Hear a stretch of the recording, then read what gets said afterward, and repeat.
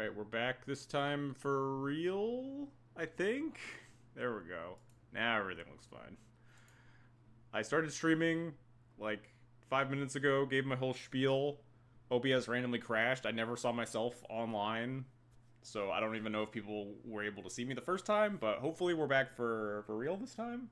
OBS trying to fuck me over again, but we're back with the surprise Sunday stream, playing the challenge. Long 3-day weekend. I felt like I wanted to get some nice magic in on the weekend. So we are in the challenge right now. We got 8 people left. Yeah, this will probably fire. We're playing some red-white D&T. Specifically some Ajani Goblin Bombardiers D&T, courtesy of, I want to shout out their name properly. I don't remember who it was, but I retweeted them. Scroll down on my retweets to find Francesco Anibali at CESC__95. Played a very similar looking list. I got a trophy with it. I made a few cursory changes to the list, but kind of the same idea of playing 4 Ajani, 4 Bombardiers in traditional D&T. It's an idea that I kind of wanted to try out, but never really pulled the trigger on, but looked like it was doing pretty well for him.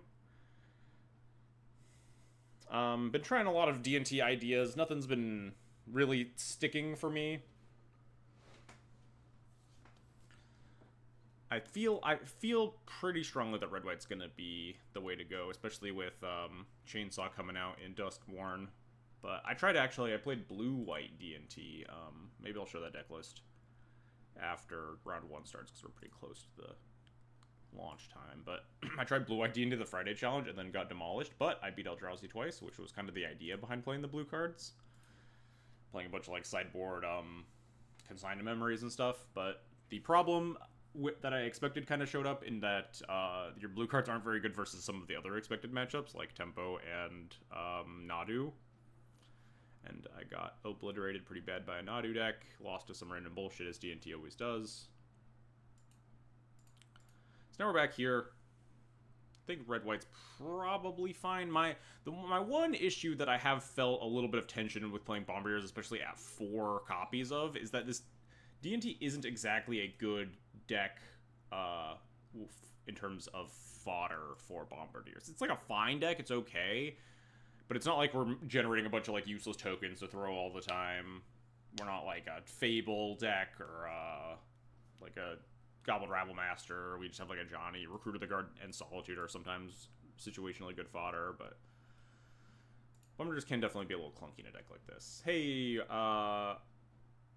Ravirini, thanks for the follow, and Jarvis, thanks for the resub, appreciated. You could have stopped at D&T isn't a good deck. That's also true, but, you know.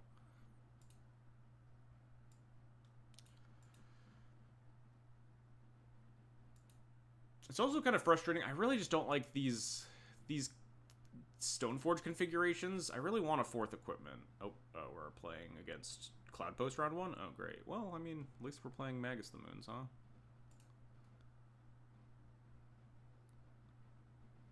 Come back. Moto, please. Moto, please don't die on me. Moto, we need you. I don't like the Stoneforge configuration is what I was going to say.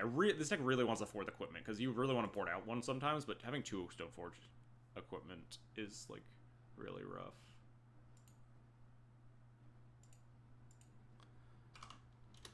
Obviously, a copy of Primor Formor would be stapled to all of my main decks, which would solve that problem nicely. Also, we have Chainsaw eventually, which would solve that problem nicely. I'll keep this. We have Vile plus Recruiter, and we have Wasteland. Obviously, I really don't want to fire off Wasteland if I don't have to, because there's a good chance that we get a Karned or,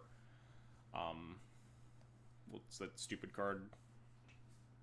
Disruptor Fluted. My computer's been suffering a lot lately. Yeah, I mean, I don't know. It's been, like, lagging a bunch. Scared Deuce, thanks for the subscription. Appreciate the support.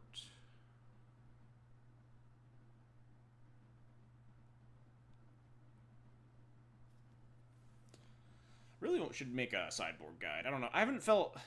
We're still in the exploratory period of Legacy, right? It's been like a week, so I'm not closing in on what I like as a D&T list. Maybe if we do well with this, I'll just make a sideboard guide, because I like to give a little bit extra content for the subscribers to the channel.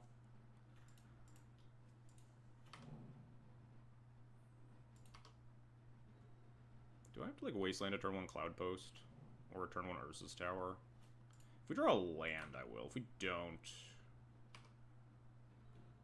Okay, well, I'll definitely know Wasteland now. Is there a reason to Wasteland upkeep versus not? I don't really think so.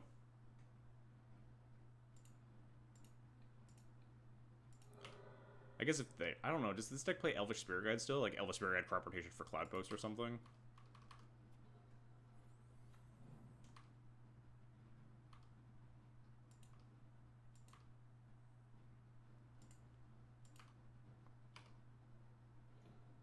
Nice, we just keep ripping lands. Excellent.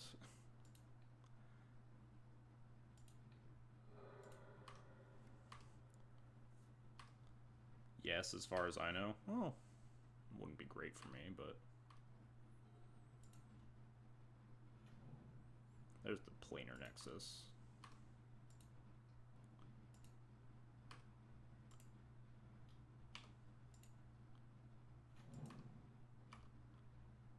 Let's go get the old Cauldron complete. Tick Vial up. Put in Cauldron.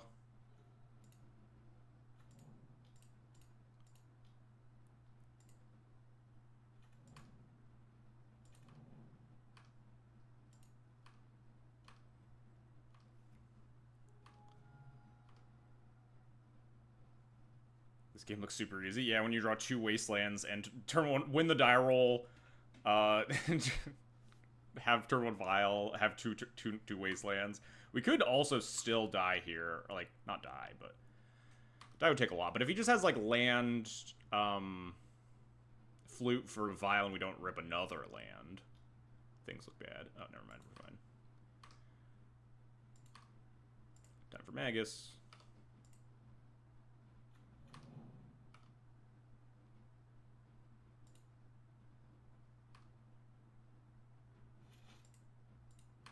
Yay, we won game 1.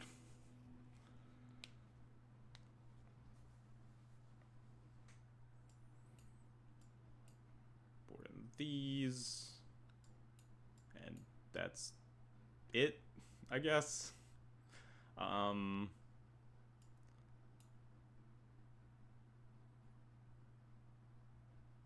Main deck Magus. Yeah, I mean, when we're playing red cards, Magus is one of the best ones. Both teams indeed tried hard, yes. We drew Wasteland, turn 4 Magus of the Moon, and my opponent did not.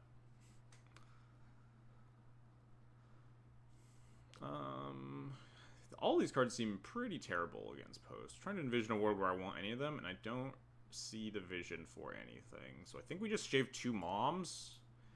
If, I don't know exactly what True Futurism is doing, but notably if he is on, like, the sideboard, like, Plows plus basic planes, Mom is okay in terms of protecting your Magus. The possibility we could just side out, like, 2 Ajanis instead. And keep in all the Moms just as the Protect Magus game plan. We did see, like, Dismember out of the last Cloud Post deck we played against, too, so at the very least he's probably on something like that. Maybe we even just, like, cut Jite. Jite seems pretty horrible. Can you make the cards bigger? Oh, yeah, you're right. I forgot to do that last stream, because I had to fully reinstall Moto, so it reset all, like, my card sizes and stuff. Thank you for reminding me.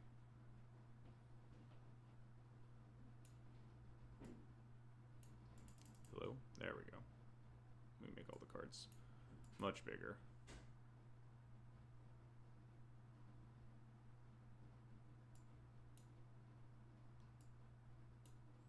There we go.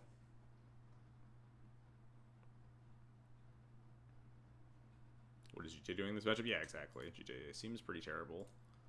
I think we'll just cut 1 Mom. We don't really, like, it's kind of niche. Ajani, at least, like, Ajani plus Bombardiers can provide a clock that, like, you know, tries to chew through, like bridge or something, ways to like kill a Karn around a bridge if you can sack it. Although it's hard to sack it when, you know, your bombarders can't attack, but this seems fine. I registered this deck for a league, promptly forgot to put broadside, somehow still 3-2s just at Dolly's. I mean, Ajani's like a fine card, I think. It's like a good, like, Caracas vet. Like, 2016, Death Texas would have fucking killed for Ajani. Like, just the text of the front half of Ajani, not even one that flips, just like a 1-2 legendary creature that like makes a 2-1, a card that you can Caracas for value, would have gone so hard. Oh, I forgot I had just a bunch of plows in my deck. Maybe I should cut that instead of Mom. Bunch of plows in my deck against the deck that has almost no creatures, just the 3/3 Myco Spawn and like an Ulamog and an Emrakul. Yeah, game 3 we'll cut a plow for the Mom back in. Anyway, this hand's terrible.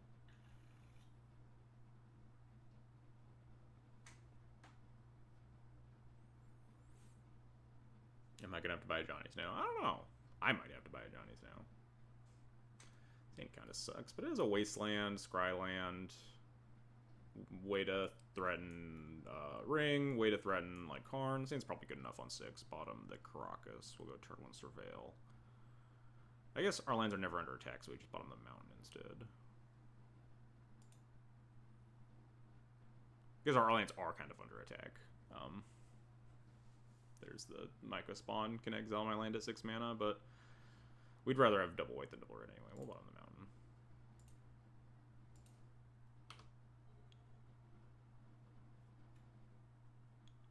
Basic Forest, that's a start that I like.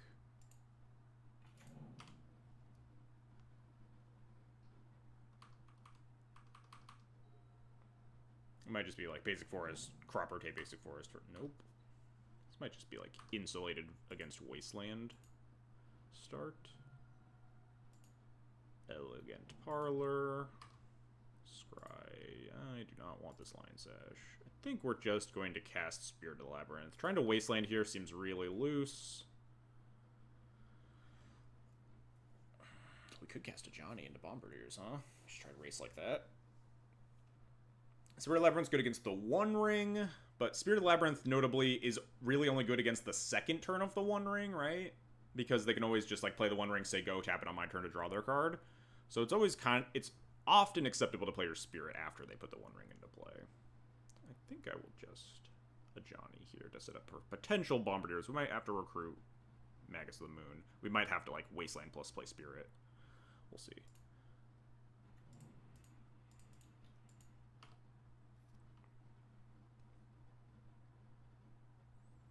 But yeah, I'm not really interested in Wastelanding against my opponent's really slow start that makes me feel like they have crop rotation. Yeah. They just got like Cloud Post here then? No, they just had 4 mana, nothing to do with it. They're just gonna exile my Ajani. I guess that's fine.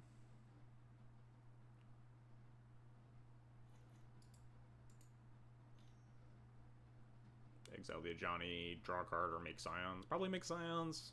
Stuck likes mana a lot.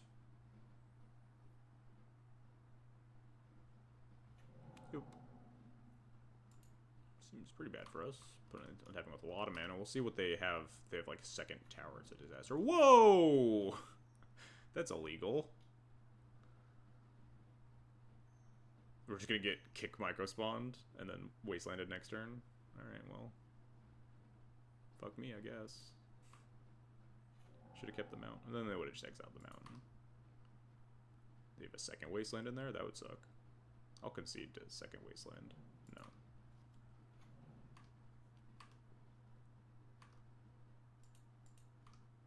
I think I just have to wasteland this planar nexus and then pray. And then they wasteland me, and then...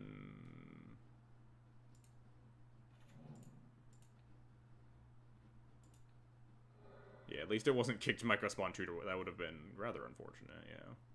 I think I'm just going to Solitude, pitching Recruiter of the Guard, and just hope that this cat token can attack 12 times in a row.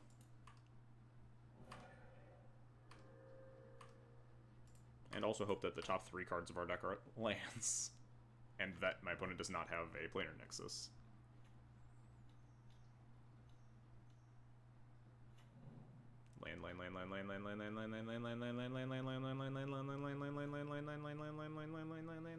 Yes, still alive.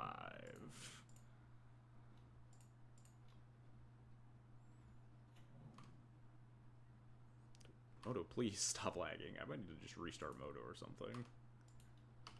Lag's going crazy right now.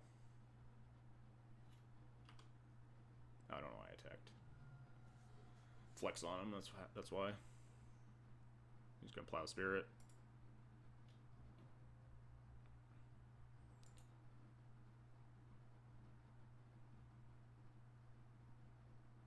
Can activate that wasteland. Or cast a 7th. Alright, yeah, I'm good. I yield. Alright, we'll board in the Mom back because I kind of totally forgot that plow was horrible in this matchup. Get this Mother Runes back in here. Even think about if GTA is better than Source of Plowshares. I don't think so, because sometimes you do need to just get the Myco spawn out of the way. GTA is just so mana intensive for something that just does not matter a lot.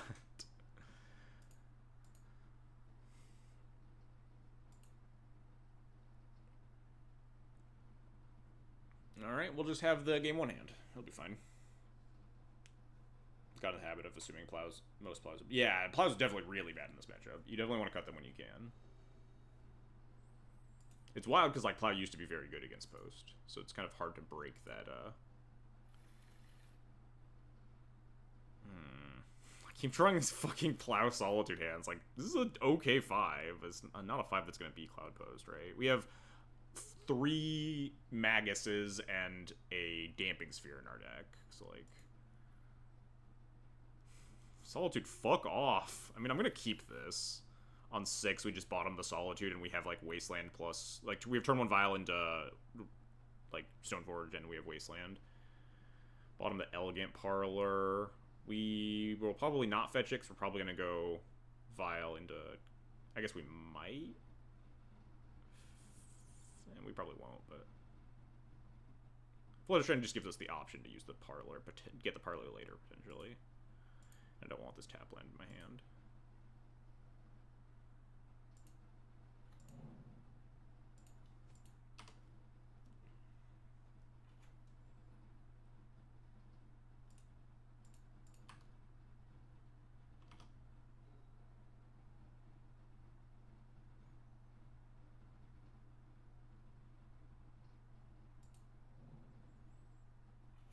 There's this tower.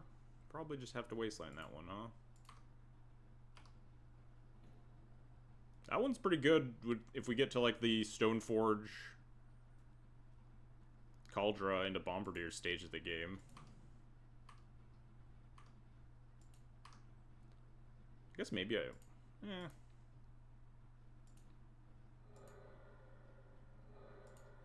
was thinking about if I actually wanted to bottom Solitude instead of Elegant Parlor.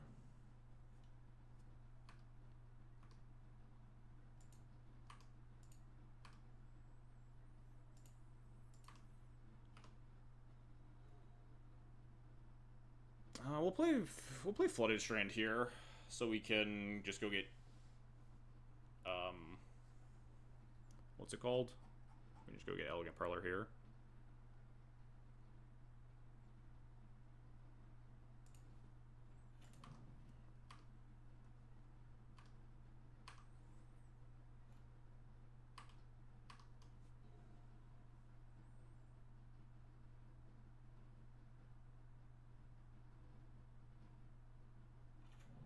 That's what we were not hoping for. Oh, this is bad. Past turn with 4 mana means this is Exile Stoneforge territory.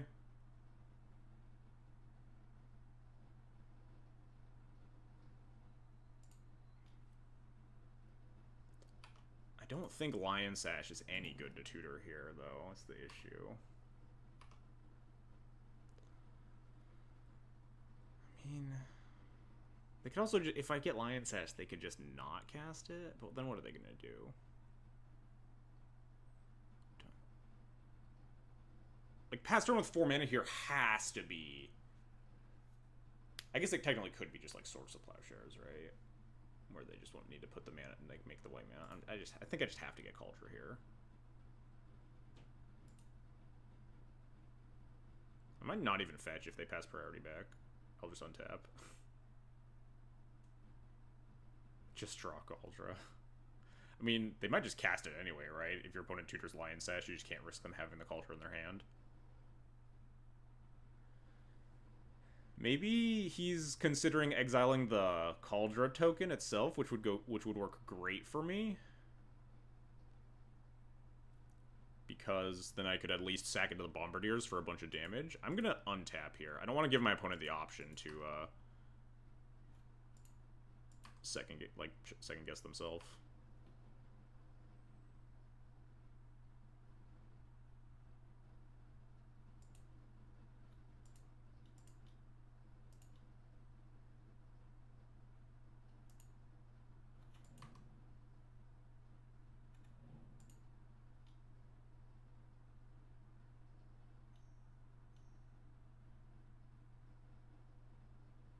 This is now exile the Cauldron. That's fine. Do I kill one of the spawn?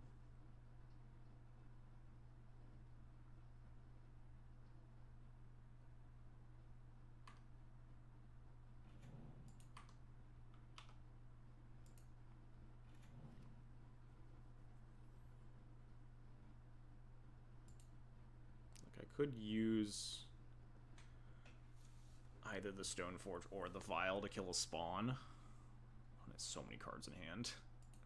I don't think I can afford to use the Vial because I really need to draw like Recruiter for Magus. We could Surveil now. Figure out what we want to do. Like, I don't think my opponent taking almost any game actions is going to affect my Surveil too much. It could. Because if they play like the One Ring, I might keep a Spirit or Skyclave that I would otherwise mill.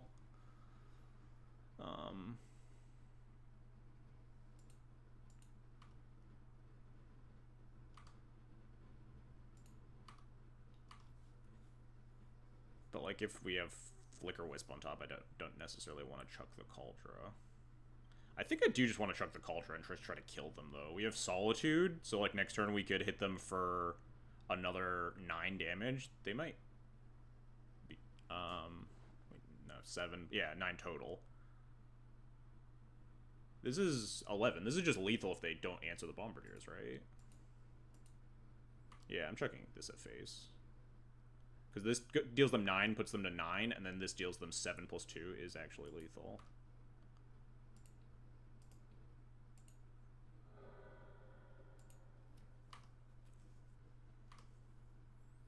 Obviously, there are a lot of things that could go wrong, but...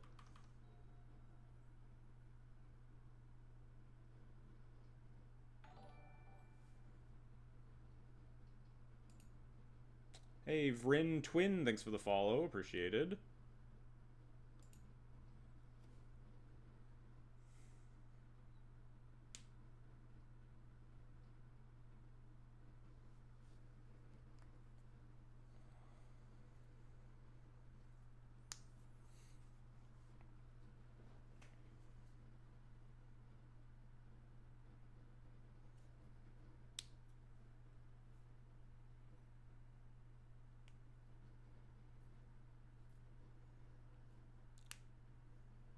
I do like how they can't actually block with what's on. I mean, they can block, right?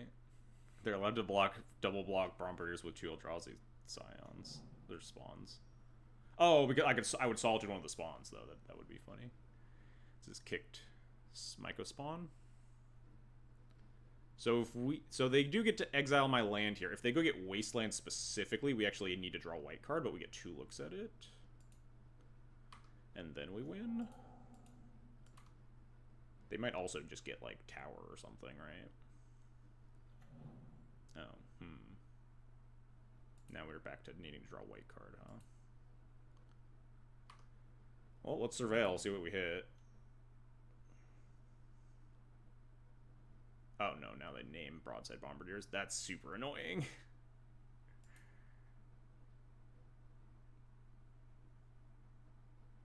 They might name Vial, if we're lucky. Let's Surveil. There's no way they don't need to name Bombardiers here, though. We definitely don't want to draw basic planes. We have other lands.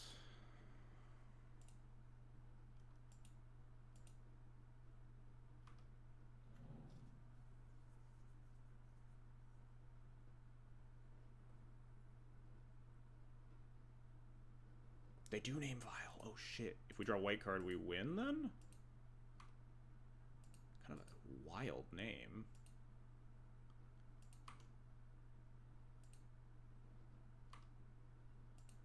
So I just pay for both, because the only thing I'm ever trying to draw is a white card here.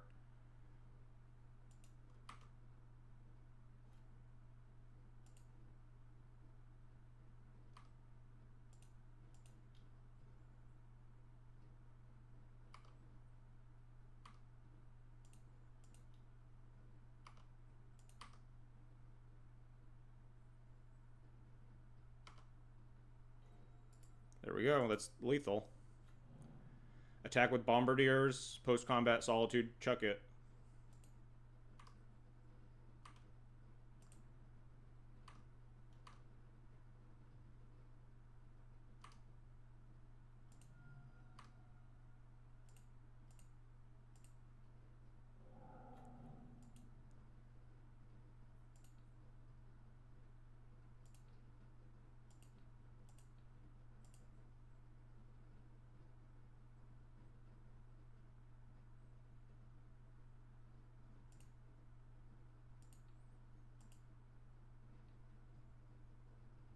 What the heck? Oh, hang on. There we go. Oh, sweating. Broadside from downtown. Yeah, I wasn't actually sure if I should have targeted the Myco spawn.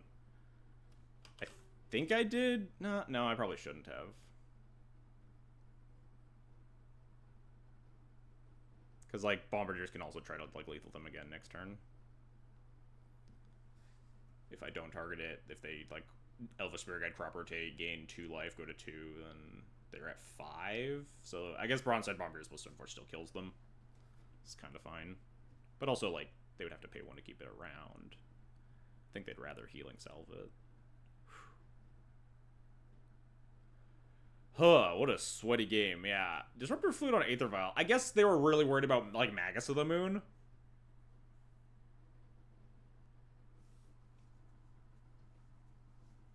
And they were worried about, like, because with the Tabernacle plus Disruptor Flute, they were trying to tax my Aether Vial, or, like, my ability to, like, actually cast spells for the rest of this game. Not thinking about the exact lethal of if I have Solitude in hand. Mentioning a Formula return Bombardiers, then chucking 4 more. Yeah, that is one of the dreams with Bombardiers, honestly. It's like a huge chunk of burst damage out of nowhere, right? Just like 9 damage.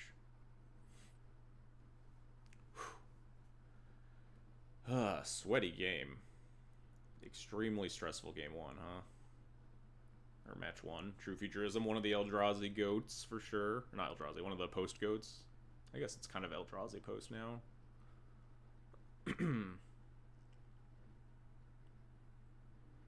I think not playing around exactly this is reasonable. Yeah, definitely.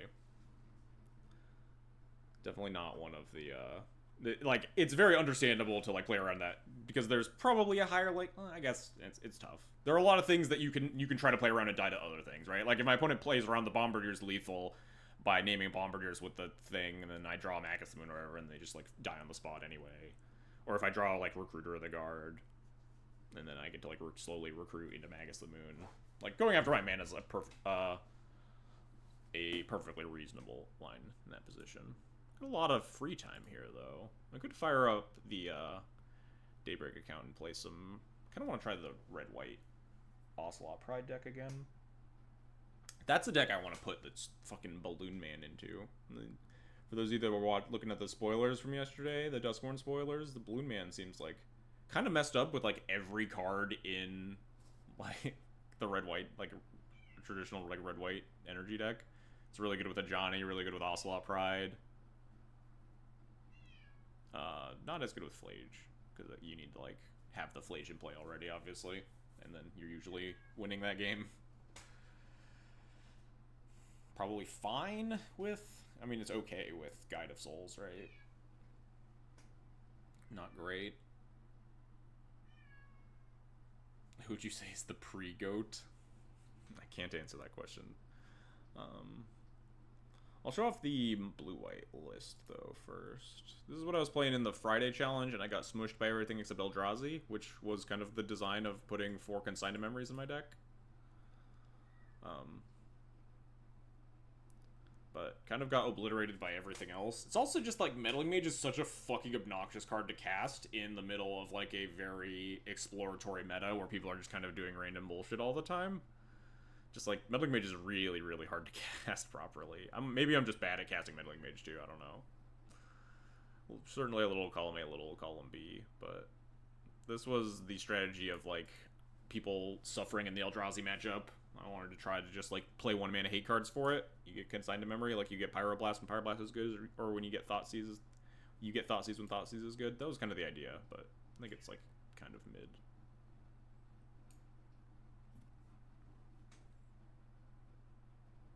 The problem with that deck was very much that, like, while it was pretty laser targeted at Eldrazi, it was much worse versus, like, Nadu and Tempo and stuff. And Tempo matchup's, like, still fine.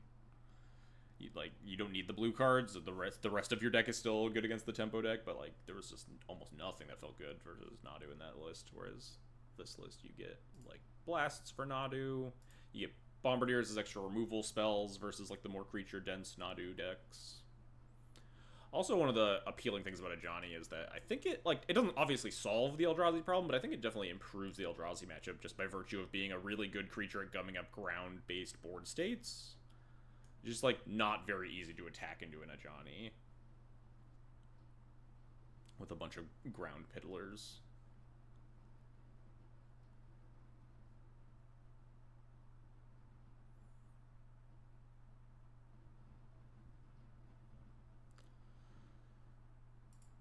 Maybe we'll boot up, there's a lot of, probably gonna be a decent amount of time between some of the rounds. Let's boot up the Daybreak account and play some leagues. We'll try maybe the Ocelot Pride. It looks, I guess, a little bit similar to this deck. I'm just kind of a Ajani pilled at the moment. Card's really sweet. Much better when you pair it with red cards.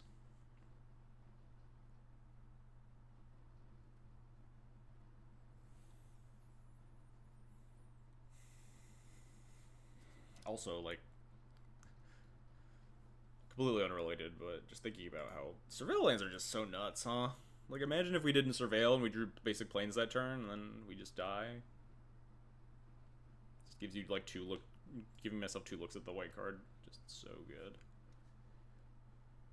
Also, I'm sorry I made fun of you for being in my opening hand every time, Solitude. You were incredibly pivotal to to winning that game. Just 7 damage burst.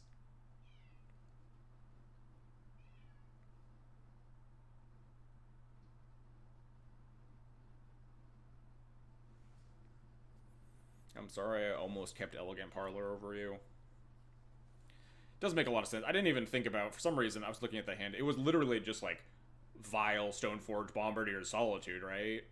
And just... Clearly you keep the Solitude over the third land if you have Bombardiers in your hand. I guess he's probably kicking himself for multiple decisions that game, right? Did he see Bombardiers in any of the other games? We just Magus him game 1. Game 2, did we play Bombardiers, or did we just die? I don't think we ever played Bombardiers. I think we just died. So it's reasonable to not play around Bombardiers in that specific situation. Because there was the line of the Kozilek's command on the Stoneforge versus the Kaldra, and then the Kaldra turned out to just be way, way, way worse because we had Bombardiers for 9 damage for free. Although we did see Ajani. I don't know if you're supposed to instantly glean that the deck contains Bombardiers just because it contains Ajani. Did I not boot up Moto a second? I kind of don't want to boot up Moto a second time, though. There's so much lag. Let's actually restart Moto before we do anything else. Goodbye, screen. Or restart Moto.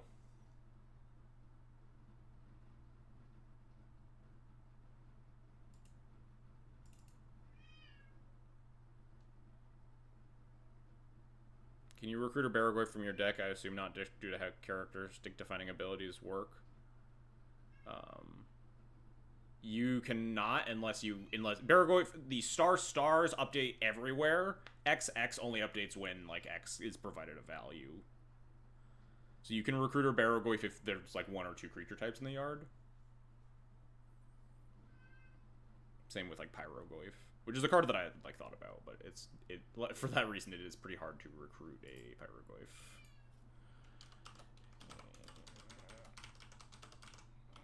That's fine. I'd rather play it on the Daybreak account anyway.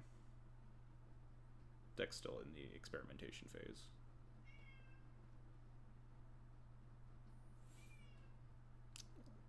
I hear dogs screaming. I should probably just open the door and let her in.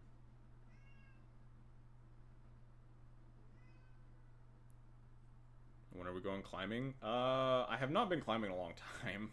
We should go climbing. I also have this that I've never actually got to give you.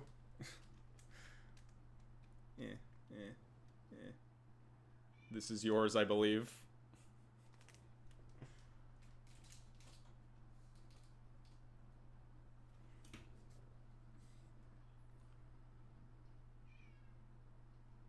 Bring the screen back.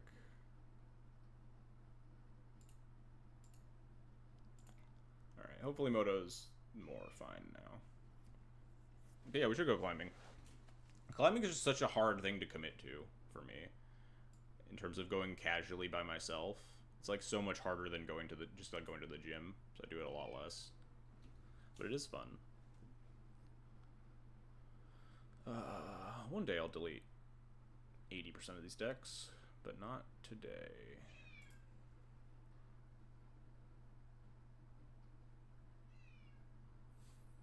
Alright, we're back with our regular deck, and hopefully Moto will stop freaking out. I'm gonna let dog in so she stops screaming.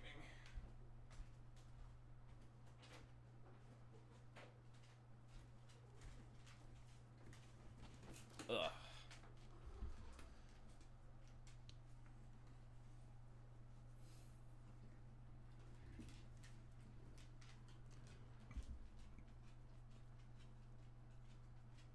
Who's all playing today?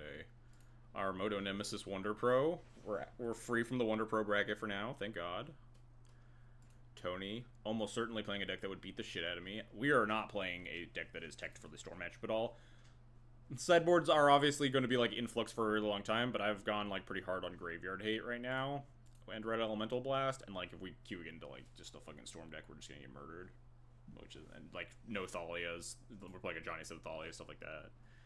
We play against Storm, we're just going to die, and that is something that I have elected to live with. We are at least okay if we play against, like, we have a decent number of cards that are playable versus Doomsday, and then we'll still lose that matchup because it's Doomsday, but, like, combo decks that you want Reb for, you're fine. Graveyard decks, you're fine. Stuff like that. There are certainly worlds where I could just swap some cards around and play, like, 3 copies of, Deafening Silence or Mindbreak Trap or whatever. Who else is playing? Sylvia. Sylvia always has my fucking number, too. Leagues have been pointed towards Necro? Really? I feel like I doubt that, personally, that, like, Necro is going to be at all playable, but, I mean, nothing you can do in your sideboard matters versus Necro anyway, as Death and Taxes. Eldrazi makes sense, Post makes sense, tempo, like, a smattering of whatever tempo decks. Eldrazi, Nadu. There's specifically, I'm playing like, Reb is good against a lot of the Nadu decks, not particularly good against the Nadu Elves deck, and I think that deck has been showing up a fair bit, and we're playing a bunch of cages to help versus, like, Graveyard plus the Nadu Elves deck. Plus, also, I guess you can board it in versus the other Green Sun decks. Besides Depths, I guess. I probably would not board it in against Depths. Although, we might. How many Depths cards do we have? 1, 2, 3, 4? Cut all the spirits? Okay, we might have enough cards that we don't need to board in cage for steps. I've not played against Necro at all in any of my leagues lately. But obviously both of these are low sample size, and we will never know the true scope of Moto since they killed the 5-0 league lists. Ozymandias is here. can't believe you didn't mention I was playing. I haven't even got to you. I actually don't know what your name is. Your name's at the top. We started at the bottom talking about Wonder Pro. We haven't got to you, Adam. Ha, Guitar lost. Nice. JTL versus Into Play. The other post goat.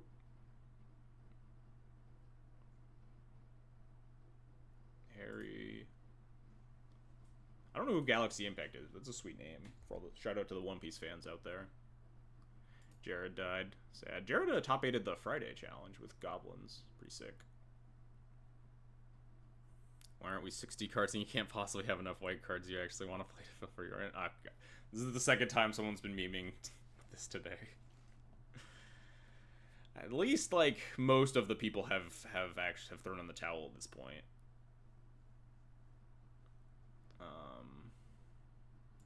Sad. DM4X. Tragic. You hate to see it. DM4X won his first round.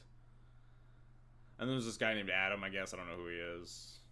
He's playing or whatever. He probably went and got a bagel 15 minutes before the next round started. I've never had an original thought in my life. It's tough out there. Believe you me. You did it pre-round 1. How many minutes before round 1?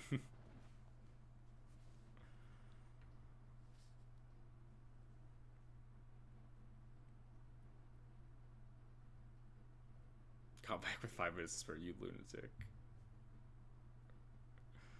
I'll be sure to pass that along to Aishanaz, that you went out to go get your bagel and came back with 5 minutes before the challenge.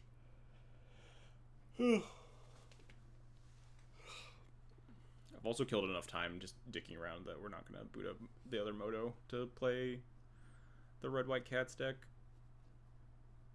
At least not yet. We'll boot it up if we play another fast league or fast match. But D&T traditionally not the fastest deck in the world.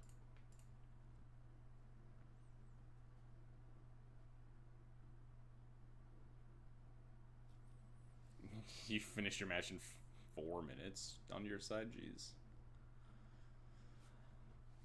I can imagine what you're probably playing, but I'll leave that to as an exercise to the viewers until we queue into you eventually.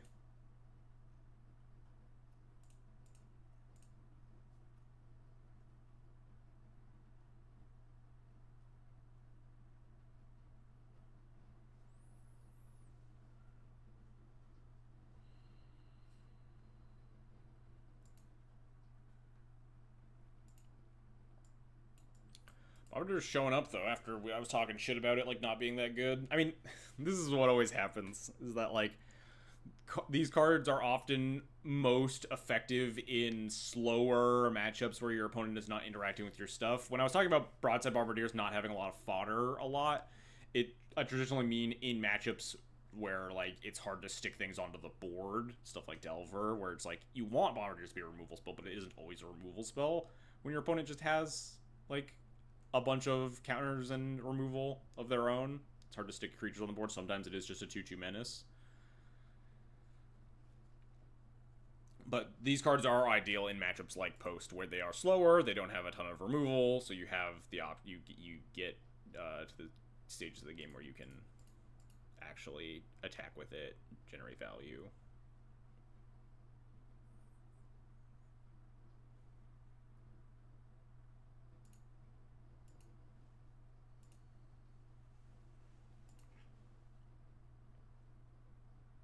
Do I have my red-white list downloaded somewhere? I might.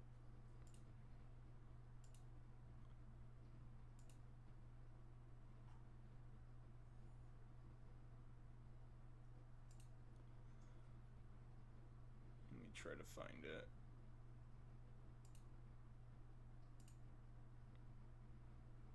I don't think I actually have it downloaded. I think I just posted a picture of it.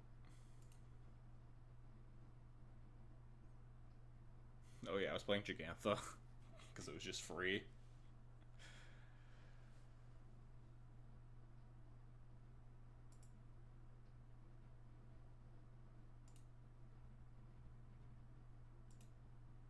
I don't want to pull up Discord, but can I just paste this picture into something to show to chat? We'll play it later. I 4-1'd a league with Yeah. With a what I would call legacy red-white. Gigantha is maybe the worst designed companion because the companion requirement is Gigantha legal? Not there's never a point where, hey, do I want to cut this card to play Gigantha? Because the answer is just almost always no. But sometimes your deck just won't need a card, and you just get to play Gigantha. It's like you just don't register any cards that make Gigantha worth it, or that make Gigantha not worth it. The fact that you can flage with Gigantha is stupid. I think the only thing that's maybe worse than Gigantha is the fact that Kahira is a creatureless companion. It's designed to be this, like, lord for a bunch of, like, random creature types, and it's like, oh, cool, you can play it in, like, your deck with a bunch of, like, cats and stuff, and then it's like, no, you just play it when you don't have any creatures, and it's just free. Really dumb, and I hate it. Gigantha is also very bad, though. Just the, well, I'm not registering any, like, double, mana symbols, so we just get to play Gigantha for free, I guess. And it was actually good. I won a game against Eldrazi because I had Gigantha, my deck goes sick. I really want to put, Balloon Man in this list.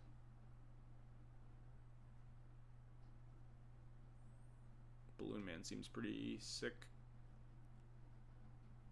Balloon Man, Bombardiers, Balloon Man, Ajani, Balloon Man, Ocelot Pride, Balloon Man, Jackrabbit, all seem great.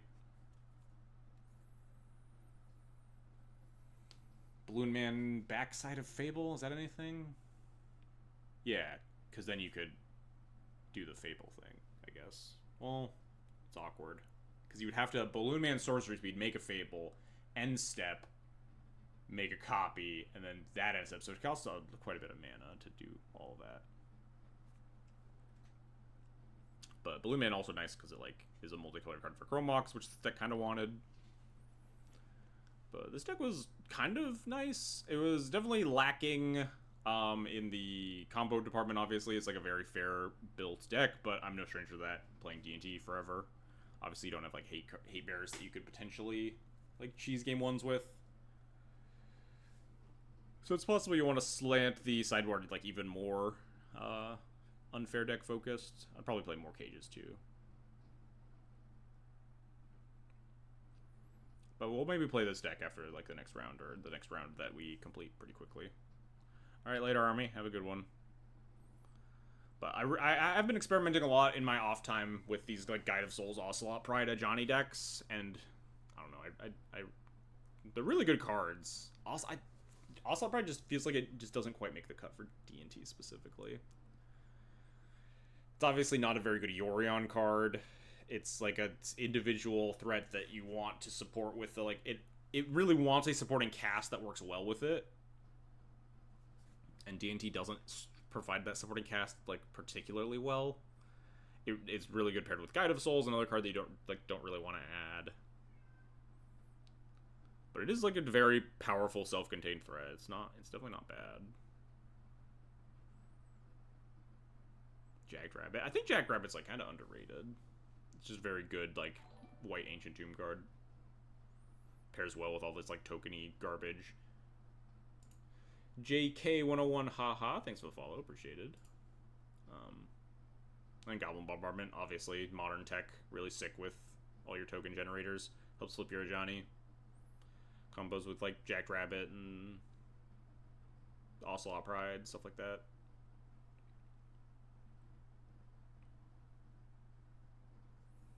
Hey, how's it going? I was just I shouted you out at the start of the stream.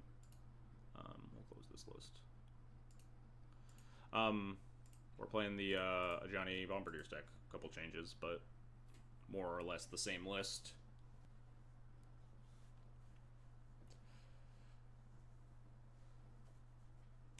Hey, dog, quit chewing on shit over there. Get out of here. Get. Goodbye. Nope, not leaving. Get out of here.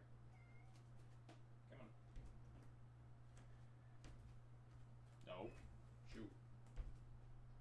There we go. Ugh. But yeah, I think I 4-1'd a league with that red-white list. Oh, she's immediately back on. Didn't even take a minute.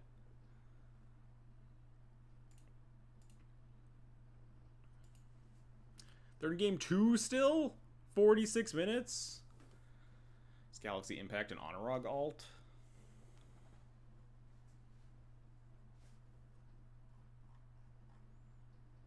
With 2 formal wear, -1 recruiter, -1 GTO's gas. Yeah, formal wear seems like it's just great. Like, obviously formal wear is great, but like formal wear bombardiers is really powerful. Formal wear Ajani even, like, unboltable. Get more ATB value. Formal wear Magus the Moon makes Magus the Moon more interesting versus Lightning Bolt decks, honestly, even. Like, maybe with Formal in your deck, Magus the Moon gets better for stuff like Delver, where you can just cut them into just bolts and DRCs. The more I play this deck, the more I want more Bombardiers. I've had a little bit of trouble feeding Bombardiers in more interactive matchups. But, like, when the engine's humming, it goes real hard. Like, you're just a Johnny and a Bombardier curbs are like really, really, really messed up. And then obviously playing stuff like pre-war formal wear gives it even more juice. I'd probably only play 1 formal wear in this deck as currently configured, but that's partially because I have 3 cages in the sideboard. I suppose you always could just cut a formal wear in matchups where you want cage. Like, you probably are shaping a formal wear versus, like, Nadu Elves anyway. But, like, you'd want cage and formal wear versus, like, the scamless scam decks still. Still tougher. You'd probably just have to shave a formal wear and call it a day. You have also so many sideboard cards versus the scam deck, right? Because you almost certainly want to board in blasts. Versus Frog. This is like 11 cards versus the scamless deck, just kind of coincidentally. What do I even cut? I'd probably just end up cutting the Ajani Bombardier stuff, Magus, Jite, something like that. That's probably fine. 6, 10, 11 is exactly. Although, probably cutting like Loron.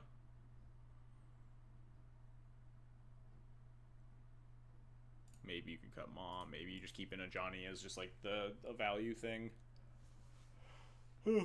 But yeah, formal wear is just really fucked up. I just wish I could play with it enough to like test stuff. Like, do I want to play 2 formal wear and cut 1 in like matchups where I don't like it? It's just very infuriating that I don't get to like test with that card. Just like paper testing is so horribly insufficient for that sort of thing.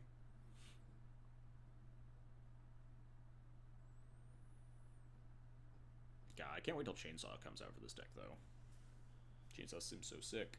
Does Chainsaw trigger off of all creatures or when opposing creatures die?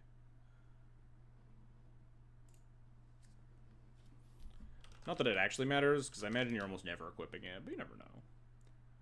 Whenever 1 or more creatures die, put a rev counter on Chainsaw. Wow. Alright, yeah, you actually just get rev counters every time something dies. Yeah, I wasn't super interested in red recruitable land. Like, I didn't play, what's it called? What's the black guy? Boggart Trawler? Like, I never played Boggart Trawler in black-white D&T, regardless of, like, being a white recruitable land. I just find that recruiting for, like, color fixing doesn't come up as much as just, like, recruiting for land drops in general. And the front half is really not good.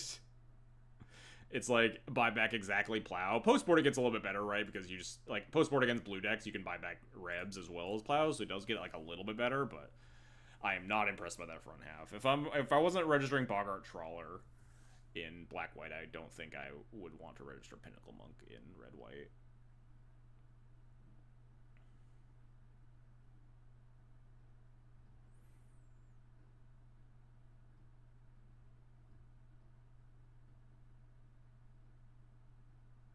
I want to play Stoneforge Mystic Bird for Eternal Weekend, but that needs pre-reform war, especially with push being so prevalent.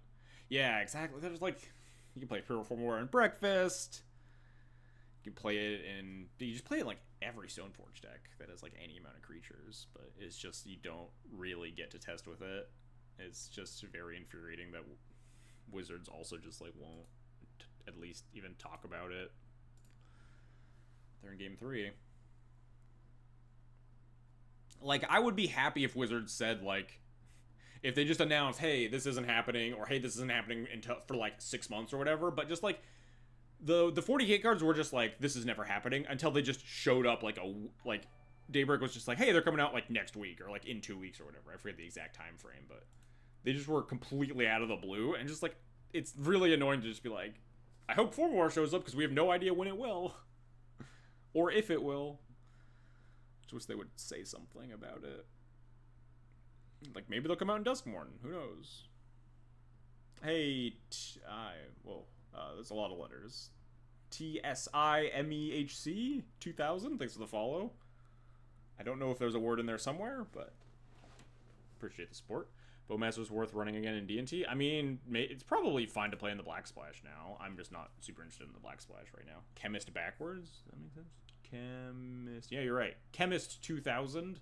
Good call, Jarvis. Psymech is how you pronounce. Oh, that's cute. I like that. I dig it. When I played D&D with my brother when we were kids, and he named his wizard Darazu, which is just wizard backwards. PWFW, pre-war formal wear.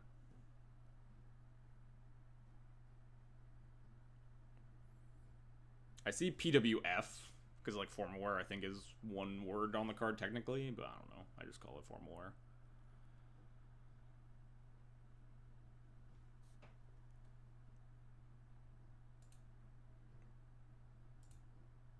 I'll switch back here since this should be starting soon, hopefully, fingers crossed. When I see PWF power word. Are there any fun nicknames for formal, like flannel skirt or something? I don't think so. I don't think anyone has any nicknames for formal wear. Hey, round 2. Let's go. Power word kill forever. What's PWF then? Power word fuck. Power word stun. I don't even know what that one. I guess I'm not D&D pilled enough to know all the power words besides kill. Oh no, not the resistant by Ajani. I haven't bought Ajani's yet either. I need to look it out, how much they cost. Power word formal wear.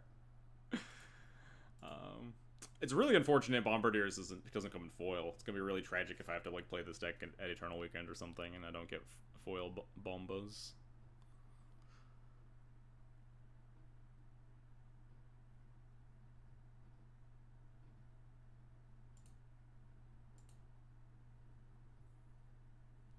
Yeah, Power Word kills a magic card now too, even, right? I don't think any of the other Power Words made it though.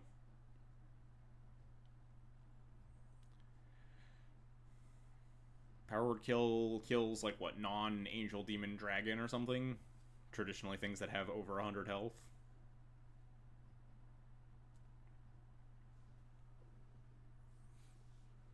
You should be able to Power Word kill an angel demon or dragon if it has damage marked on it, I think.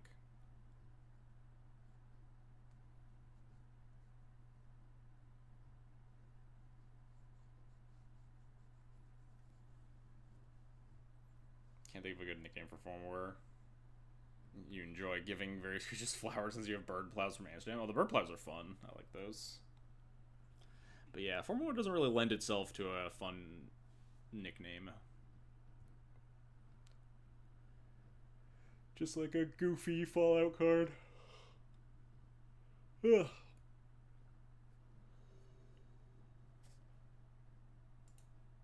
Helveti.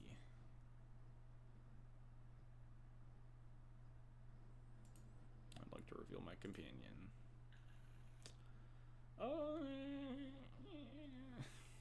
What does Stoneforge get here? Exactly Sash. Because we have both the other equipments in our hand. Grabbing Sash and just having Surprise Cauldron is not bad. Liquid Wisp on Stoneforge looking pretty awful, but Liquid Wisp on Cauldron looking good. If they plow Stoneforge, Sand's kind of terrible.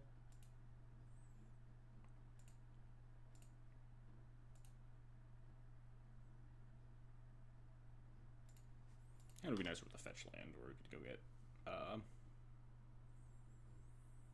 Parlor here on turn 1.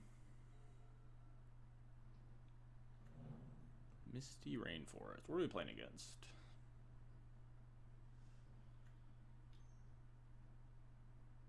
That doesn't really tell me fucking anything. I mean, at least our turn 2 is pretty scripted. Unless we draw, like, Spirited Labyrinth.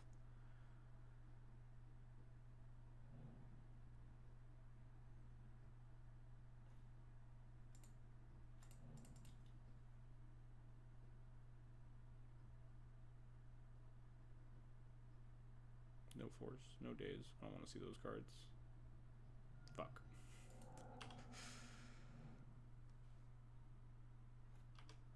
Let's draw Ajani. Is Ajani even that good? What in the fuck? Is this just a combo deck? What did they pitch to the force? Brainstorm. And then cast another Brainstorm. Just brick on lands. I'm casting next turn.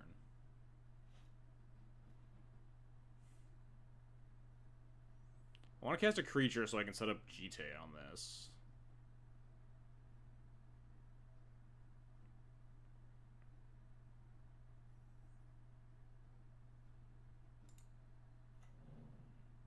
Flickers flies over it. Laron flies. If they have.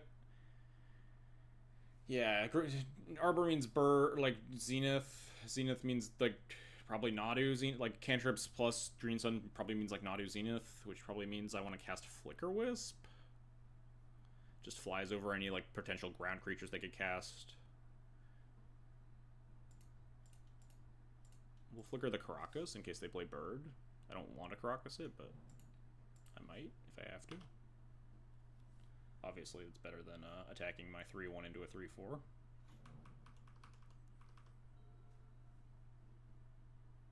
Notably, they played Arbor after Brainstorm, so maybe they just don't have anything.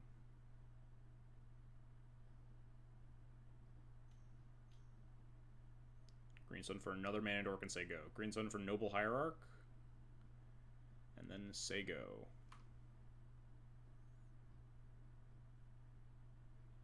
Oh man, that one has 2 toughness. And they have a white. They're gonna plow my Wisp too? That's cheating. Oh, never mind. That's fine. This is all acceptable. We just kill these 2, hopefully.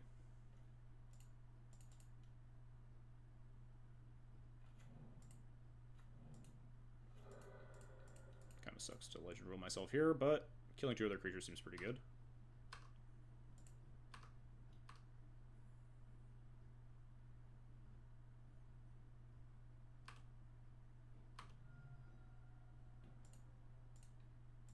Death. Death.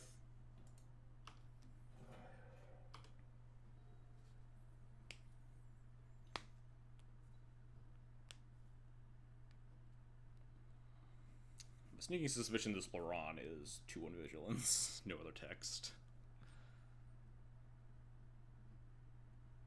What am I trying to draw here? Mostly just want to have my opponent not draw removal spells. That's the big thing.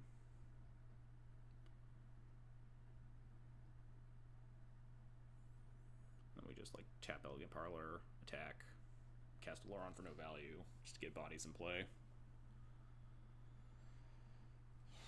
I guess there's a chance they have Shuko in their deck, but generally I don't see them a lot unless you see Stoneforge in these lists. But I think the blue Nadu decks have generally converged on just playing Nomads and like a Green Sun Bullet like Bristly Bill. Shuffle on Ponder, that's good.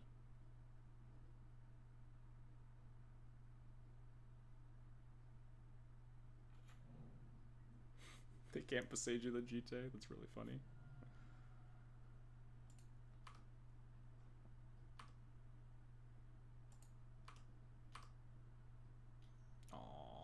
They drew Plow. Annoying. Let's Surveil. Can't imagine this is what I want, huh?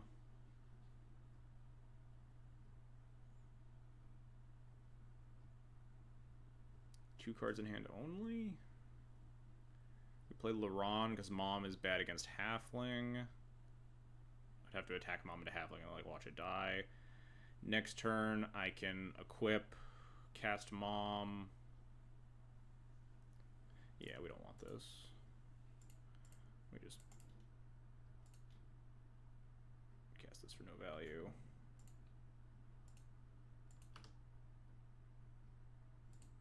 At least this attacks and kills a Halfling.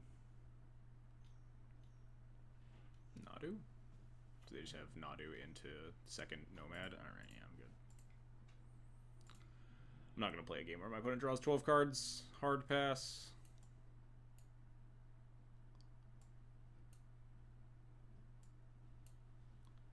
Probably want Wrath of the Skies. It's decent at cleaning up like boards of the Nomads and Mana Dorks. I don't think you want Cage. Cage only turns off Green Sun and probably like a 1 of Uro, if that's even in the deck. That was my only Uro playing Mom first. I guess we could have held up Caracas and not die. No, I mean, that doesn't change anything, right? They just cast Nomads first, and then Nadu, and then they just draw 6. Which is, you know, slightly better than drawing 12, but we still aren't winning that game.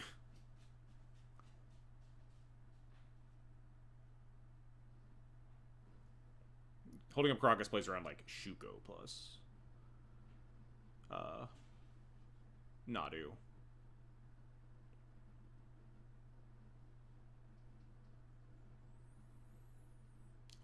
What sucks in this matchup? Ajani's not very good unless paired with Bombardiers, then it's actually pretty good. This Laron is pretty horrible.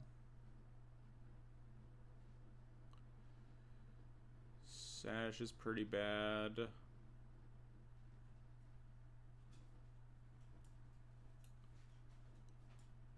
Ajani's are probably pretty cuttable. Bombardiers are probably fine on its own. Maguses are pretty atrocious. I think I can solidly get rid of them.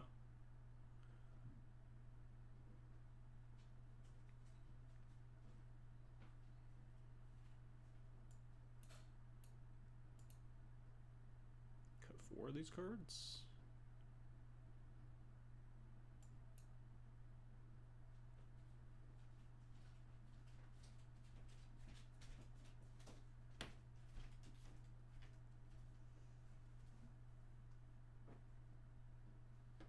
What I could have done was, like, not ping off the Dryad Arbor with the Jite, but given how those first turns played out, I think that's probably very wrong. Like, I could have banked the second Jite counter, but then we would have got, like, the Jite Besaju'd, because they would have kept the Dryad Arbor, blah, blah. Would have just changed the texture of the game entirely. I think that's not a good play.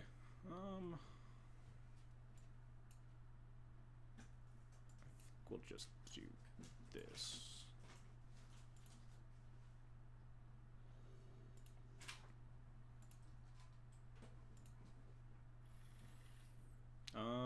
This hand is fine, certainly far from great.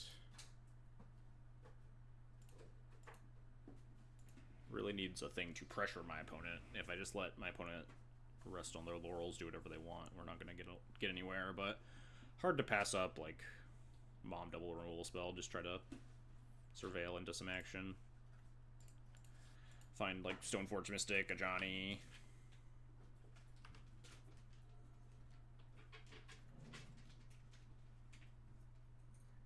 Sure, pending.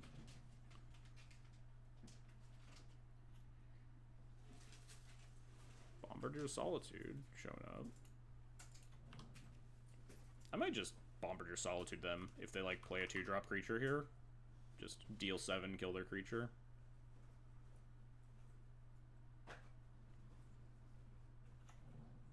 Bayou? What does that mean? Grist? Just like 1 black source, Green Sun Grist bullet. Hey, Gobnik, thanks. I appreciate it. Just Green Sun for, like, a halfling or something. I don't like Green Sun for 0. That makes me very uncomfortable about my ability to attack with Goblin Bombardiers. Broadside Bombardier, whatever. We'll get an Elegant Parlor. I think it's... I guess this is fine. Like, if my Bombardiers dies or if it doesn't, I think we'll just top this.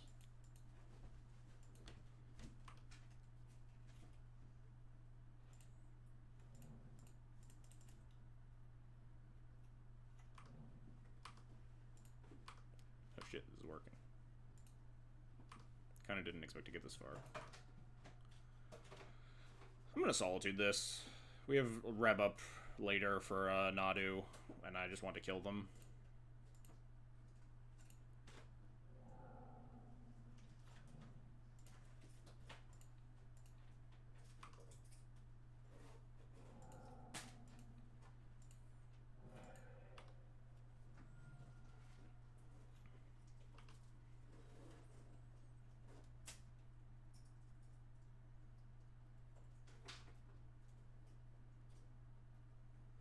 If they play another creature, I think I'm just going to chuck Bombardiers at it. Especially if it's a halfling. Green Sun for 1. Double halfling. Interesting. Red source? Solitude. Solitude would almost be good here. Except I have 2 red cards in my hand. How the fuck do I... So this is kind of complete horseshit, huh? Because I can't Reb a Nadu, and I can't Solitude a Nomads, and I can't kill both of these halflings. With the 3 removal spells in my hand, I can do nothing. I guess I could put Yorion in my hand, attack, Solitude a halfling, and chuck Bombardiers. Or I could just put Yorion in my hand and say go, and be holding up Solitude. And then I potentially have lethal next turn.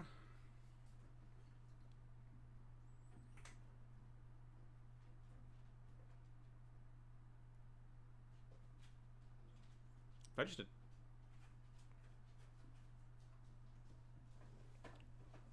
I could also like play Bombardier, chuck a halfling out of Bombardier, but that puts me in dead to Nomad plus Nadu.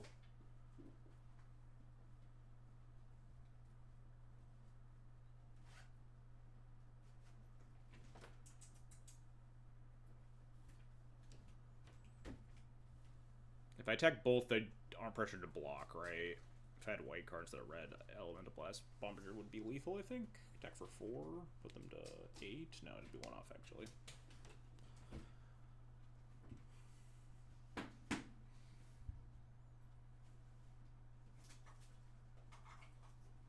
It's really bad if they just...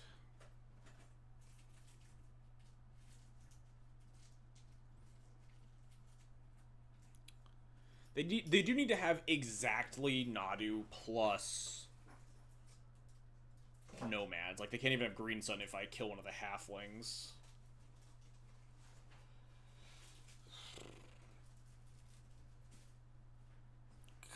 It really feels like they've set up for it, though. The fact that they have no blue sources and then played, like, halfling, Green Sun, halfling really makes me feel like they have Nadu as one of their cards in hand. The problem is that even if we add Yorion in our hand, we can't really play around Nadu Nomads very well, because they just play Nadu and then cast Nomads, and then we Solitude the Nadu, and then... Well, I guess they don't have Caracas plus Nomads mana. So we could just Solitude the Nomads and be okay still. But then we're so far away from killing them.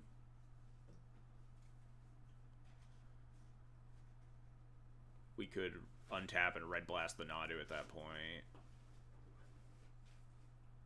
We have second Bombardiers. This is tough. I mean, I could also kill both halflings, right? I could put Yorion in my hand, Solitude, kill halfling, and kill halfling. But that's like such a huge waste of damage. They go to 11 in that scenario, and then I have another Bomba, put them to 7. Attack, put them to 7 to 2. Not quite lethal. Is it just kill both halflings? Is that insane? That feels like such a huge damage sink.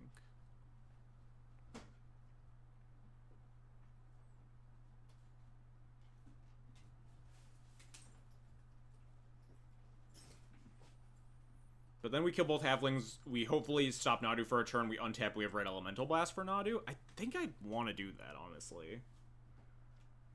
I think I just want to Solitude kill both halflings. If we play second bomb, they must block one early. No, because we can't sack both bombardiers to each other at the same time. We don't have enough. We don't have the fodder for bombardiers. We would have to boast one, and then the other one can't boast.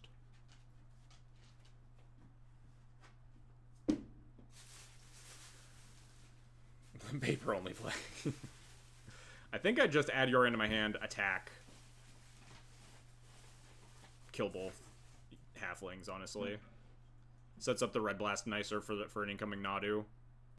We have lethal like pretty well established down the line. In a few turns after that, I think that's what I'm gonna do. That's a tough play though.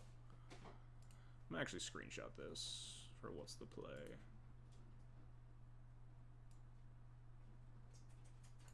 Tough one. What a nice turn to draw Ajani, huh? That would have been a really fucked up top deck. When we would have got to hold up Red Blast, too. Maybe they'll just double block. After I tanked for 2 minutes and then add your into my hand pre-combat. You know, maybe they just double block. Dang.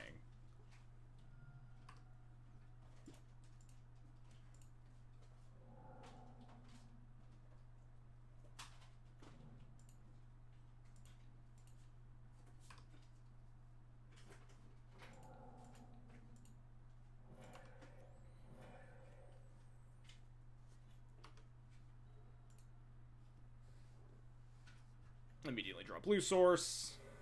Their hand is just Nadu Nomads. We die. Could be really infuriated if that happens. But, like, nothing played around our opponent top decking blue source and their hand being exactly Nomads Nadu, right? Like, none of our plays were good against that. Oh, it's Uro. Thank Christ. Pick up Uro? Yeah. Oh, shit.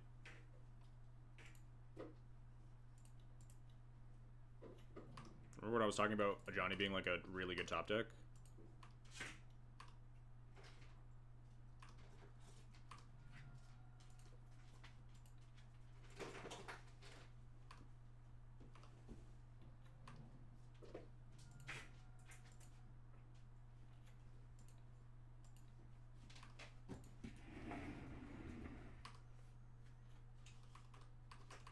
I think I just blast Uro if they recast it here.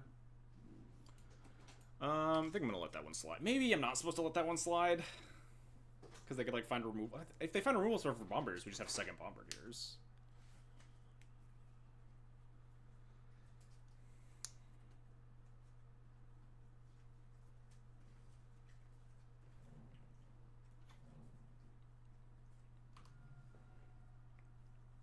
I will blast any 3-drop blue creature. Do we have lethal through Uro?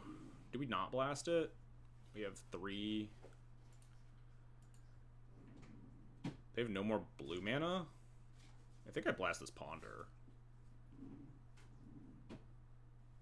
I kind of want to blast this Ponder. If they have removal spell, they're still dead to Bombardiers. They can't cast any more blue cards this turn.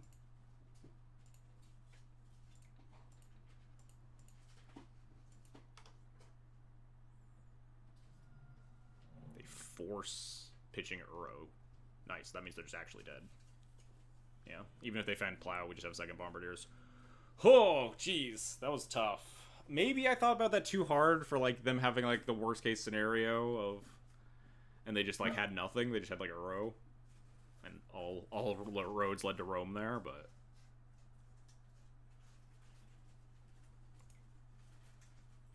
Yeah, I didn't do the math on second Bomba killing through Uro life gain, but it probably did, yeah. I imagine it did. I didn't even think about checking. It was my opponent aggressive? My opponent had a lot of non-basics, but we're all in the draw now. It's possible we want, like, 1 Magus in the deck, just, like, as cheese potential. Man, I want to board back in the Ajani after it fucking clutched that game, huh? Those spots is what your clock is for. Yes, very much. I am really bad about those. Like, I tend to, like, play too fast. And it is very good, especially when you know you have the time. Like, we still have, like, what, 17 minutes on the clock or something? To just sit and slow down and think through all of your options like that. And it was very good that, like, because that turn was, like, pretty hard. We had, like, a lot of reasonable lines, I think. I'm not... I like the line that we took. I mean, that's why I took it, but it's tough. It's a very, very good, very astute observation. Like,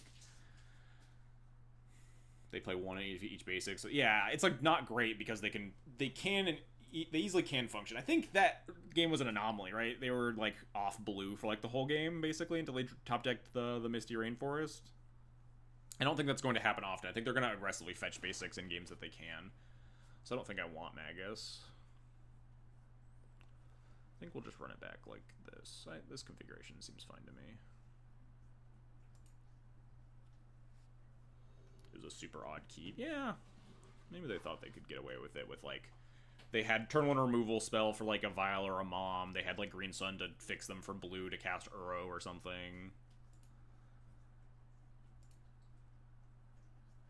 No red source, but I'm gonna keep this hand. Ajani Caracas is really nice. Ajani Caracas Vial specifically is pretty nice. We'll find a red source eventually for this Pyroblast. Cope. We have Wasteland that I will probably use pretty aggressively if they don't fetch a basic. Not that aggressively. They topped one, so yeah, definitely don't want to waste it right now. I want to get my Vial online.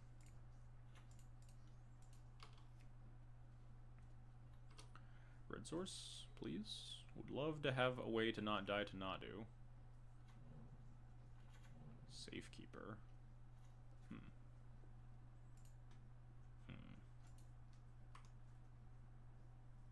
What do we do here? Red source is nice. Kind of want to just wasteland them here, huh? Like, don't really like just casting a creature into a mana here for potentially just like plow on tap. I think I like Wasteland. We get to set up with a Vial on 2 for potentially Surprise Spirit. We get to hold up Pyroblast. We get to, like, set up Ajani potentially. We have a lot of options.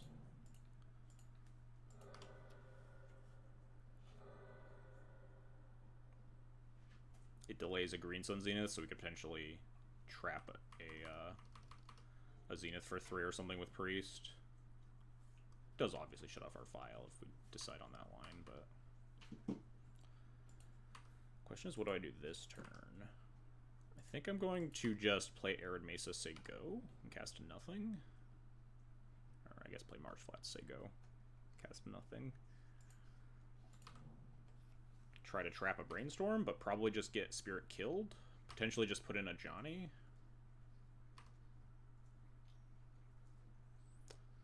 I mean... We're not here to not do this. Like, they almost certainly have Swords to Plowshares here, but maybe they don't. Dang, unlucky. Fetch basic planes. Plow Spirit. Does Container stop fetching Dryad Arbor? Yeah. I don't think... I'm like 90% sure I'm not blasting this Brainstorm, though. I think I'm just going to end up leaving the Vial on 2, playing Caracas, and holding up like Priest or Ajani plus Caracas for value. I think we just have to save Pyroblast for 3 drops. We also could cast Priest if they like Zenith here. I would be happy casting a Priest.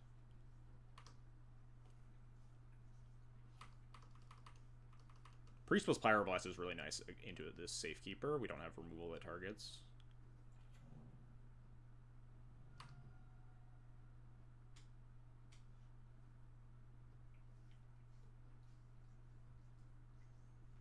Fetch basic forest, cast Green Sun Zenith for something bad. And then we get to Priest it, and then we're fine. Much worse Brainstorm. That is true. We did at least make the Brainstorm worse, right? Because they had to fetch pre-Brainstorm. Yeah, I don't think they would Green Sun Zenith for Bristly Bill say go.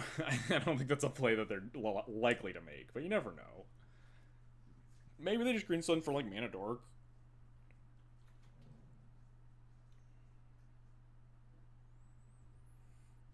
I don't love that, but at least we have Blast for Nadu. And, well, I don't love that, but at least we have Blast for Nadu. And Green Sun, or in Vial for...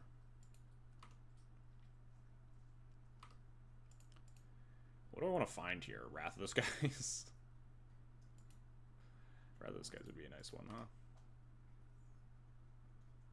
GT's definitely not bad here, honestly.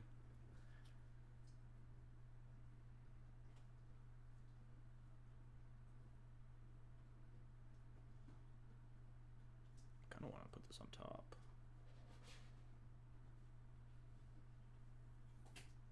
Two cards in hand.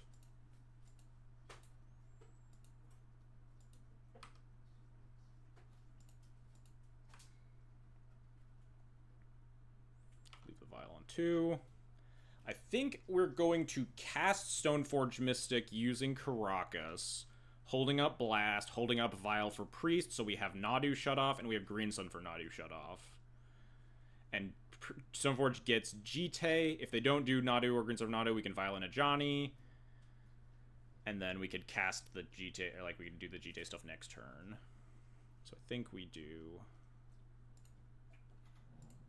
this. Very suspicious to cast the Stoneforge to the Vial on 2, but that's fine. Don't care a lot.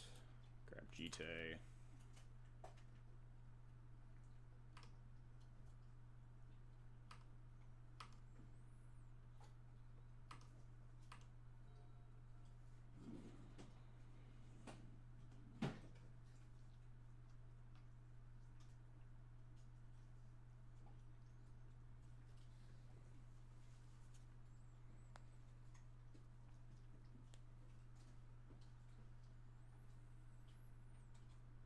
Best case scenario is Nadu no force, so we can cast this blast, so we can safely tap out for Jite and not have to keep holding a blast. I'm not exactly sure what we're gonna do if my opponent just like land goes. We probably can't afford to just tap out for Jite equip against a bunch of like open white mana.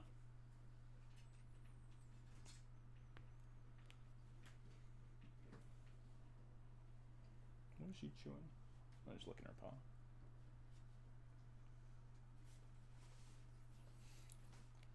I would love it if they just cast Green Sun Zenith or Nadu and did not have Force of Will.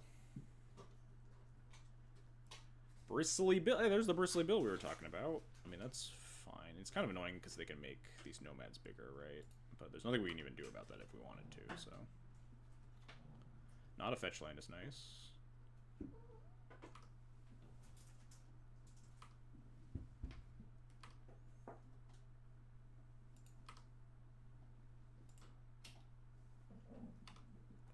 Ajani.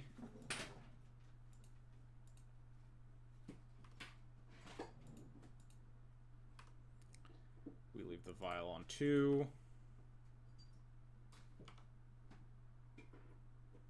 Another blast is nice.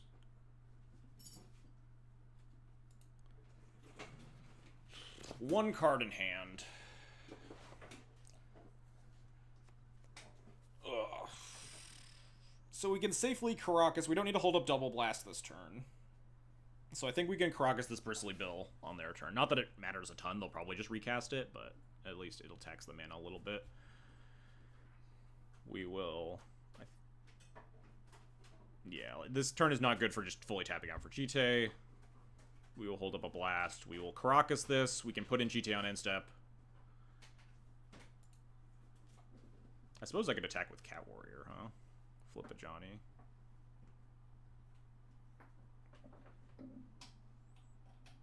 Maybe I actually want to tap Elegant Parlor, hold up this on Blast. No, we're always Caracasing Bristly Bill. We're never Caracasing Ajani to re-put it in.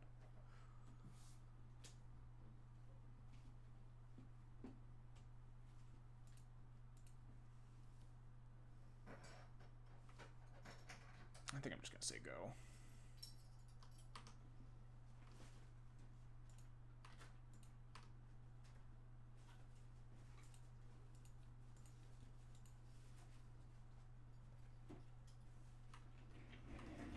Yeah, we can make a cat every turn with Caracas Ajani, which is maybe better than bouncing this Bristly Bill, but I think I'm okay with them having to invest mana in it every turn. Maybe not every turn, but some turns. Draw Dryad Arbor, sure. I'm surprised they're not pumping the Safekeeper. The Safekeeper is the first thing I'm going after.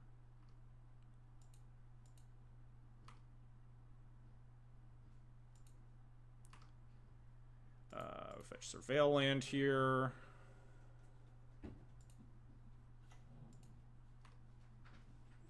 I think I'm fine with another land.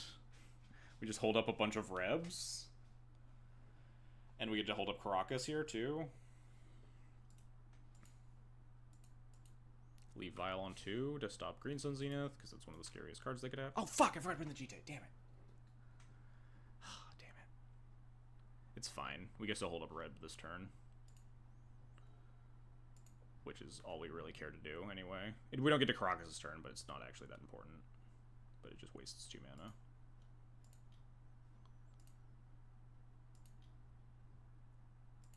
Hopefully it doesn't matter, I guess, is what I'll say.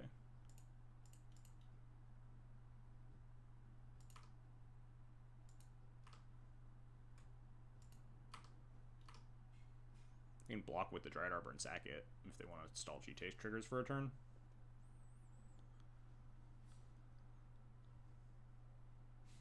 Yep. Makes sense.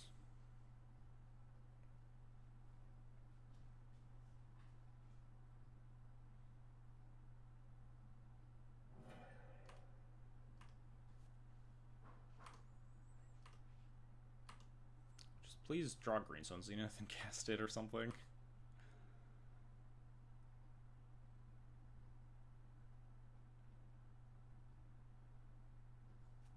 Just like a expensive blue spell, because I can't afford to blast a cantrip here, unfortunately, because I did forget to fucking put in the GT.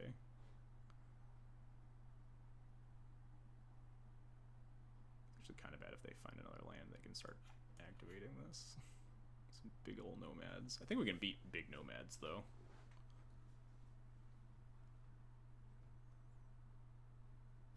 I think GT will eventually overpower that.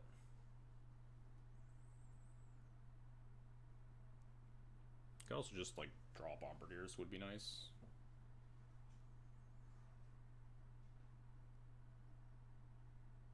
What is single green? Mana Dork?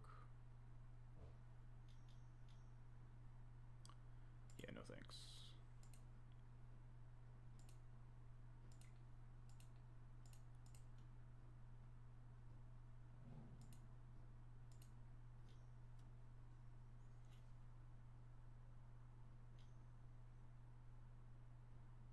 Seemed ill-advised if their last card was Halfling, huh? Oh, they have Besage You. That's bad for me. I was really my only out to Safekeeper, huh? I think I just have to start ticking up this Vial now for, like, Yorion stuff.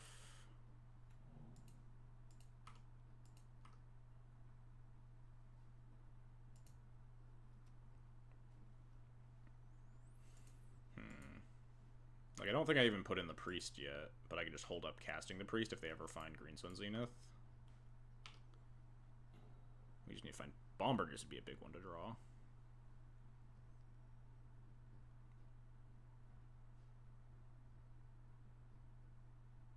One, two, three, 4, 5, 6, 7 mana.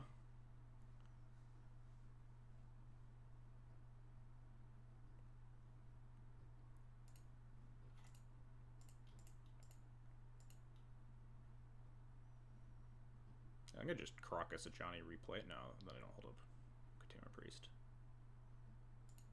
Do we just attack with Ajani? Now I'm really worried about this Bristly Bill fucking killing me, huh? I wish I could, like, target something right now. I guess we could Caracas Bill this turn to make sure that they can't pump.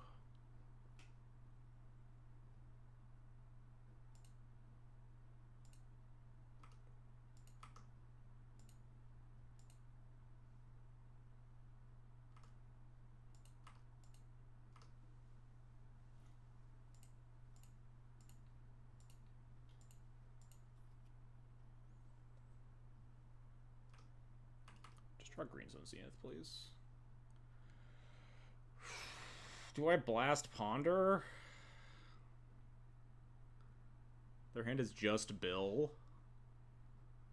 We have Green Sun shut off. They have to draw, like, exactly Nadu to punish me for blasting Ponder. And I think we just need... I really want to just, like, be tapping my mana as much as possible to try to kill them. Next turn, I'm going to flicker these guys. I think I blast this Ponder.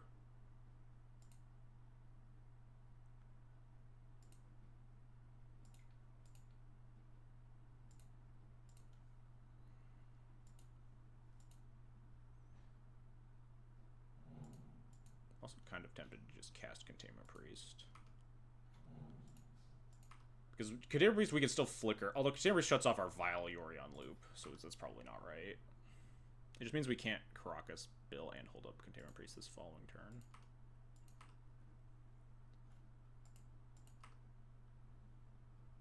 It's probably... Skyclave's a good one to draw, huh? We can hold off the counter doubling because we can just target Skyclave. I think we Skyclave the Bill. They'll induce the sack. There's a chance they don't sack if we Skyclave the Safekeeper. I think Skyclaving the Bill always induces sack. 2, 3, 4, 5, 6, 7 mana.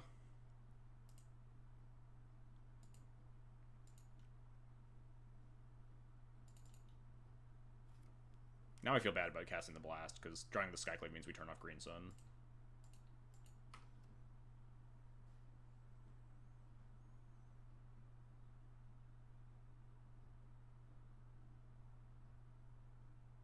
So think about maybe letting it happen to keep Green Sun as an out? No. And now we Caracas it after this, I think, is still better than Caracasing Ajani.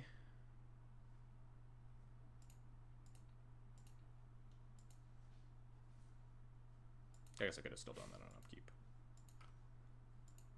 Now I feel okay attacking with the cat token, though. Maybe should have been doing this earlier, but...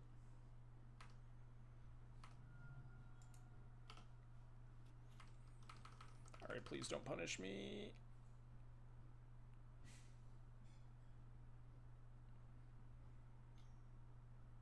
There's Bill.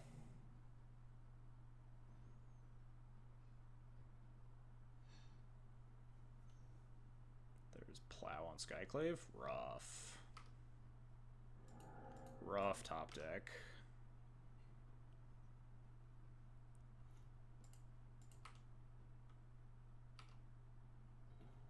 Oh, thank God. That's a great top deck.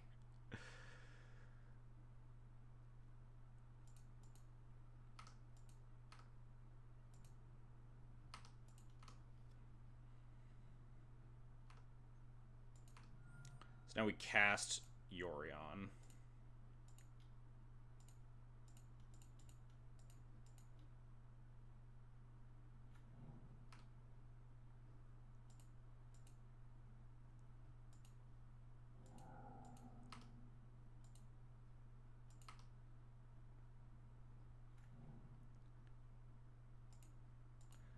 I think we should be fine to win in 5 minutes, but I do need to be a little cognizant of my clock here. I think I'm going to Caracas the Bill. Caracasing Yorion and re-Yorioning only gives me another 2-1, that's it. Because we don't have any more equipment for Stoneforge. So Caracasing the Bill continues to tax their mana, and we don't have to hold up Priest this turn because they're shut off of Green Sun for Nadu.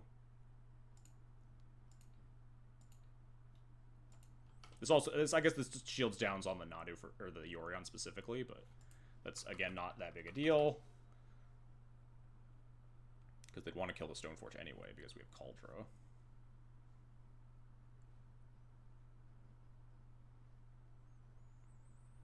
Yeah, Cauldron beats for sure.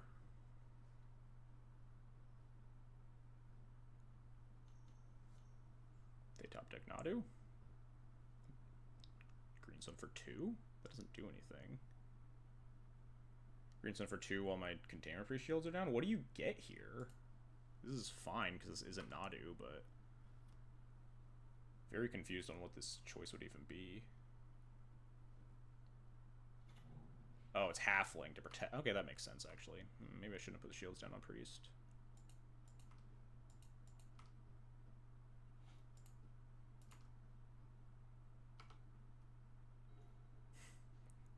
Infinite Rebs. Feeling really stupid about putting the shields down on Containment Priest now. Well, if they draw it, they draw it. We have lethal set up here.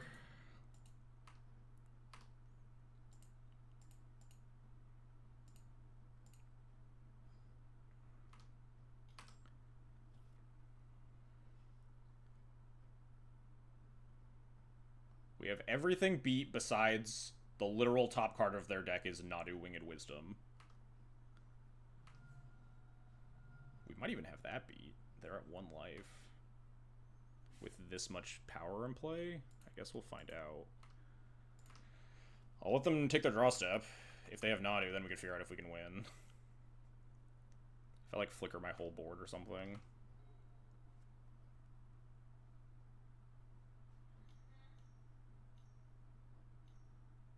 Green Sun. There we go. That's what we want to see. Top deck Green Sun Zenith.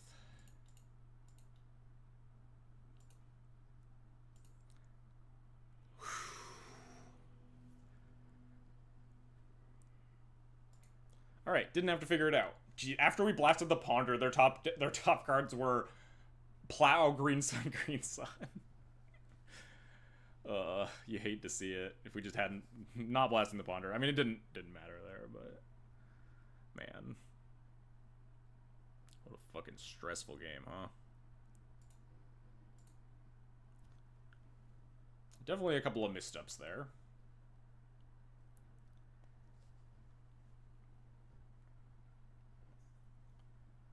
You decked Stefan in game 1 of Cube. Sounds fun. Yeah, that was definitely a game. Fucking wild set of turns there. That was tough to navigate. Other than my hiccup, my brain fart of not putting the GTA after we finished surveilling there, which didn't. I don't think it ended up mattering because we tried to get the GTA online the same turn anyway, right? Because we spread the land to the top and then put it in anyway. Held up the blast. We didn't hold a priest that turn, but I don't think it ended up mattering. But regardless. Whew. Tough game. Blasts were good. Blasts notably were good against possible scenarios. I think one of the missteps was I don't think I needed to Crocus the bill that turn. The turn that I just Yori and everything. The turn that we had all that's shit in play. And they only had 3 lands. We didn't really need to Crocus the bill. Even if they play fetch land fetch, it doesn't matter. And Green Sun for Halfling to give themselves the out of draw Nadu to beat Blast was very very heads up of them. And in consideration of playing out Priest in the previous turn, because they basically don't play removal. I didn't want to because I was trying to set up Crocus Yorion. But it might have not been worth it because we didn't really need to Crocus Yorion because we were mostly just Crocusing to go get Cultra. And they would be dead before the Crocus Yorion mattered a lot. So it's possible that I should have just cast the Priest earlier. There were a couple of turns that I did think about it. That was my rationale was specifically Crocus Yorion Vial on 5. Whether or not that's actually good enough rationale is another story. I'm gonna go get some water.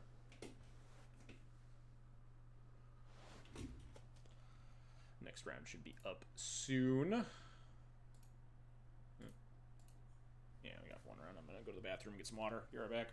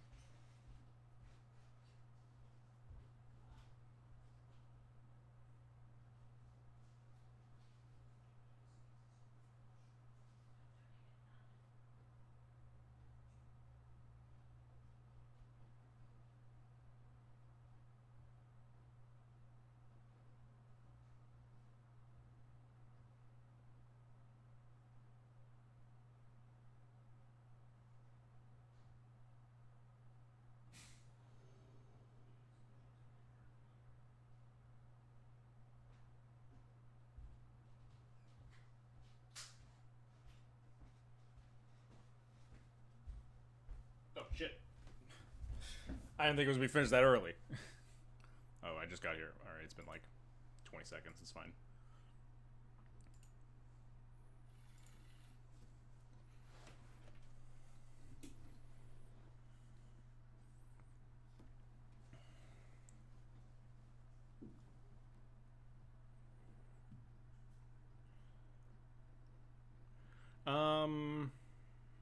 Sand seems mediocre, not great.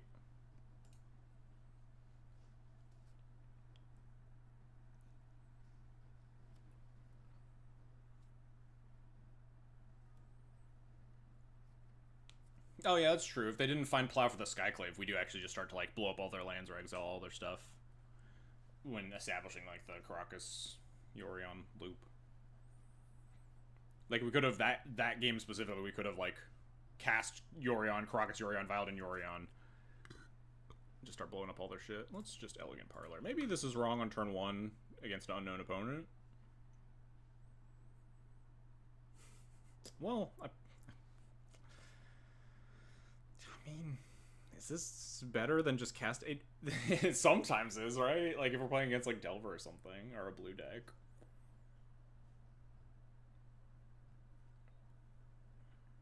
I think I'm fine with this, right? I think I'm gonna top it. That's not 100% sure on that. Well, we can just like top Surveil again. It's not bad.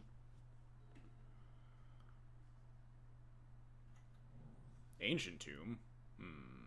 Regretting my decision a lot. Ancient Tomb, go.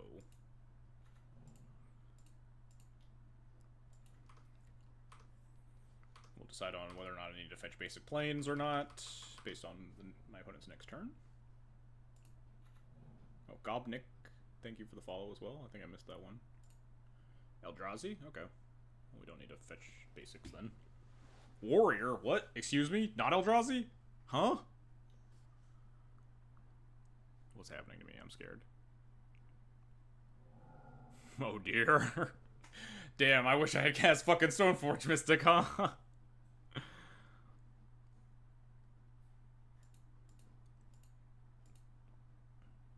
I mean, yeah, this resolves.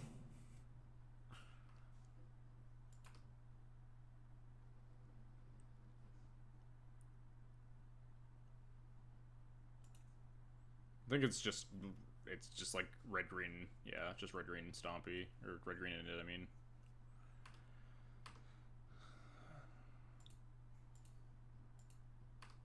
I think I want to Surveil again, try to find like Plow or Mother of Runes, and probably just cast Skyclave here. It's a very delicate house of cards. Like we just get like Spirit Guide Furied on our Skyclave or whatever. It's pretty bad, but I mean, getting our Stoneforge killed was also bad. We're definitely gonna cast Skyclave here.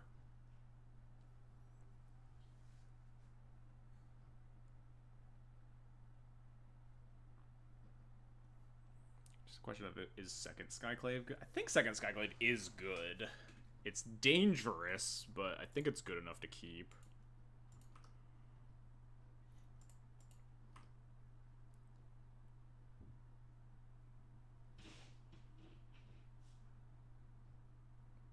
What's with the red, green, and Knit coming back? I mean, I haven't really seen it at all. It's literally the first time I've played against it in a while. I haven't even played against red, white, and Knit. I can't imagine red, green is any better. So we have more initiative creatures. Maybe not beat, but like handled, hopefully. What we really don't want to see is the other stuff. Is the other guy also a warrior? Is this deck allowed to play Cavern? What's the other thing? What is Caves of Chaos Adventurer?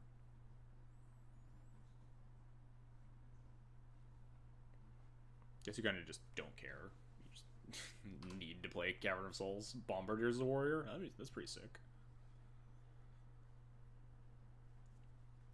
How's Ajani doing? Ajani's been really good all day. I think Ajani's like a pretty decent value piece when you don't have Bombardiers going. Like, it's good with Caracas. It's good at gumming up board states. Bottom. Gumming up ground board states against like Eldrazi.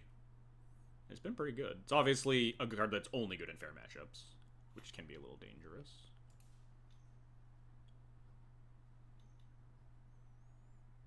Oh, thank God! It's second Undermount Adventure. We can beat that.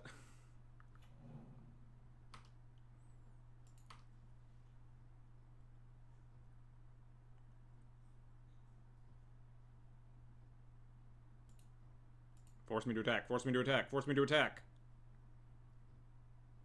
Dang.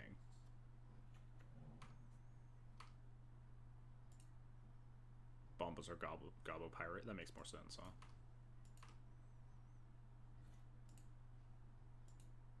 Sad that white has no real sack outlet. Yeah, I mean, you kind of want your sack outlet to be a red card, though, because flipping Ajani isn't that good without a red card in play.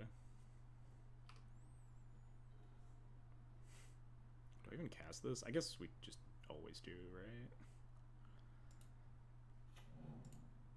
Oh, well, I was supposed to play my basic, huh?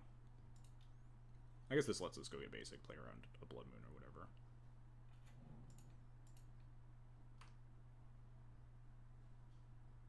Gimme.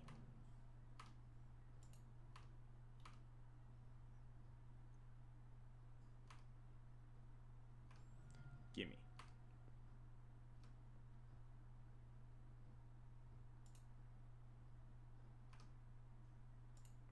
Yeah, there's no reason not to cast it. Could certainly come up down the road.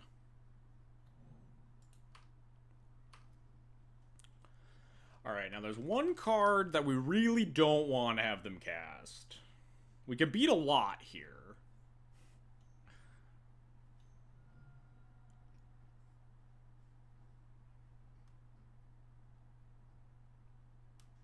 I'm not going to say it, because they don't have it. So there's no reason for me to say it.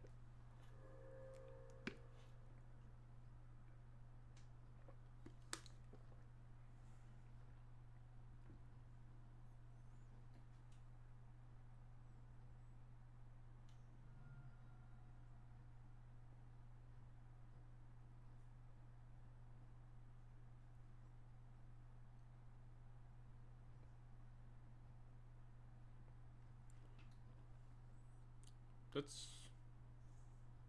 kind of annoying. It means we don't get to Cauldron them, but I'm just going to Stoneforge Sash and Solitude it.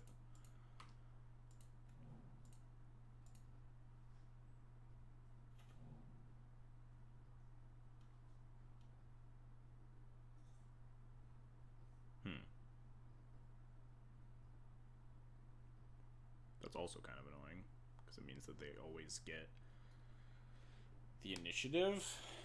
But if I Solitude 1, they would have to sack the Skeleton, kill Skyclave? Huh.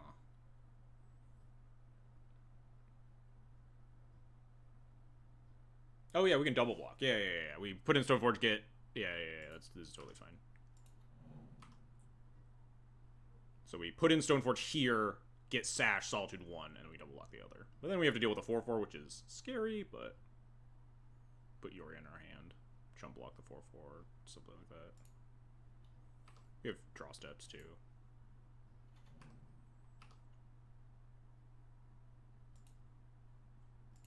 We descry.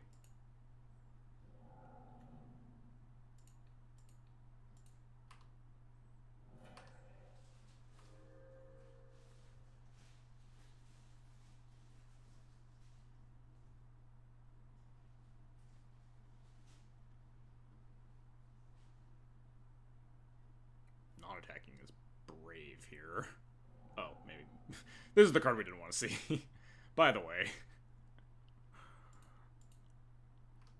Now they just get a gigantic board state. Kill both my Skyclaves, get you 4/4s. Not very good for me. Pre-war Formal Wear moment. I mean, not really, right?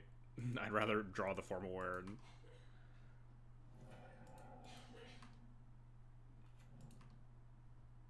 I'm kind of surprised they didn't attack. I guess they're just trading Broadside for Stoneforge, if that were the case. That's fine that they... Well, this was about the worst possible scenario, huh? Yeah, just like Minsk plus Fury there seems pretty good.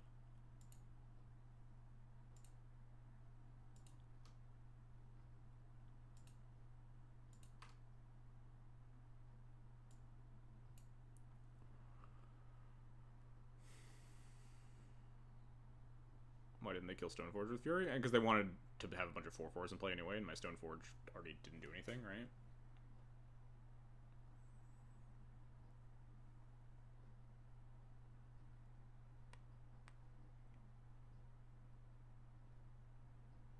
With Bomba? The Bomba didn't attack. Yeah. I solituded and stuff in their beginning of combat step, presumably because they probably wanted to cast the Fury post-combat and kill a bunch of my stuff, but then with the Solitude plus double block, they couldn't. Ajani's, like, never good enough here. If we had Caracas, we could maybe get away with Ajani being good enough, but we just have to, like, bottom, hope to draw, like, Recruiter of the Guard for Solitude, I think.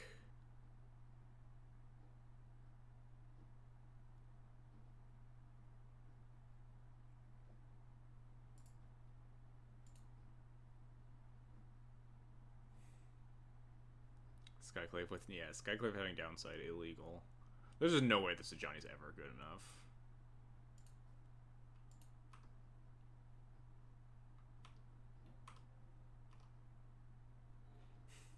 Sure.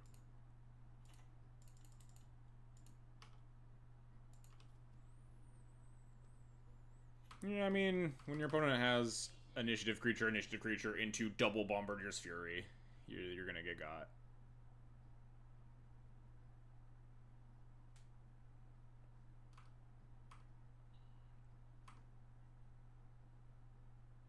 Is this just lethal? It's not, right? 10.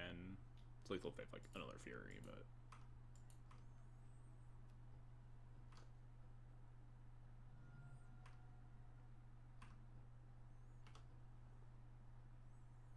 They'll probably just chuck a 4/4 at the... If I'm not dead, they'll just chuck a 4/4 at the Stoneforge because I have Yorion, because they want to keep the initiative. Or they chuck the Elder Spirit guy at the Stoneforge.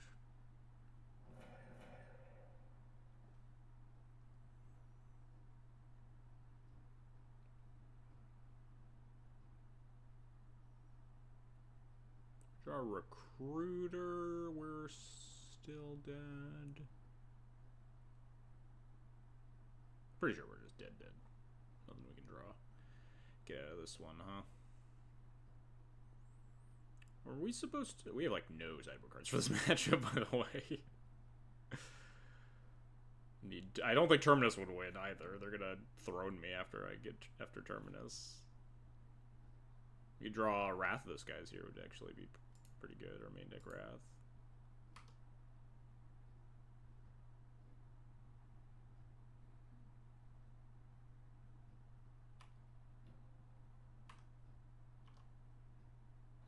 Alright, sure, we'll just draw a bunch of lands. Yeah, I mean... okay, these are, like, actually decent cards. We get bored in these two, but, like... Yeesh. Did not bring the, heavy hitters for the red-green initiative matchup, that's for sure. A lot of bad ones. We're probably just gonna end up leaving in Spirits because they cost 2 mana. I really respect the triple cage side. But yeah, I think it's, like, pretty underrated right now. I tweaked some things specifically to fit into my deck. I think it's gonna be this. Wrath of the Skies clears up, like, Chrome Moxen, tokens, treasures from Fable that's probably in their deck. Like, skeletons, you generally don't want them that far in the dungeon. Can clear, like, a Minskimbu token. It's probably fine. Damping Sphere? Seems pretty bad. They do have 8 soul lands. What am I cutting?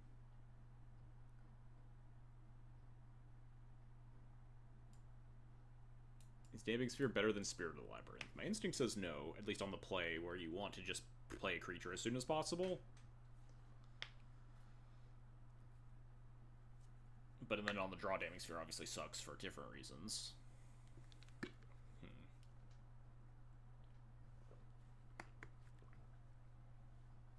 I think this is probably as good as it's gonna get, huh? Man, if I just played Stoneforge on turn 2, maybe I was supposed to against Ancient Tomb. They played Stoneforge on turn 2. I mean, there's a possibility they just, like, Fury it, and it doesn't really matter. I guess if they Fury it, then they don't Fury the guy later, but then we get got by the double Bombardier's turn, so, you know, anything could have happened. A lot of things would have changed.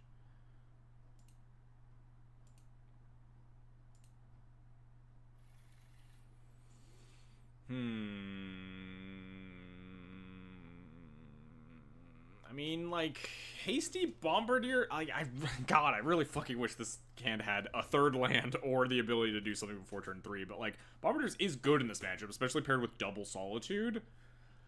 Like, if we just surveil... Like, they don't have a lot of instant speed interaction. Ancient... Yeah, when are we drawing our Ancient Tomb? So, like, because their deck is, like, probably primarily Fury and stuff as interaction spells. So we could, like, Bombardier, Solitude, plus Bombardier kill like 2 creatures. If they have a follow-up, we could do it again because we have another Bombardier and another Solitude. Oh, God. This hand's so loose, but, like, this matchup's so bad. I'm gonna keep this. Maybe I'm insane. Hey, yeah, haste and removal spell is really good. So, like, Solitude Bombardier is just kind of nuts.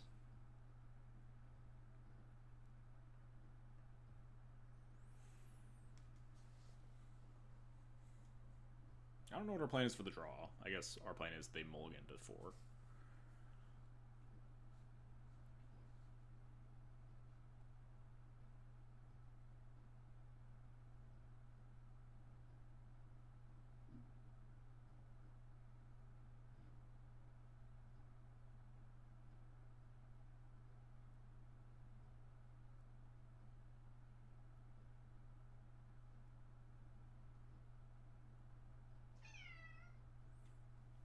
You back? You're back to see us get brutally killed.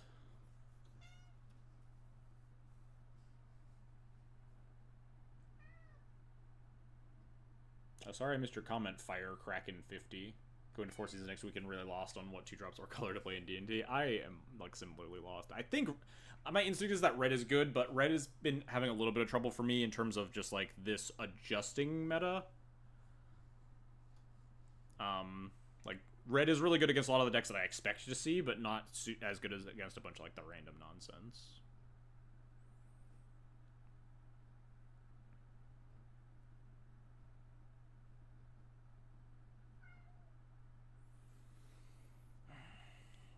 I see no Ajani, I feel lied to. Well, there's 73 other cards in the deck. You never know what could show up.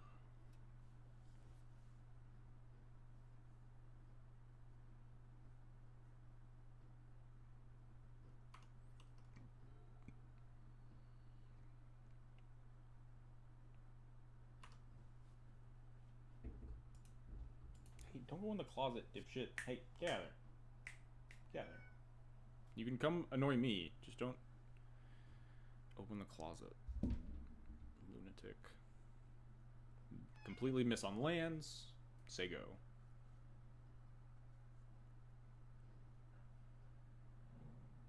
Fury. Good card to know about. Definitely a card I'm okay with being face up. Hey, MG Klemenki, thanks for the follow. MGCL, yeah, that's a lot of letters.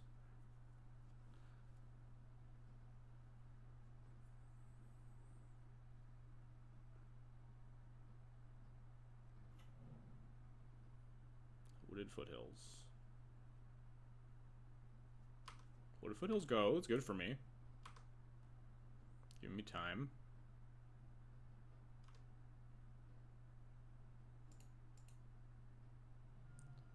I will fetch Surveil land. Let's hit our land drops.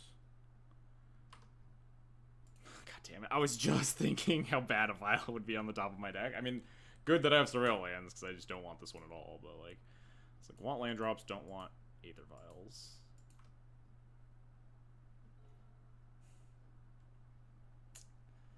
Not a land drop, but at least it is a creature to put into play. that's really not very good. If like, obviously not very good to Fury on their end. Leaving up the Caracas here specifically because of Minsk and Boo. Obviously, we don't really need to hold up any red spells. But just something that it's always like at the forefront of my mind is matchups where it's important to actually hold up Caracas versus matchups you can kind of just tap it and not think about it. I've stopped. I have gotten into the habit of like just tapping my Caracas willy-nilly against Delver, which isn't right anymore because they have Tameo pretty often. So it's a heuristic that I'm trying to kind of redevelop. Is that you want to hold up your Caracas pretty often against Tameos.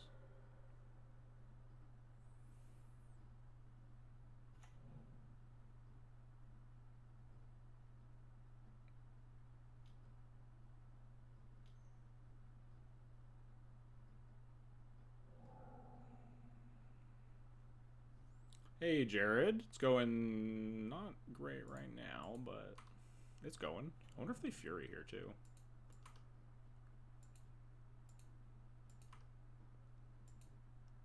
You just have to Fury here, right? There's, like, no chance I don't have a removal spell.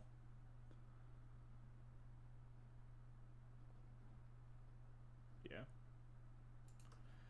Alright. Land.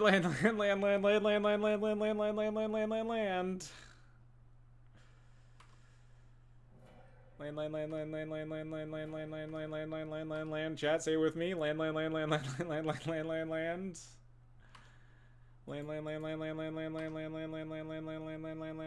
God fucking damn it. Christ.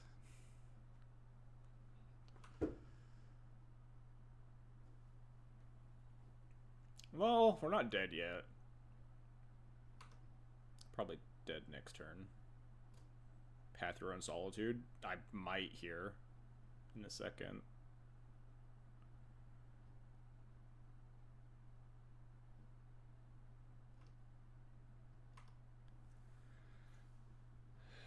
Forge? Go to Forge. Come on, what could go wrong, opponent? Just go to Forge. I don't have any removal. Dang. The problem with the Path My Own Solitude plan is that we also need to top deck a white card if we want to Bombardier Solitude after that. But yeah, I am solituding this Undermountain Adventure, and I probably just need to path it, which is kind of horrible. Bottom, they have 2 cards in hand. They have 3 lands.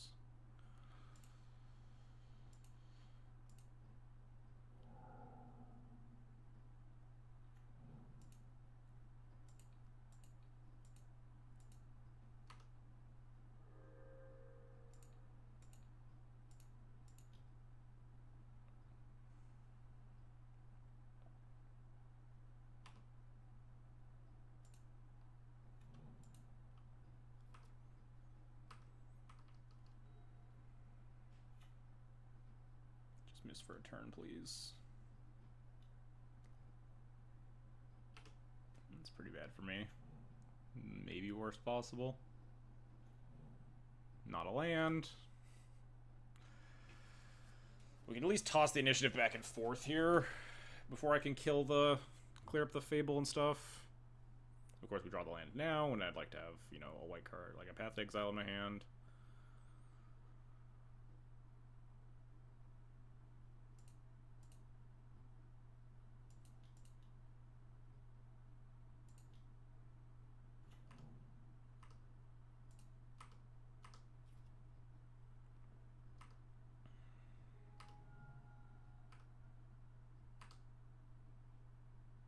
We will Surveil again, because we really want to draw a white card.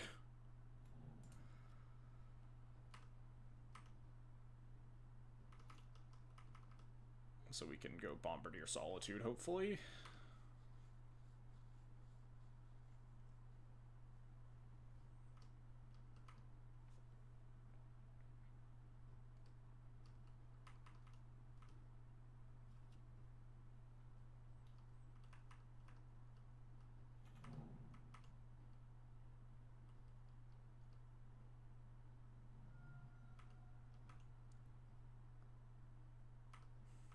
Fable's a pretty fucked up one. I made a tweet about this earlier today.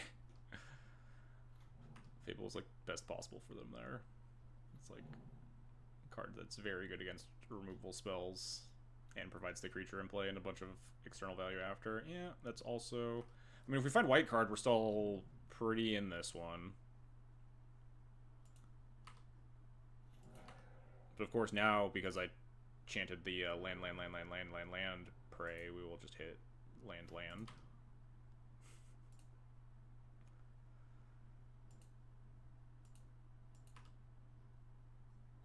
Oh, thank God. It is a land, but it's a land that's a white card. Thank Christ. I kind of, as much as I want to Witch Enchant to this Fable too. At least we can kill the backside of the Fable if our Bombardier sticks around and they have 0 cards in hand, so...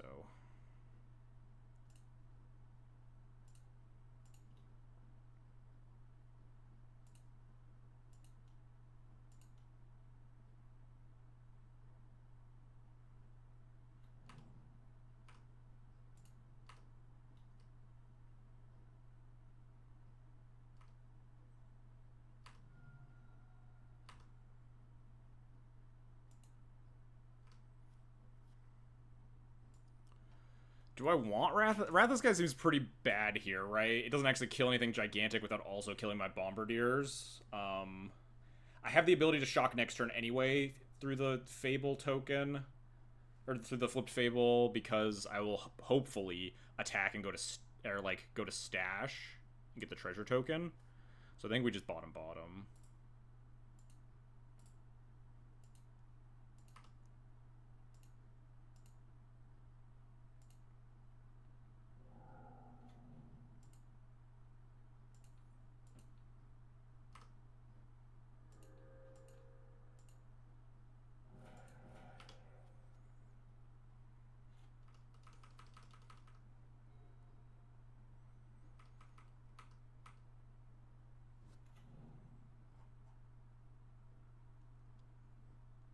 Did I forget to play this land? I did, but I don't think it matters.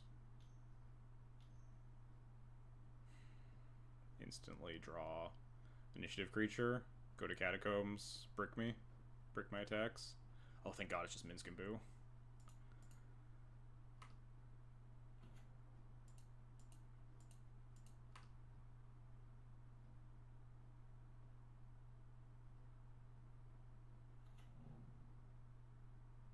They could, like, kill Reflection with Bombardiers if they want.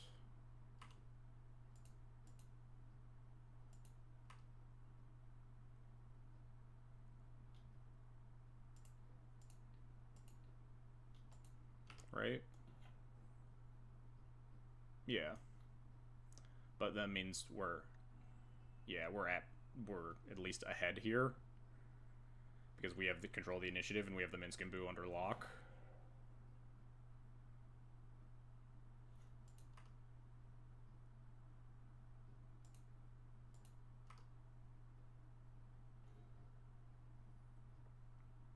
Not the best, but it's a creature, which is kind of what matters, huh?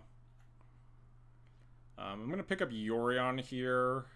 There's not a huge chance I'm casting the Priest. Anyway. We definitely want to be able to have Yorion in our hand for the future.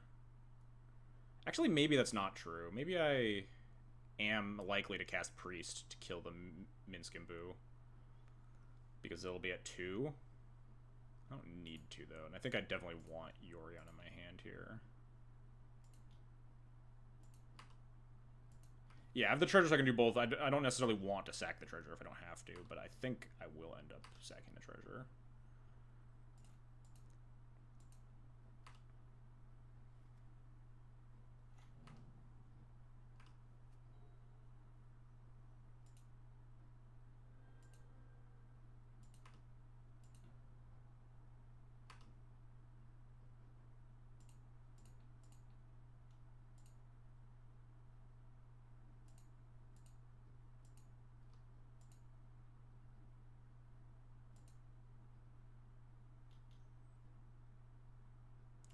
Sibian Spirit Guide.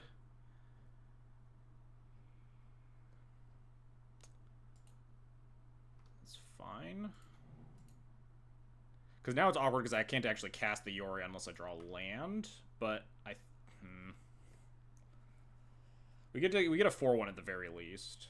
I think I'm supposed to cast this.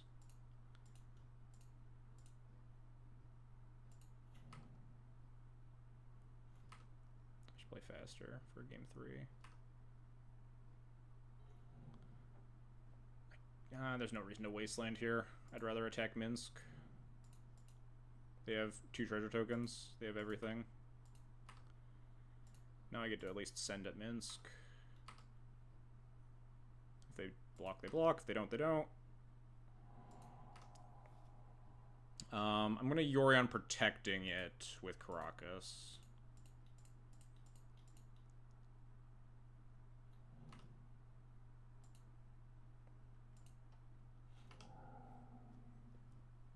Oh, our Yorion actually stops our throne. Kind of awkward. Or not Yorion, our priest. But we should still be fine.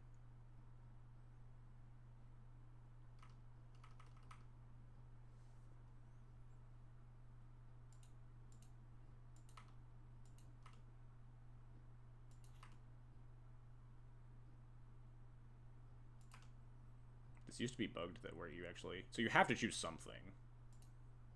This usually used to be bugged to where it would completely block up your game. Okay, they just conceded. Nice. Whew. I don't even know what I was going to do with that recruiter there. I should have probably maybe recruited broadside, actually.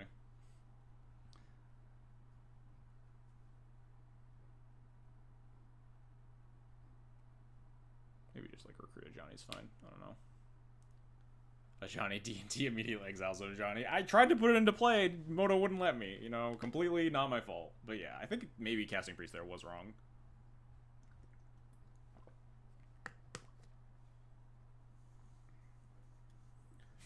Winning on the draw when my opponent probably won't mulligan because what initiative play would ever have to mulligan is going to be a lot tougher. We really just want like a hand that's just like 2 lands, Mom, Stoneforge, and just like plow Solitude or something.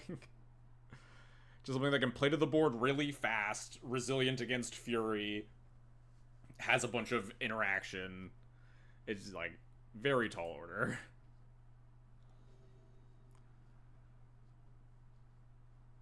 God, they were so dead when they tapped 4 mana that turn. They just fucking played Minskimbu. So good for us.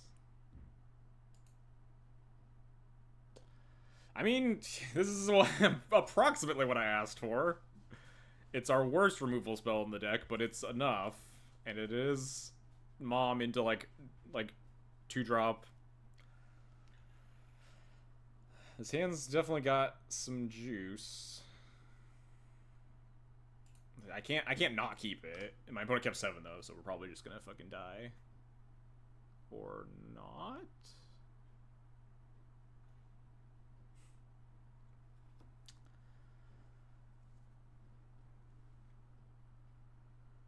I think we're almost... I kind of want to fetch basic planes, but turns off our ability to draw red cards. I'm a little bit scared of getting, like, Magus out of nowhere. Lauren Caracas synergy probably won't come up, but maybe.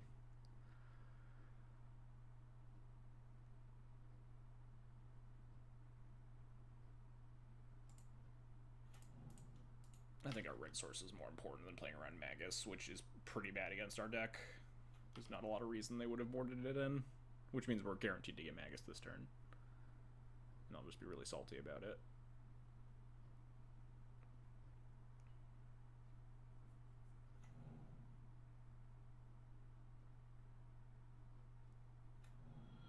Pitch Minsk. Play 4-drop. Another Minsk. That's fine. They can kill my Mom draw a card, though, which is kind of annoying.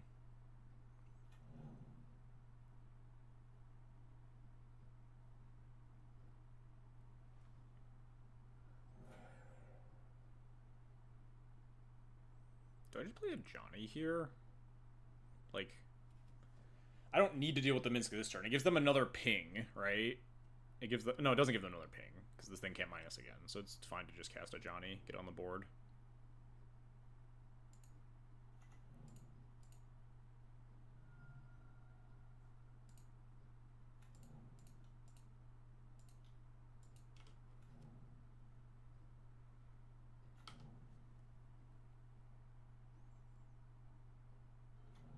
flip our Ajani next turn if we want to. No red card, so we'll see.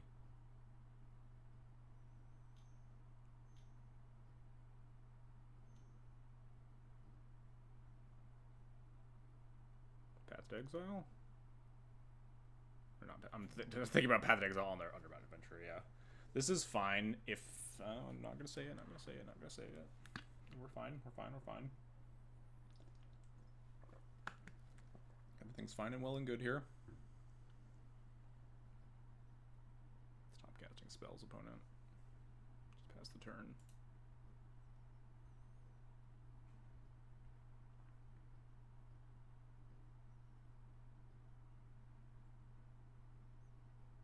Yep, just pass. Just pass. Sure, attack me, that's fine.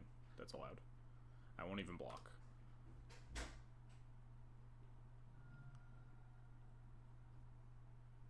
God damn it.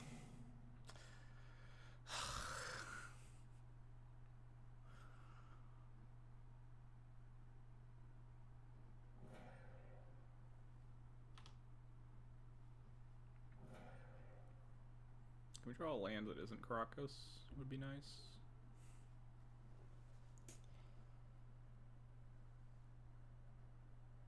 Three cards left in hand. One of them is a forest. What do we do here? I don't need to kill the Undermountain this turn. They already have 8 billion mana.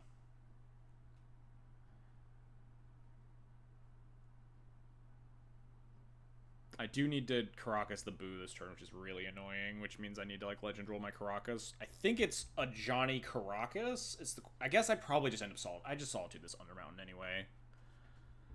I think I just go cast Ajani, play Caracas. Say go. And then I probably end up just Caracasing the Boo token, and then also Solituding the Undermountain in their upkeep. Yeah. I just need to go wide and answer as many of their threats as I can. Dom, get out of here. What are you doing? Dom, get. How many minutes do I have? 6. Not great. She always acts up the most right when things are, like, really tense and bad for me. Hey, get out of here.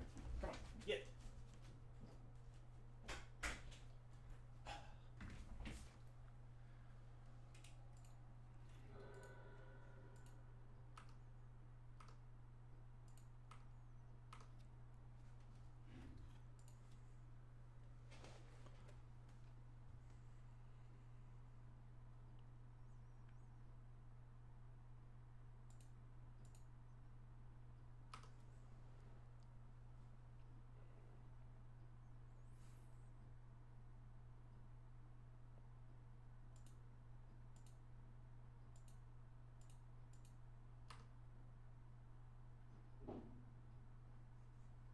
Why'd you say it, okay? You don't have to say it. They just don't have it. It's fine.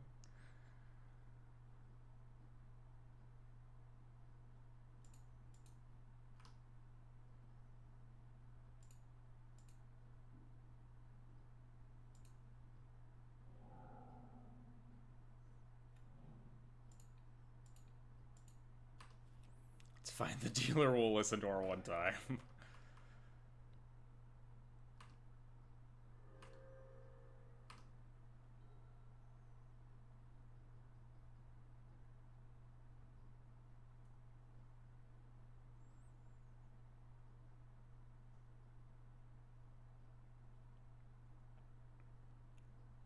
Probably a one-of. Yeah, they probably don't even play the full set. It's totally... everything's good. Everything's chill.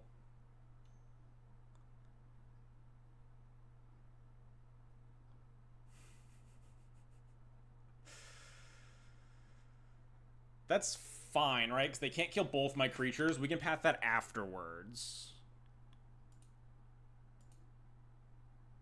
They can actually kill both my creatures with the Minsk and Boo. They could sack the Chromox, kill one thing, sack the Broadside, kill the other thing, and just ride the initiative to the win. But then if I don't kill it, they just draw 4 cards. And then we die. I think I just have to hope they don't see it.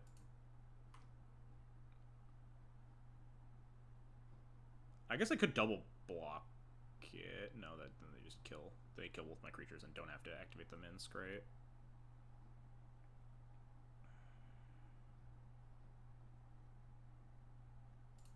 God, if this... I guess the Crocus didn't matter, but, I mean, it'd be nice to be able to cast a 3-drop after this.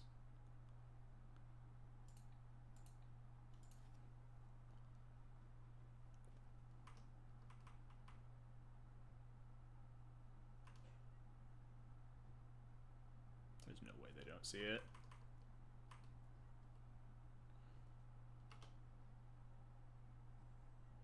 Just pass the turn. Just kill the Ajani and say go. It's fine. Don't worry about it. Oh no, casting more spells? I definitely can't beat that.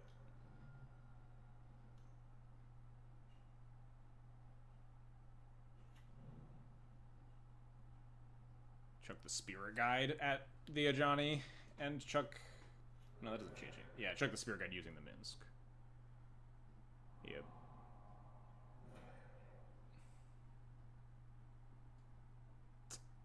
Yeah, I think we lose.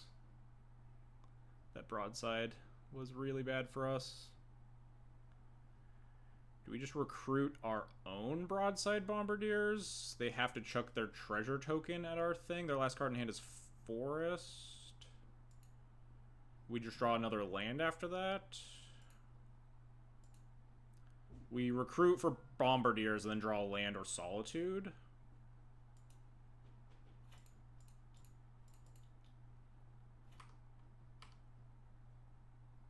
there anything else that we could play? Nothing that has haste or steals the initiative.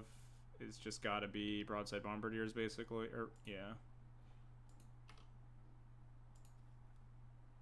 I think it's too slow to path this bombardiers. Yeah, then they get to stash and catacombs.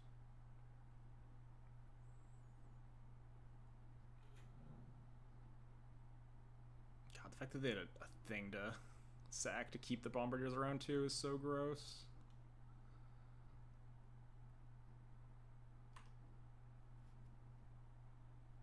Couldn't you get Solitude and if they brick for a turn?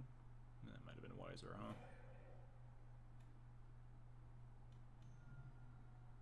It doesn't look like they bricked for a turn, huh? It's kind of a brick. Solitude? Wrath of the Skies. That's the opposite of a brick, huh? Or the opposite of a hit. We can steal initiative. Oh no, we could have. This was a good line because we always get initiative, get a planes, but then obviously this Elvish Spirit Guide's really bad for us. But this always gets planes. We don't need to hit land drop.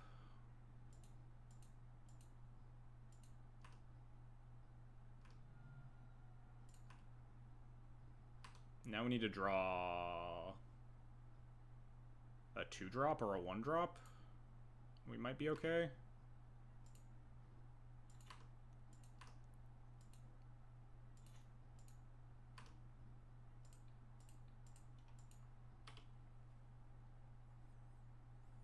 If we draw a 2-drop or a 1-drop, we can Wrath the Catacombs and then chuck a thing at the Elvish Spirit Guide.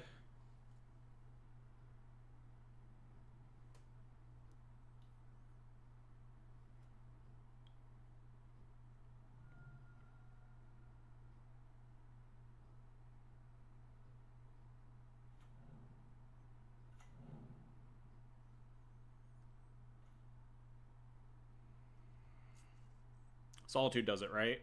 Solitude kills both.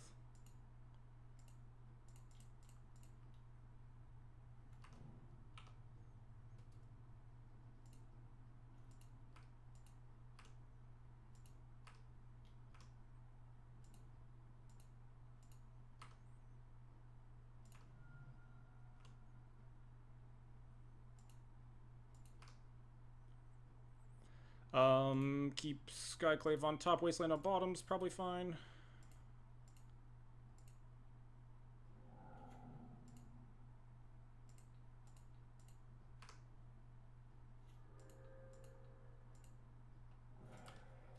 Maybe Skyclave wasn't even good, huh? We already have removal. I don't know what we want. We're not winning yet.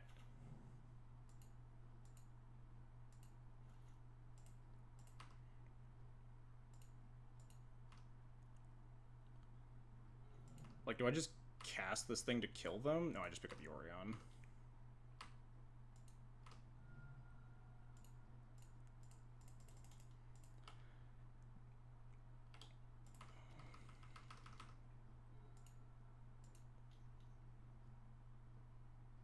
Oh, thank God.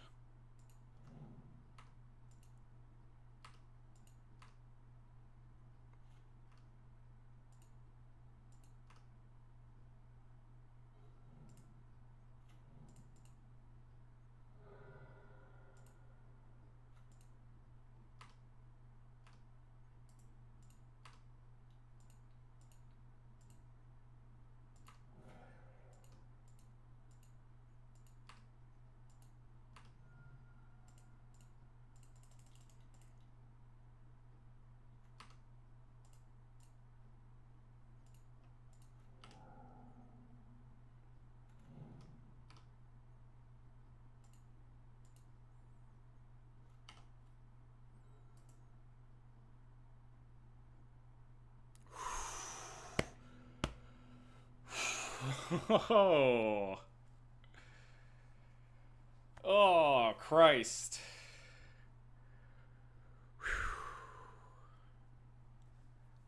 I was panicking. I think I probably should have bottomed that Skyclave.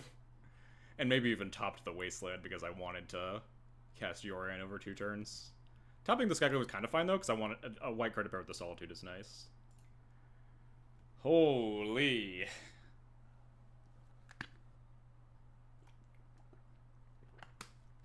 I thought we were so fucking dead. Unbelievable.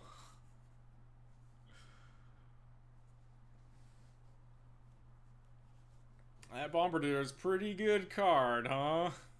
Haste, pretty good. Haste plus removal spell, pretty good keyword in the initiative matchup.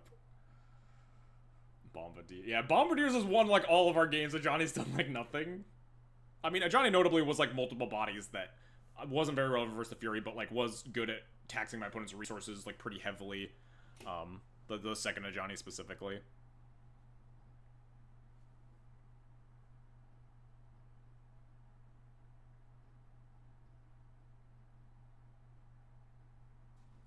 Yeah, we got 72 players. But, like, yeah, Bombardiers is really good there. Bombardiers was really good in our game 1, or match 1.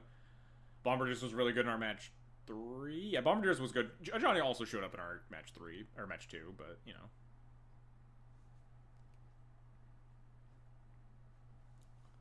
Maybe I was wrong being a Bombardiers doubter. I mean, we also haven't played against, like, Delver, which is the one matchup I don't like Bombardiers as much. It's hard to have, like, random shit in play. But even then, Bombardiers, like, fine. I've just run into, like, a little bit more of an issue of D&D not being the best deck at, like, chucking stuff into the proverbial fire to fuel it.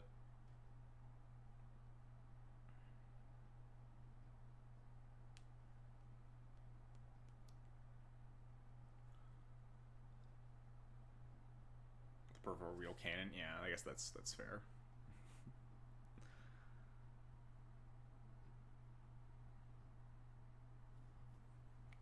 The real reason we had to win is because Wonder Pro is lurking right below us. We just need to keep winning so we can stay out of the Wonder Pro bracket forever. Your deck is launching kittens from the cannon. That is true, yeah. Exploding kittens. That's what we should name the deck. Exploding kittens.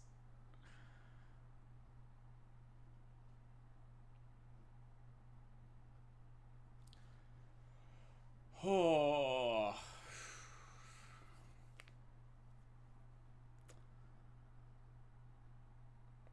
The Flash game Kitten Cannon? I do remember that. I was thinking, like, isn't that, like, Exploding Kittens like a silly, like, card game?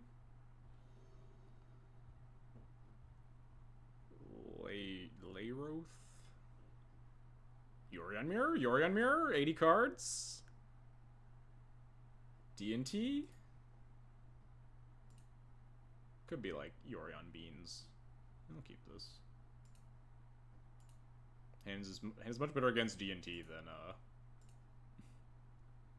Beans, but Hand's like fine. It's got the combo if we find a red source. We're on the draw.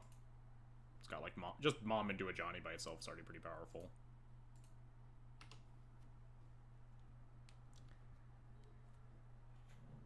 beans, it looks like.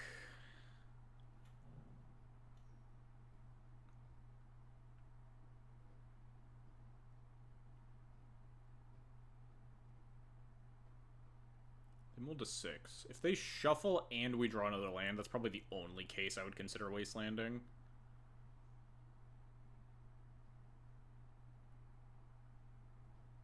The long tanks on the Ponder really make me think it's like, oh, there's a second Ponder here that I could use to try to hit the land drop.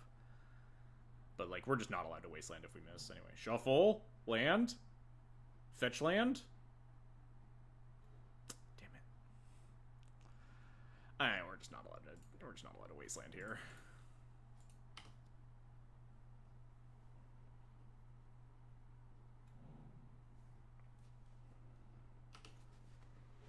Coward.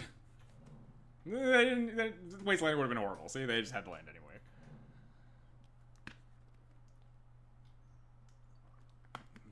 Plow Mom, Pending Mom, sure.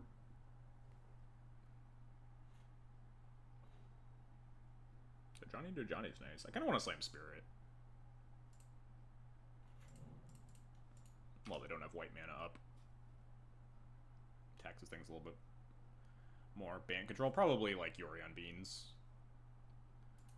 Makes their brainstorm worse. No clue how many colors in their Yori on Beans deck, but almost certainly Beans. So, you know, I'd be pretty fine drawing a land sometime, deck. If you wanna roll up with a land for me.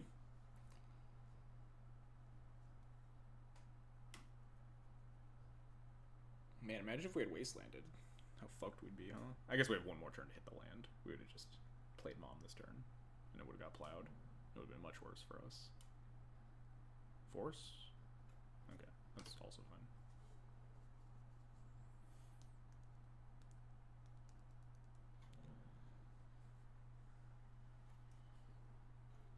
Land, not a red source, but I'll take a land. I'm allowed to attack into this. We also just have 2 removal spells in our hand, even if they did have, like, Endurance. I'm just gonna bolt my land in, play Ajani, hold up Caracas. Hey, Rubao Sabrosa, thanks for the follow.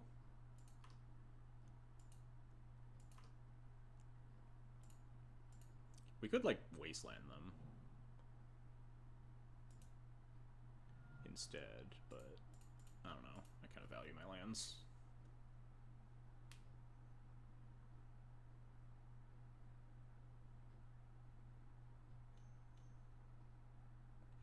This dress down. At least they can't dress down and turn off the Spirit.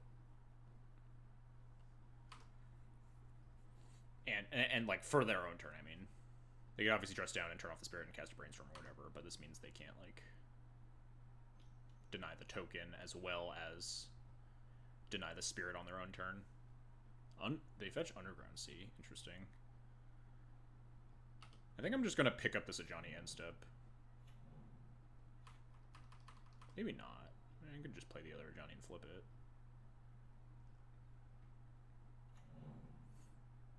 Probably Frog. I hope it's Frog. Our hand of plow solid, like 3 removal spells. Leyline Binding. I imagine they are going to target my Spirit of the Labyrinth.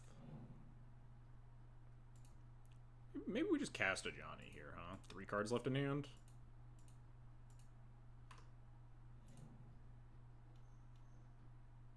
Up the beanstalk. Let's see what we draw.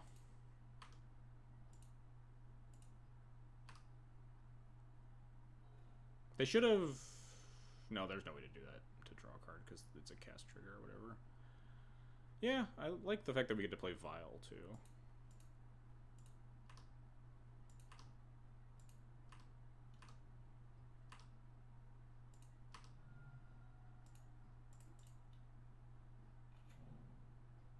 Does not matter which one I keep.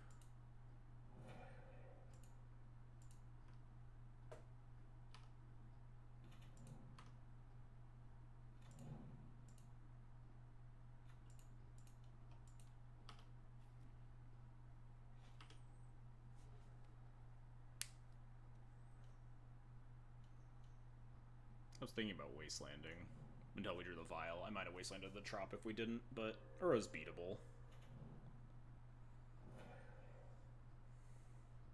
We definitely want to get this vial online. We have a flip to Ajani for now. Oh, Tamio, huh? That seems fine. Draw a red land would be nuts.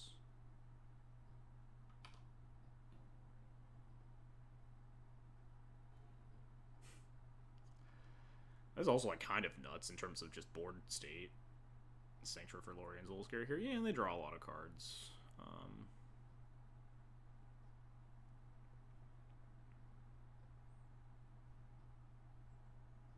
think I just Caracas Tamio, play Ajani, make like 1,000 dudes.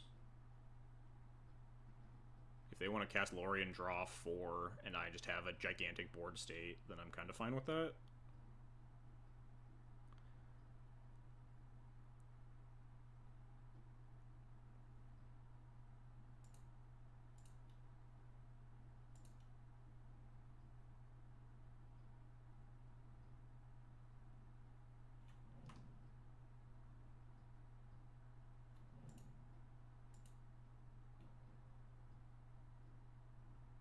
Oh, we can also could ult this Ajani, make them sack the Binding or the Beanstalk, notably. Kind of cool to put this up to 5.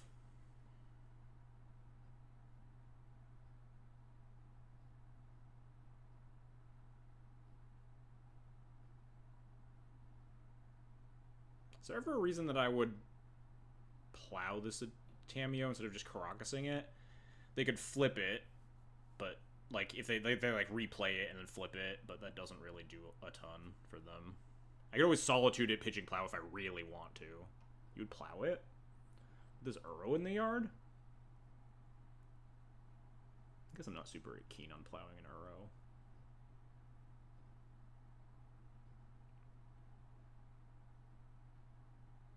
The plus gains 4 life. Yeah, that's true. Plowing Uro gains 6 life. We can Caracas an Uro later if we have to. It's so hard for them to flip without, like... Sanctuary Brainstorm, I guess, is a pretty easy way for them to flip. And then it just, like, dies. We have... 15 in play. We don't have lethal unless we draw red source. No, we... Yeah, we don't have lethal unless we draw red source. If they just, like, play Uro, what do I do? I guess I just Caracas and attack, but then they just gain so much life anyway. Could also potentially Solitude it after that, or draw red source. Yeah, draw red source for bomb. I just don't think the Tamio's that good. Can't you just wait? And then what? Then they go to attacks, and then attack with it, and then I have to Caracas it then. I'm not letting them get a clue token out of it. They can just force the issue by going to combat at any point. I'm gonna Caracas it.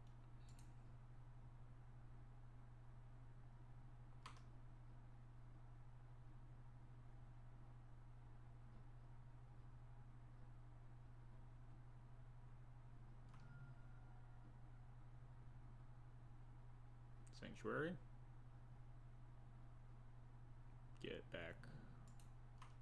Nope, not Sanctuary. Gonna plow a cat token. Plow the Ajani. Interesting.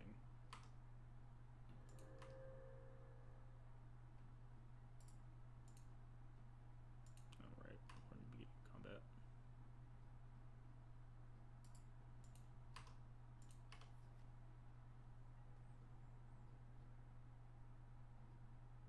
This thing make people sack planeswalkers? I mean, it doesn't really matter.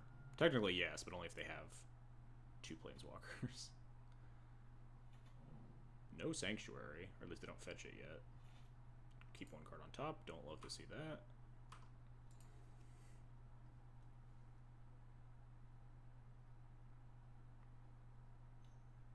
Just Uro. Black? What's happening to me? Oh, they just mistapped. Sure. There they go. There's Uro.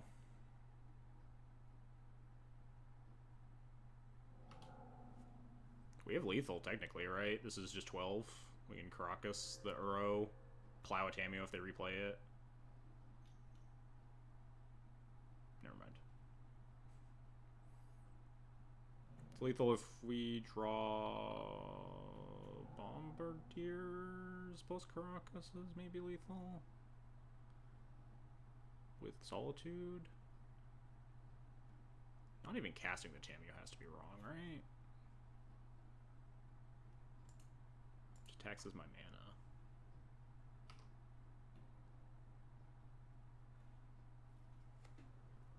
Is this lethal? Probably means plow. I guess that makes sense. But we know one of their cards. What happened to this Brainstorm? Where did this Brainstorm come from? Oh, they just exiled a bunch of cards from the era. We know one of their cards is Tameo. Can I afford to play her? I guess there's no really way to play around the other card being plow. I can just attack. Draw step Wasteland. Kind of just want to Caracas this Uro, though. But yeah, maybe draw step Wasteland would have been safer, because then we would have had like guaranteed lethal if we found a red source.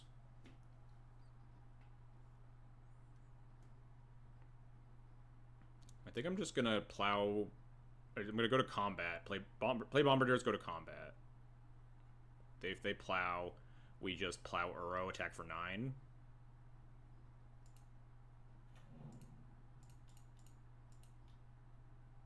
But yes, I think you're right. Draw step Wasteland probably was the smart play.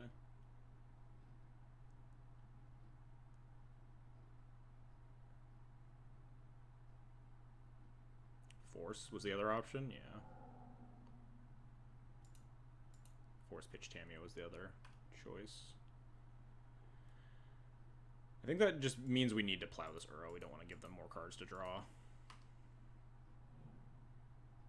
Getting 6, but we have 9 power in play. They're down to 1 card in hand. This is still 2-turn lethal. So I guess Force is a reason that I wouldn't want to draw step Wasteland, right? Because then I couldn't have plowed the Uro. I would have had to Solitude the Uro. Sort of a punish to bounce a Tameo. That, yeah, I didn't think about that either. That's definitely not something I had considered, really. Immediately draw Uro. Great. Do they find another green source? Hopefully not. Nice. No second green.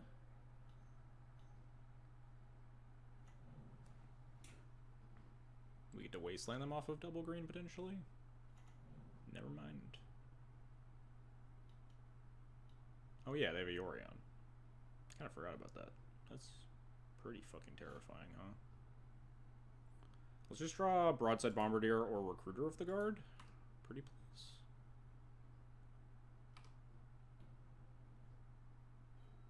It's not any of those cards.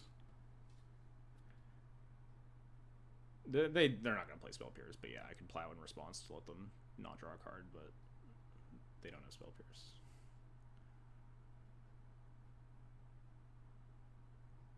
Put them to 2. Wastelanding a green source means that we can at least prevent, like, Mystic Sanctuary. They have to fetch the green source to cast Uro.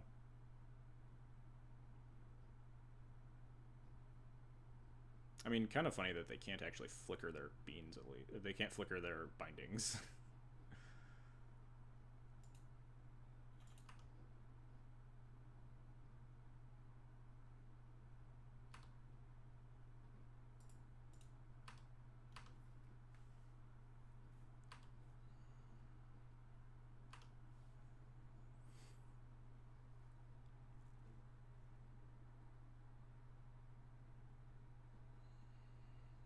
Nine cards in hand. They actually, if I Wasteland them, they need a land to actually play Uro and Yorion anyway. I think we're going to add Yorion to our hand here.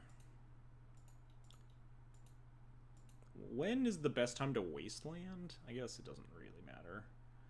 White, a million blue, Wasteland at random.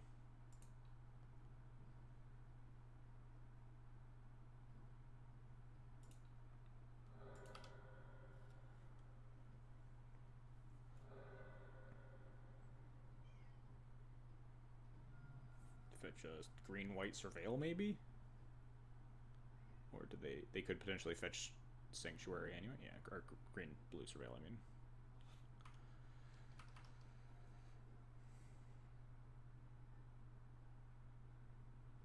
We can kill Yorion. Or not kill Yorion. We can beat Uro into Yorion here. I wonder if they're not playing Sanctuary. They gotta be, right? There's just no way. So many islands. Certainly possible, though. But we can literally kill them if they just cast Uro into Yorion. Yeah, if they cast Uro into Yorion, we just can still win. Unless they hit, like, land plus Beanstalk or something. Or, like, land plus Plow or something.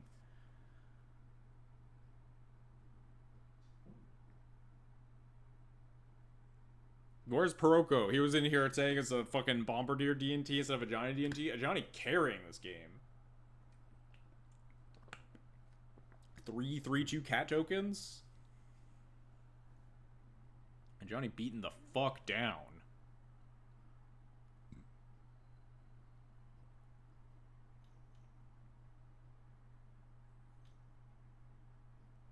This looks like Uro.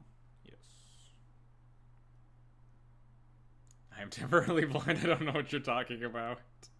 I guess I shouldn't say that yet, because we might still lose, huh? My opponent has not played land yet. Worth noting for Caracas timing. I can just Caracas the Uro if they cast Yorion. Deny them, gain 3 life. Because then they'll be tapped out of being able to recast the Yorion anyway, or recast the Uro anyway. No land drop at all. Pending a Cat Warrior. Oh, binding a Cat Warrior. Draw 2 cards. That's, I mean, pretty good. They need a little bit more than that, though.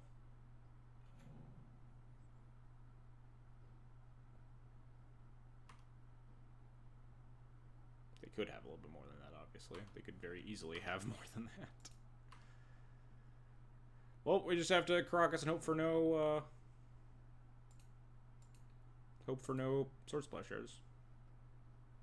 Hey, the no Sword Splashers. Look at that. We did it. Alright. Magus and Blast. Blast's a little bit awkward versus Beans, honestly, but, like, tagging Escaped Uro and also tagging Yorion specifically in this matchup when they have, like, a board of Beans seems pretty important. Nothing else seems good. We could, like, talk about Surgical Extraction versus Control decks, but, you know, it's generally not that great, and we have a lot of pretty good cards, right? I don't have Thalia's, which is a card that I usually shave in this matchup. I'm honestly not... Yeah, tag a Hardcast Lorien. Yeah, there are plenty of reasonable cards to tag with it, enough that I definitely want to board it in. The question is, what the hell do I cut? They showed Tamios, which means, like, there are enough creatures... They could easily board out the Tamios, but... Huh.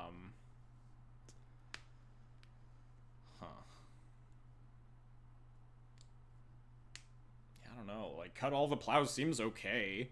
Like, we have other answers to Tamio, right? We have 3 Skyclaves, we have 4 Solitudes, we have 4 Caracas. We have Spirit of the Labyrinth, which, like, significantly hampers Tamio's ability. We have Broadside Bombardiers. Yeah, I would definitely not be surprised if they were just cutting Tamios in this matchup also. Yeah, we're boarding in Pyroblasts, which also answer Tamio. So yeah, it's probably just cut the Plows here. I'm probably just supposed to do this. We still have a bunch of answers to Uro and Tamio. Access to Magus in this version seems super nice against Eldrazi. Yes, that's one of the reasons that I like Red. Like, Red gives you answers to Nadu and Eldrazi with, like, Pyroblasts and Magus of the Moons. Two decks that are pretty worrisome for regular mono-white D&T. And pretty powerful tools. Magus can be a little slow versus Eldrazi at times, but generally, like, D&T's decent at bridging the, like, super aggressive starts and just kind of folds to them having kind of just a bunch of mana and inevitability with, like, giant Kozilek's commands and, like, activating Eye of Ugin. And Magus does help with that end. Anyway. I'm done taking my brief break here.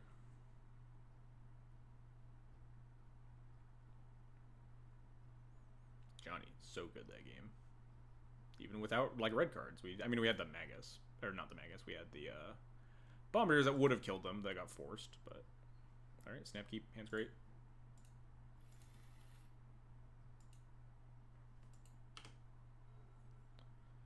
Not sure how I want to sequence this. Probably... Wasteland Vial? They showed us a Wasteland. I think I'd rather protect my Wasteland than my Crocs than my Wasteland. Not sure. I'm likely going to Wasteland them on turn 2.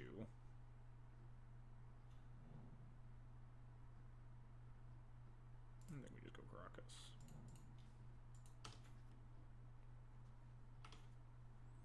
If they kill this, I guess maybe I don't want to Wasteland them. I'll probably like...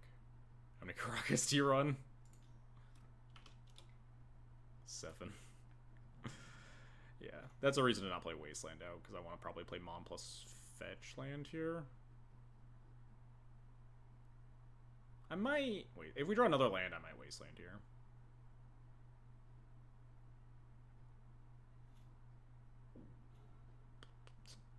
Probably not. I think we want to Surveil. As much as I like attacking Bean's mana base sometimes, usually you want your,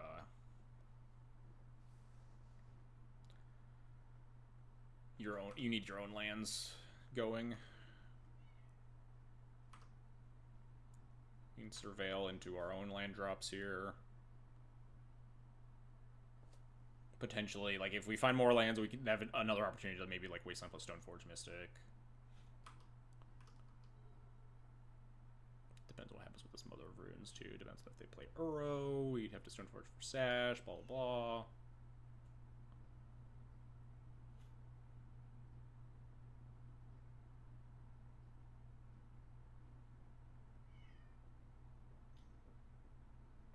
Plow the Mom, pending the Mom. Cycle Lorien revealed. Deal. Does make me kind of want to Wasteland them more, huh? Ketria Triome. That really makes me want to Wasteland them. Especially if we just get active Mom here.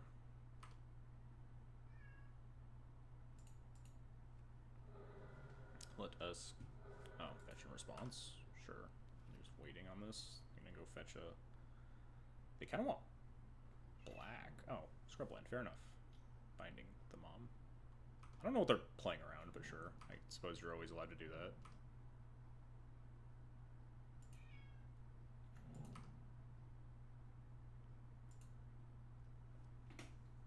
Kind of want to Wasteland their Ketria Triome. Definitely want more lands. 4 cards in hand. They've burned 2 removal spells. Just a question on whether or not we want to Stoneforge for Kaldra or Sash here. Maybe just gets Force of Willed. Yes. That's fine. Force Pitch Brainstorm. I think I'm fine with this. Recruiter the Guard for something. Maybe not. If only. If only one more mana. If only we could Bombardier and just chuck this useless file at a frog. 2 cards in hand. Could just recruit garbage white card and chuck and Solitude it.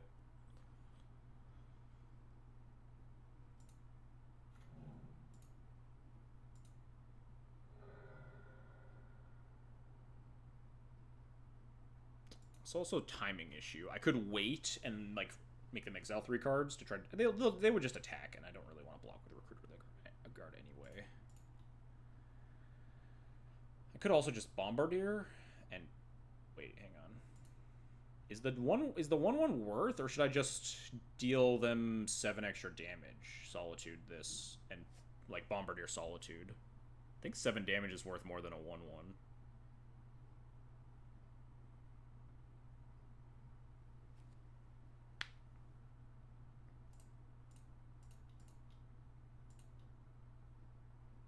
I guess Frog was... We thought about Frog when they showed us Underground Sea.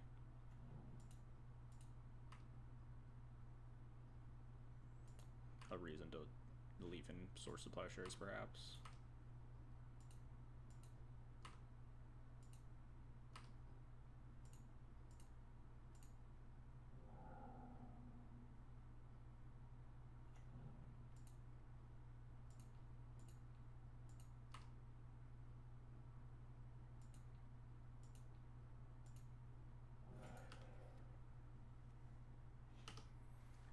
dome them for a bunch. We could potentially dome them with this Aether Vial. 7 plus 3, or 2 plus 3 is 5, but 4. Not quite lethal. It's lethal if we draw Solitude, because we could put your in our hand and deal him 9.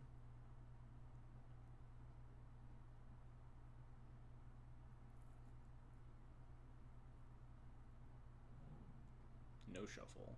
Plow. Alright, fair enough.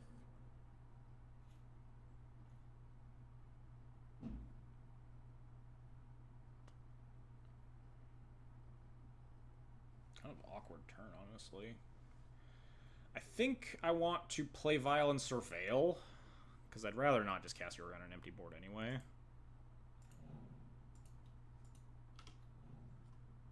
I guess Recruiter did go get... No, we couldn't recruit Magus. As much as I would want to, because we had to answer the frog, so we needed a white card to pitch.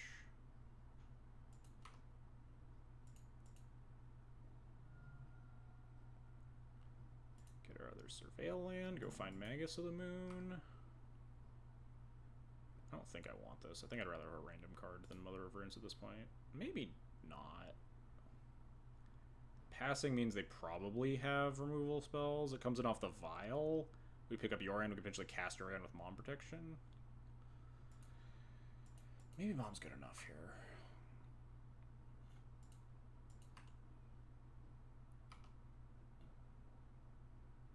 Pick up Yoran, say go. Hand could be uncastable green cards. That is also true. Like Uros and Beans. But I like the idea of...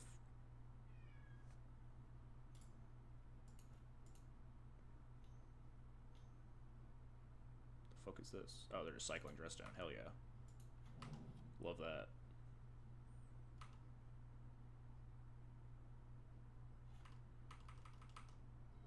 Kind of weird to end step that.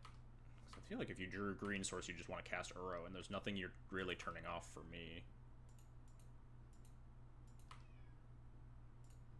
I wonder if you just wanted to second main that. Alright, I will cast Yorion if we find land. Alright, fair enough. Go get him.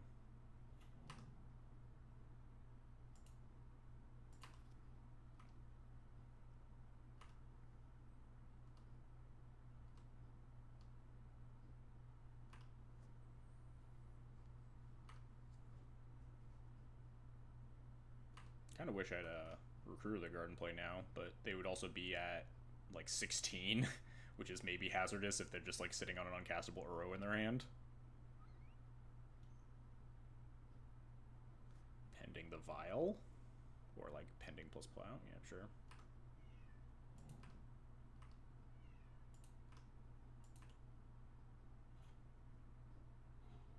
That's a good draw.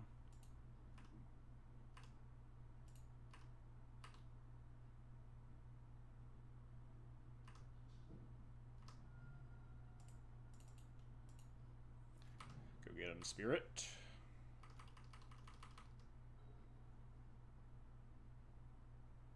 Dead. Dead. Dead. Dead. Super dead. Unbelievably dead. Oh, not dead. If they play Uro miss land drop, we have lethal with Mom. If they hit land drop, obviously we can't do that.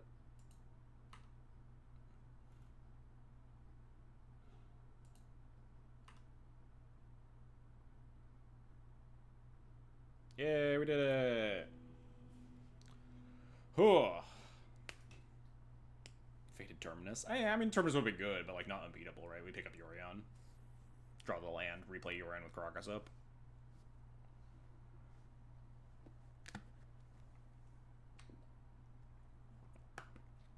We're out of the Wonder Pro bracket forever. We did it. We're free from the Wonder Pro bracket. How many people hang out in chat? Should we do our giveaway now? Maybe wait a little bit longer. We're doing pretty well, so maybe we could like get the hype going, try to hit top 8, and then do the giveaway. We'll see. Got some play points to give out. Deck is looking pretty solid. We've had some real fucking nail biters too, huh? The game against Nadu, the games against Red Green Initiative.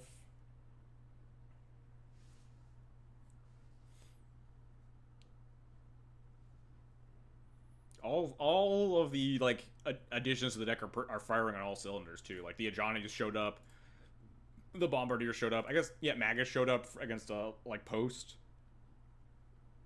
Red Elemental Blast showed up versus Nadu. Like all of the various tweaks and additions to the deck are really pulling their weight. Am I gonna have to buy foil Ajanis? How much are foil promo Ajanis, huh?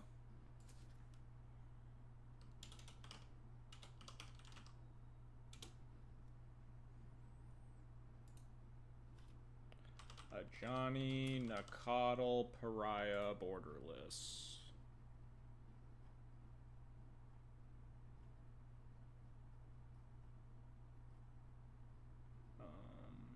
How the fuck? Where's the filter button here? Oh, here we go.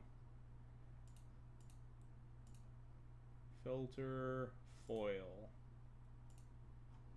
$30 for foils? For foil promo Ajani's? Hell yeah, that's not even that bad.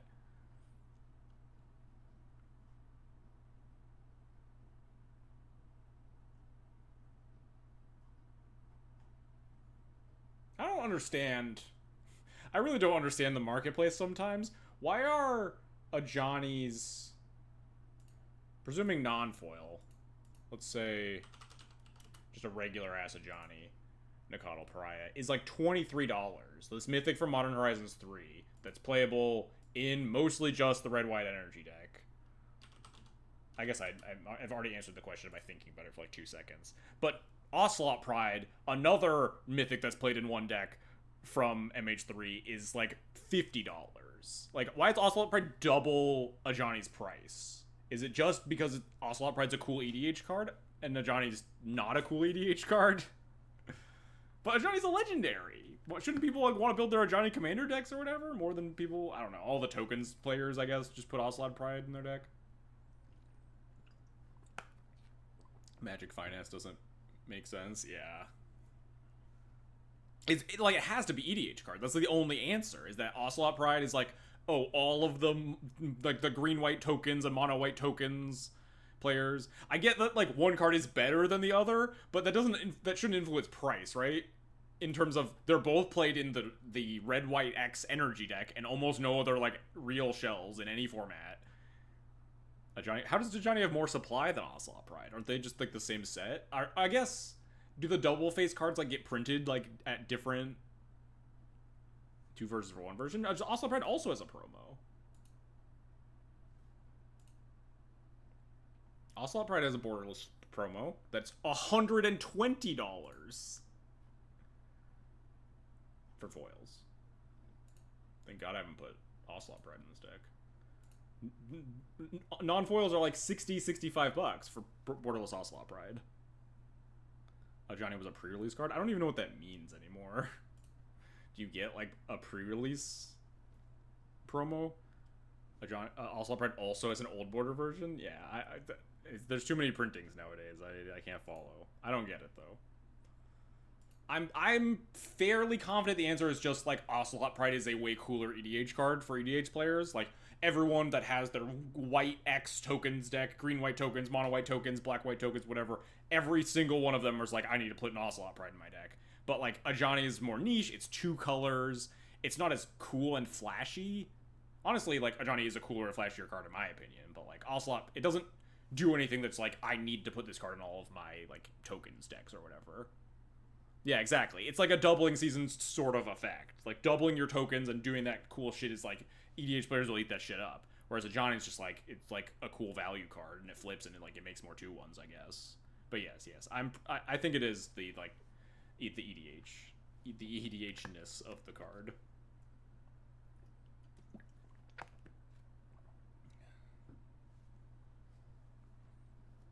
What do I have to buy for this deck, huh? I think I just have to buy... I think I have to buy a 3rd foil Magus, but honestly, they have the Secret Layers coming out. When do the Secret Layers come out? When can I buy those? When can I own those? Can I own those for Eternal Weekend if, like, this is what I'm doing? I think I technically don't own a third foil Grafdigger's Cage. I don't know if I own any foil Damping Spheres. I might own one from like modern days past. And I need to buy Ajani's. Bombardier, unfortunately, does not come in foil, huh? Pretty tragic. Bombardier's a card that they could easily reprint down the line in some like weird like secret layer or something. Like a really popular. It's like one of the most powerful like random ass cube cards, right? Everyone wants one for cube. It's like a fun goblin. People put in their fucking goblin EDH decks or whatever. It probably gets another printing down the line. What's Damping Sphere for if you got Magus for Eldrazi? Also Eldrazi. Also, I kind of just forgot to cut it. I didn't really know what I wanted to put there in that slot. It just like does I don't really want to play a fourth Magus of the Moon. It's a card at 2 mana instead of 3, which is pretty important, I think, against Eldrazi. Or like post. It gets to come in versus slightly different matchup spreads. Like you get to at least board it in against Storm. But with this configuration, that is probably not worth it because this configuration is already stone dead to Storm. You could easily like Damping Sphere is pretty easily cuttable for like any other card that you wanted to add in the deck instead. It's just like a fine card that like plays slightly different roles. But a lot of that is like your Storm matchup was a little bit more palatable when you had like sideboard Deafening Silence and main deck Thalias and not main deck Ajani's and stuff. But the direction that we've taken this deck towards is like just so disrespectful towards traditional Storm that having a Damping Sphere specifically for that sort of hedge is certainly not worth it. But all the other stuff still makes sense. What about Palace Jailer? You can play a lot of cards over the Damping Sphere. Maybe not any card. If my LGS have Storm, should I just run Thalia instead of Ajani, or should I just lose? I mean, the beauty of this deck is that you can just make a lot of I've built it this way because I'm trying to beat these certain decks, and you can build it certain ways to beat other decks, right? Even if you want to play the same stock main deck, which is maybe not wise if your LGS is half Storm, you should probably play some Thalias. But like you could also just play like a bunch of Deafening Silences or Mindbreak Traps in the sideboard instead of like a bunch. Like I have like 6 Graveyard Hate cards, right? Extraction, Priest, 3 Cages. If you want to like cut some cards, play some Deafening Silence, play some Mindbreak Traps, hedge for more for Storm, less so for like Nadu or random creature decks or graveyard decks, stuff like that, then it's also perfectly acceptable to do. Just notice there's no Thalia at all. Yeah, couldn't really find the room if you wanted to maximize on the Ajani Bombardier's plan. Thalia has generally been the card that I've been pretty aggressively cutting in current D&T iterations. Much to the chagrin of certain D&T players. But like Frog kind of puts us into a Spirit Labyrinth meta again. Just treating it very similar to the Dreadhorde Arcanist meta, where Spirit Labyrinth was way better than Thalia. Frog is pretty similar in that regard.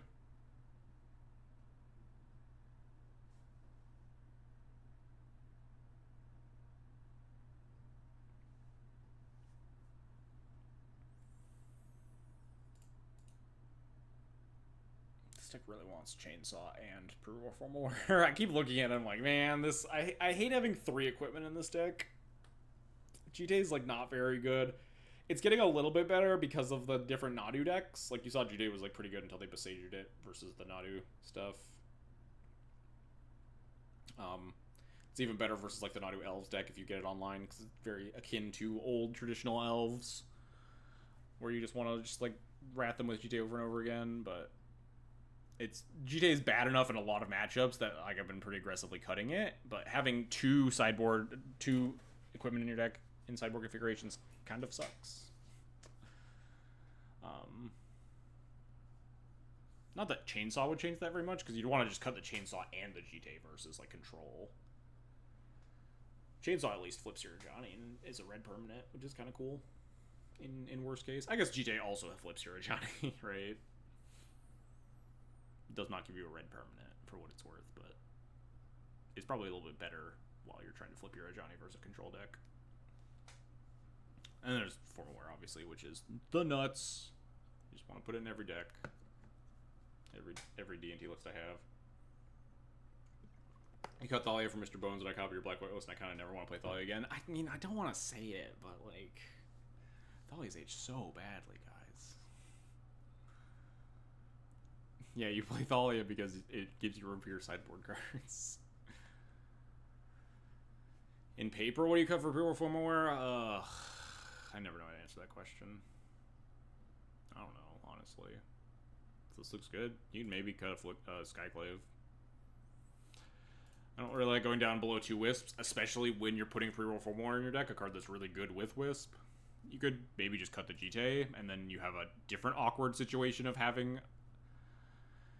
There's probably a world with Chainsaw where I would play the configuration of Cauldra, Sash, Chainsaw, Formalware, and maybe sideboard the GT for, like, Nadu matchups. But that's, like, 4 weeks from now when we get Chainsaw, and that also doesn't answer your question. But, like, you can't cut the GT. You can't play 2 equipment in the deck. I guess if you're cutting it for Formalware, you could potentially, like, sideboard the GT, play the Formalware main.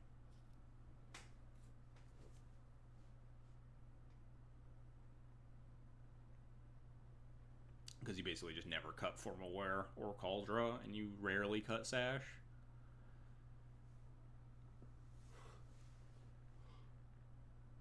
Ugh.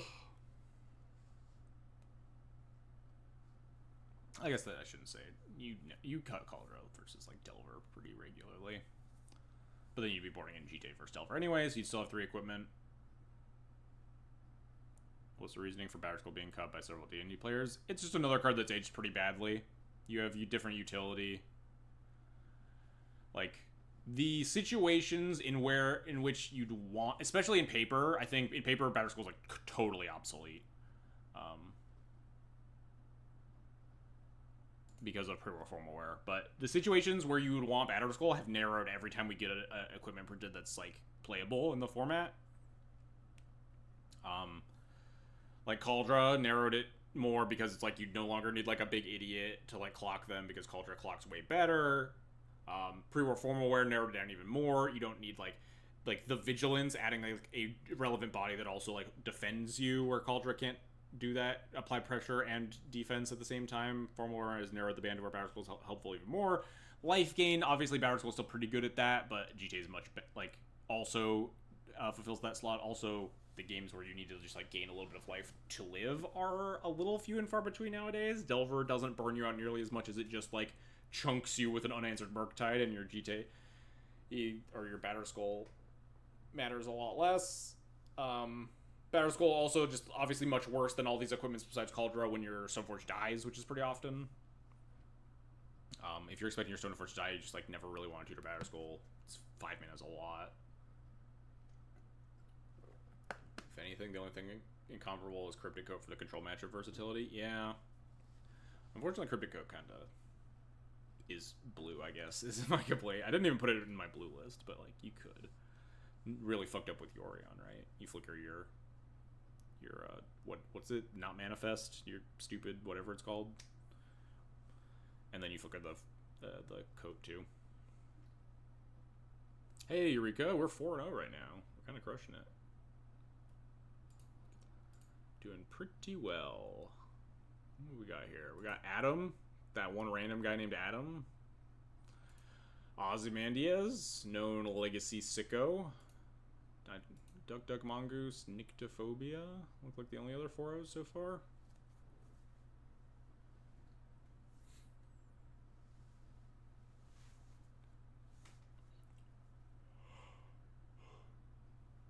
Unrelated, you're Adam Wasmo 1. Oh yeah, of course. Is this your dad? Adam Wasmo was my father. Call me Adam Wasmo 1.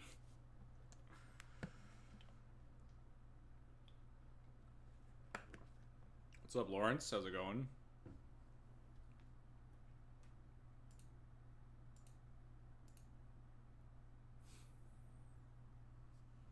We've gotten to do the Solitude Bomba thing a lot this challenge too. Not what I really expected, but it's good. It's better than you would think it is. Not just for, like, killing 2 things, but because, like, Solitude, gaining them life and dealing them 7 damage isn't exactly the best trade-off, but it has come up a lot, just like racing. Just dome them. 7's a ton of damage. We're hoping to see Ajani Vengeant. Not quite. We have the probably much better Ajani.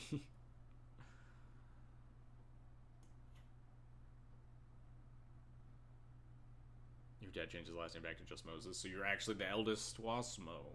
Is it Wasmo? I don't actually know. Was? That's how you pronounce W-A-S, right? At least it's not. I'm not saying Washburn Moses. That's probably a I was gonna say typo, but like a verbal flub. Not Washburn Moses. Yes, not that.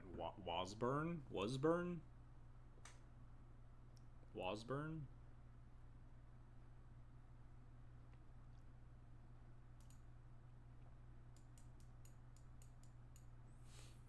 How many rounds left? Or matches left? One match. Sylvia. Is Sylvia streaming? Wasburn, yeah. Sylvia is streaming. Let's boot him up. See how he's doing. Oh, jeez. Tense match, huh?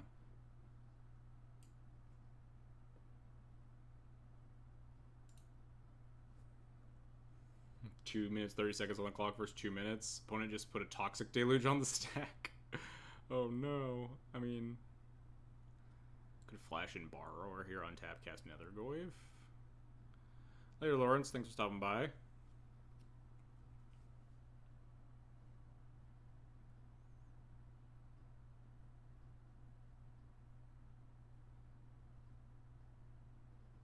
Yep.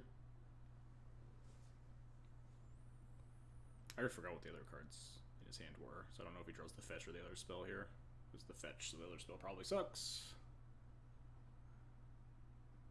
He has land, instant creature, so he can't buy back another Goyf.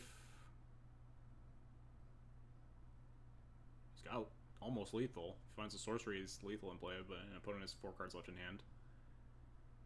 Deluge has been popping up more to deal with elves, I think. Don't know how useful it is in the mirror, though. Makes sense. Deluge is a pretty messed up card that, like, helps wrath all the 1/1s, but also deals with things that are slightly bigger. Like, you can Deluge and Eldrazi the opponent. You don't want to a ton, but...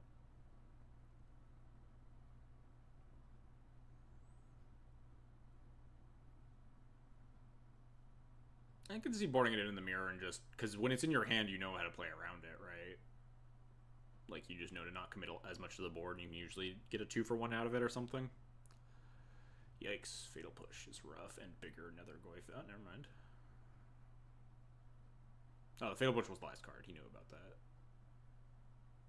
So we wanted to draw it. There may or may not be 2 Scan players at 4-0. Yeah, isn't Ozzy's probably on Scan? He might be on, like, blue-black, like, tempo.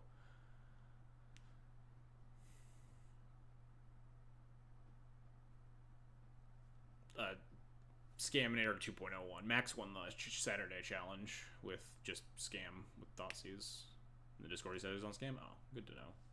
Probably just playing Max's list, huh? Looks like we're escaping another Goyf. I think Sylvia's pretty dead here. Let's see, top deck some. You can top deck like all 3 frogs dead. Ugh. He has some weird sideboard stuff. Do I need to open Discord and find his list? I have the Scam channel muted. Is that where you guys are talking? Wait, what happened to the Scam channel? Oh, Scam type things. Found it. Gonna play. He's playing Cursed Totem and Elish. Oh, Jesus.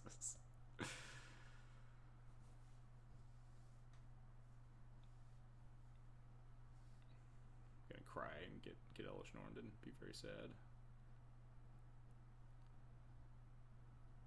Yeah, I don't think this Nethergoyf's gonna pull its weight here. Yeah, it is definitely like 2011 Blue-Black Reanimator plus Frog. Although I don't think Max's list is on Show and Tell sideboard. I didn't actually check. Cursed Totem makes sense as like a Nadu, another Nadu tech card.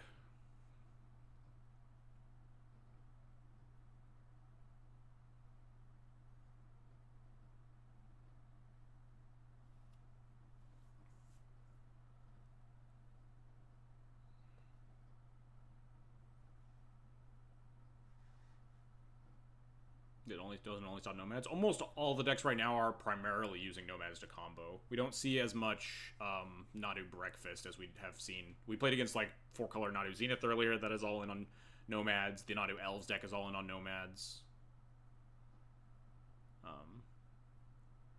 But yes, you can still go off if you have Nadu Shuko. And if Curse Totem picks up in popularity, perhaps you want to play. You want to play like a variant of Nadu that has access to Shuko to play around that.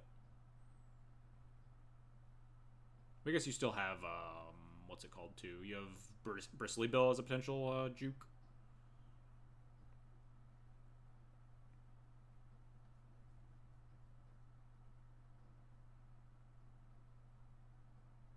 I don't love his odds here,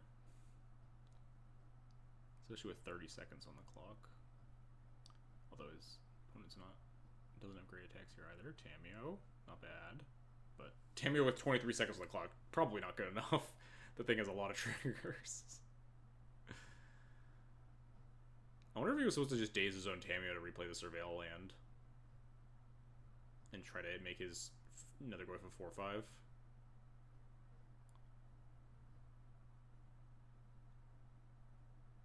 Once Curse Totems gets in play, it's probably hard to resolve Nadu in the first. Yeah, if you're playing like an Elves list or something, then yeah, definitely. Just thinking like some of the like when Nadu got printed, some of the 4-color lists were playing like Stoneforge, right? And like if there's a bunch of Curse Totems running around, then maybe like my round 3 opponent or whatever wants to, you can add like Stoneforge, Shuko back into the 4-color lists. Probably not though. You probably just have Bill as a decent enough backup plan. What's up, Mario? How's it going? Yeah, he's got 5 seconds left. He ain't winning. Rip. He might have. I think he wins this match with another like minute on his clock too. Looks like he was drawn pretty well, but unfortunate. Clock's a real big issue. Something to play towards. They had like a minute clock discrepancy. Rip Sylvia. If you Tishana's Tiebiter on Nadu, does it take away the static ability for every creature? Probably. I guess I don't know layers, huh? Because, like, giving abilities versus losing abilities.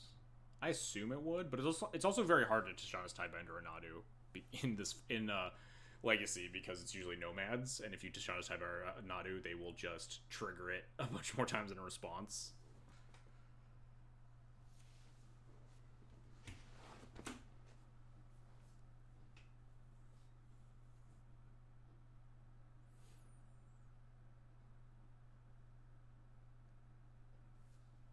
But yeah, I don't know. There might be some layers bullshit. Unclear. Do I find Max's fucking deck? Where's Max's list? So I know what 2 of my 3 possible... Alright, I found it.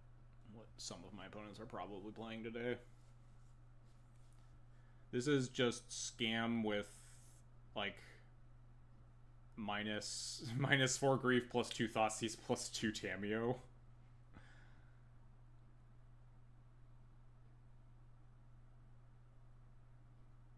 There's still a debate about Nadu Dress Down. I guess I never actually saw the resolution of that. It's exactly what you think it will be. Yeah, that's kind of what I expected. Honestly, like, I think it's... time will tell, but I think it's, like, probably fine. Like, it's okay to ban a card to make a deck worse, but not make a deck unplayable, right? And just, like... Is red, black, any... No, we're playing against Hugh Man. I'm not playing against... Well, we might still be playing against Scam for all I know, but... Last seen 8 days ago on Bant Enchantress? That would be pretty bad for me, huh? I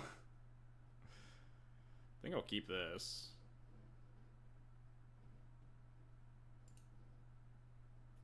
Ajani into Skyclave is good if they are on Enchantress, and, you know, fighting against everything else. Potentially Recruiter for Laron to play with Caracas if they are on Enchantress. They are not on Enchantress. They are on probably Nadu. But also kind of fine. Let's draw Bombardiers, huh? Yeah, definitely don't want that. Fuck out of here.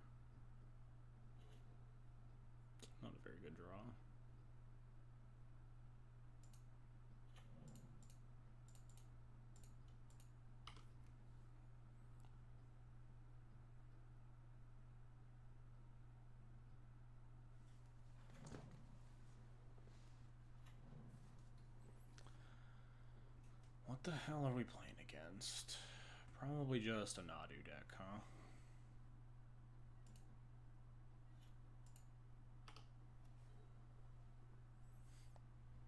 Just have to wait and see what kind of Nadu deck. It feels Nadu, man. Yeah, I mean, Zanda's only okay against Nadu. Depending on what they do here, I might have to just, like, Nadu hold up, or not Nadu, play other Ajani hold up Caracas here. As much as I really want to, like, recruit Bombardiers would be nuts. We could just fucking die. We could also maybe cast Skyclave.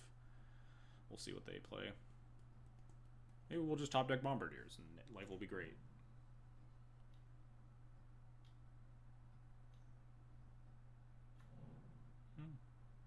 I guess I'll just Skyclave that, huh?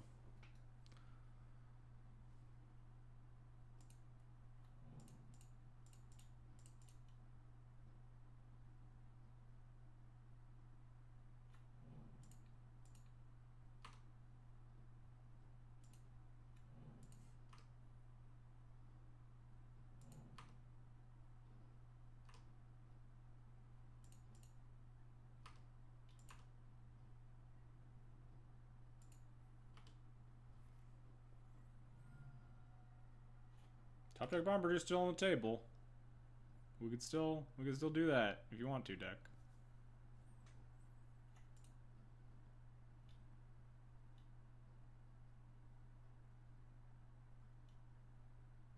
Green Sun for Nadu, play Nomads, kill you.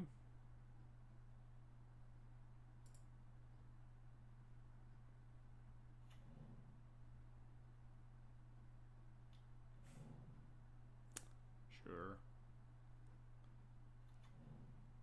I'm gonna let them play a couple of cards. See if they have any differences. The last time we saw the list, we already knew what they were playing. This looks like the Keen-Eyed Curator makes me think that it's almost exactly no, not the same list. Scrib Ranger.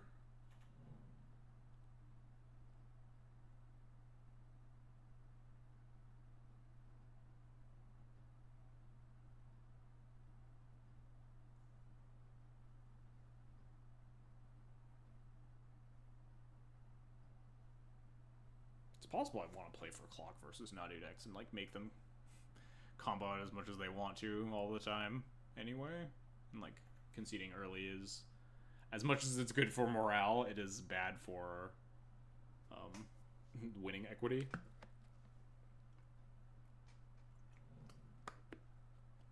Sounds miserable but correct. Yeah.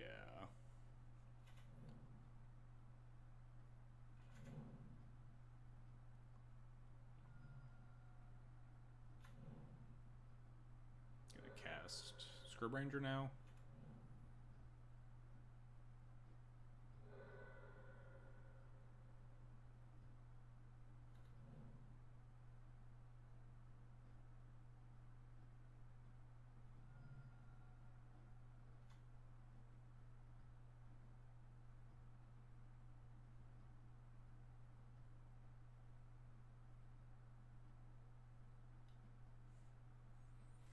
Sorry we missed the zero interaction with this. Yeah, it's just that I already had my rant like last week, I think, about how that was like the worst "we're sorry" letter I've ever seen.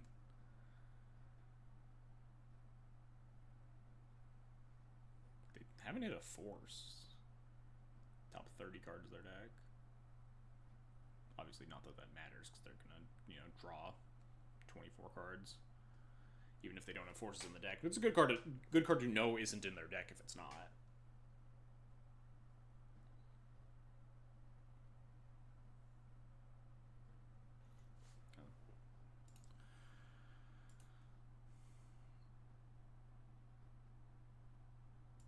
I shouldn't waste too much time. I should just take game actions at random.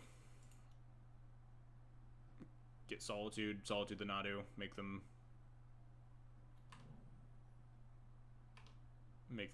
activate core a bunch.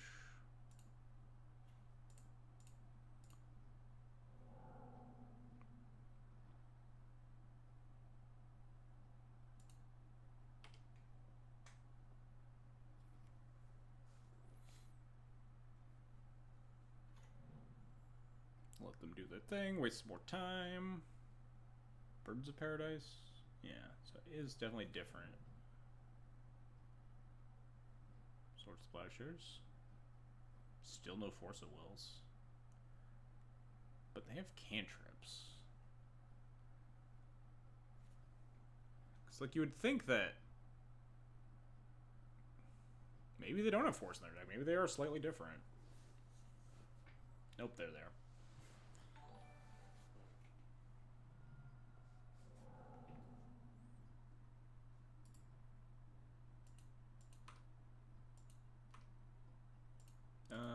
You can have this back, actually.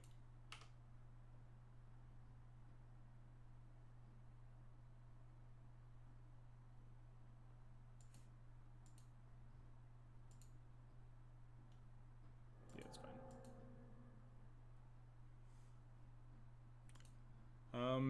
Shambler, thanks for the follow, appreciated.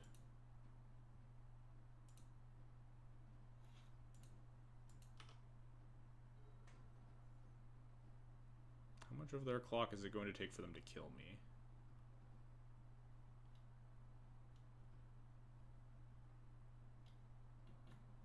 Bounce Skyclave? Sure, bounce Cat Token.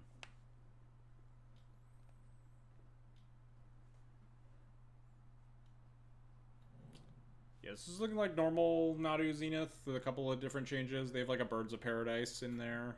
They have a Scrib Ranger, but pretty much the same as a round 3 opponent, more or less. Probably the one of Uro.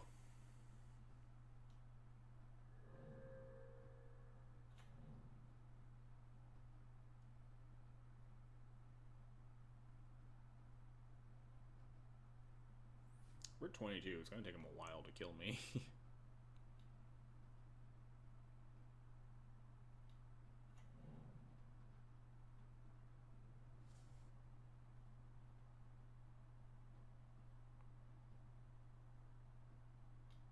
I'll block.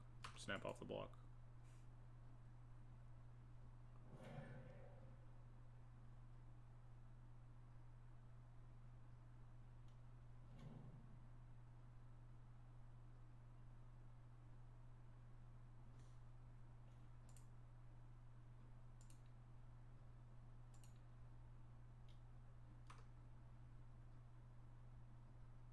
Those with birds tend to have a Leovold. Yeah, we could potentially see it, too. We saw the...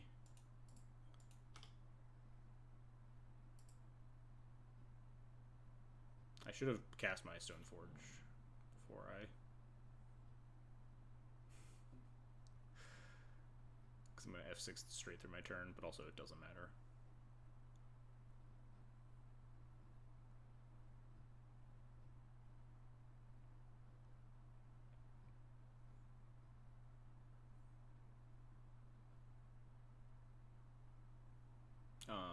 We saw the Bayou from the last opponent.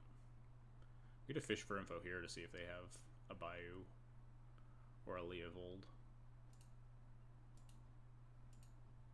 Oh shoot, I clicked through it anyway. Oh, they were just digging until they found another force. Sure. Still, they just don't. Yeah, they still don't have lethal in play.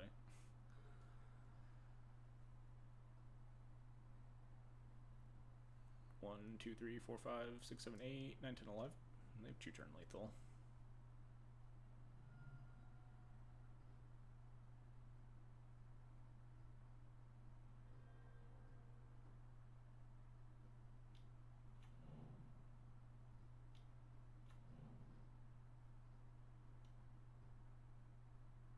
It doesn't even get anything. Oh, they're shuffling it in so they don't discard to hand size. So they have more cards in case they mill out.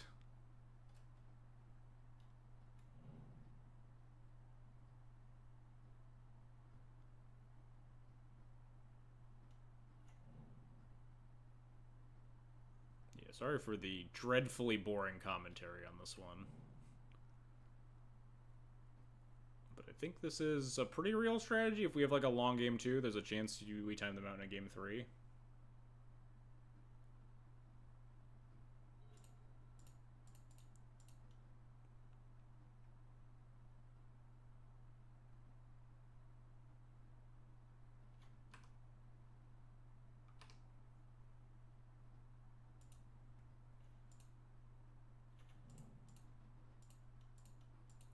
Let's go Vexing Bobble into Cataclysm. Really show him the business, huh? You got it.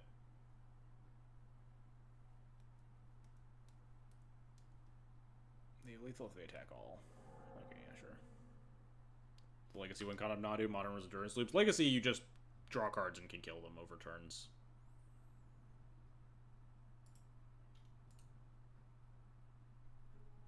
Like, you just draw, like, Force of Wills. You don't really need a win con.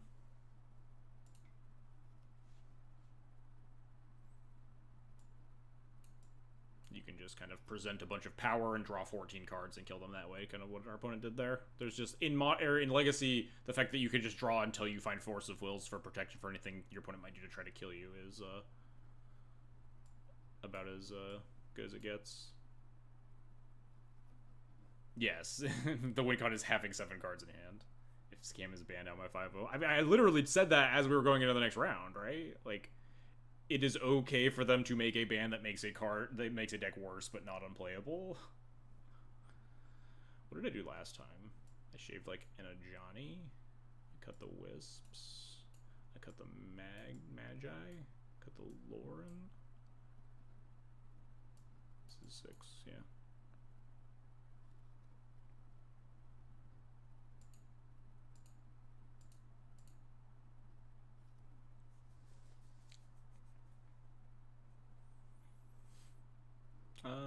This is probably fine. This is what I did last time. Oh no, Catan Priest. What are you doing in there? What was my last cut? Second Ajani?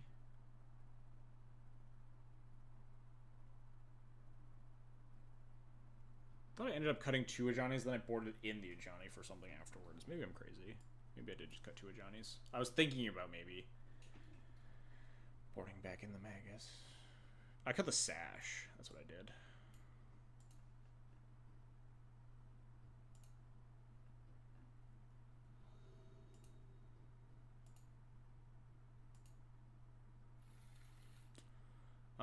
Hand is not thrilling, but fine. It's very slow, so my opponent has like a Turbo Nadu start. It's a little pretty awkward, especially with the like only Caracas's protection. But I'm pretty sure I cannot just not keep this. This matchup very easily just is a grind fest and not just like a turn 4 kill. Obviously, the strength of Nadu is that they can threaten both.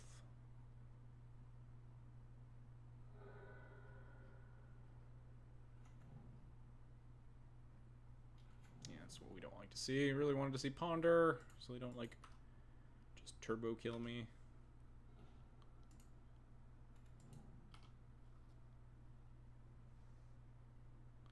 Yeah. Bad Scam players would always just snap keep Grief Reanimate and then lose.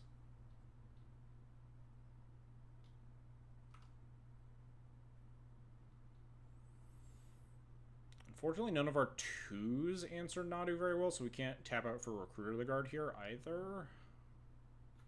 Unless we get Solitude.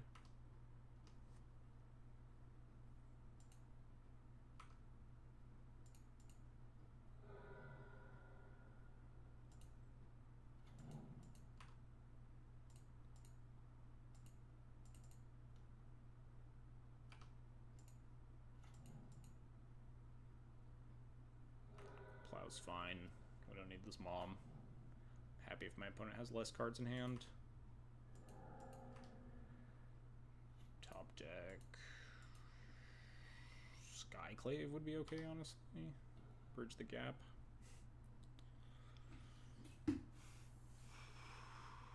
Five cards in hand, 3 mana here. We could recruit Solitude.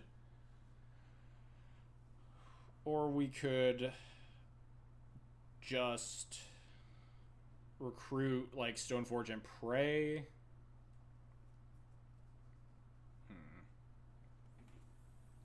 21 minutes on the clock. We have some time to think. Just take a breath, figure out what we want to do. Recruiting any of these 2s does not stop me from dying next turn. Recruiting Stoneforge could potentially set up for Umezawa's Jite to try to not die the following turn. We go shields down exactly this turn. If they have it, they have it. They need exactly Nomads plus Nadu, no Green Sun Zenith. If we recruit Solitude and they play Nomads into Nadu, then we have to Solitude like a Nomads or a Nadu, depending on which one they have multiples of, and then we have literal nothing. We can pick up Yorion, and we have a Recruiter in play, which sucks. I think we just have to play like they don't have it this turn. And just grab Stoneforge for Kaldra or Jite.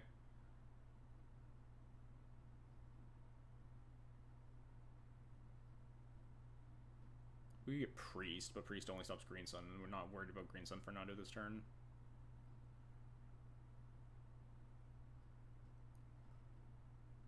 They don't have it, Smile.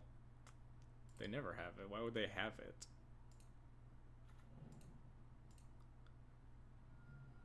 They just have it plus 4, so none of my decisions matter.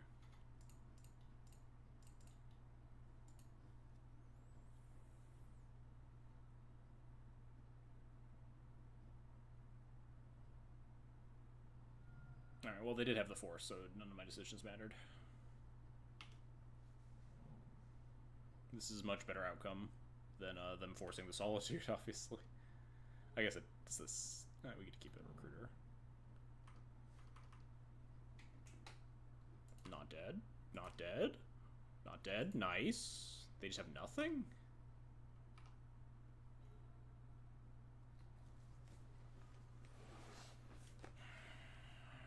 We're going to root a 3 now. I think I'm going to put Yorion in my hand and pass the turn. They didn't play anything.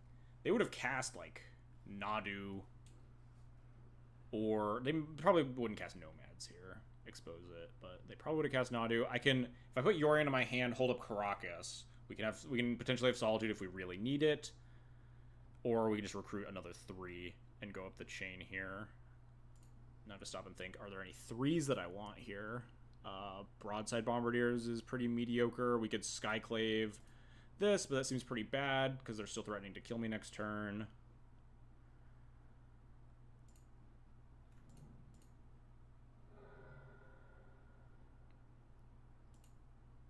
I think I just need to set up.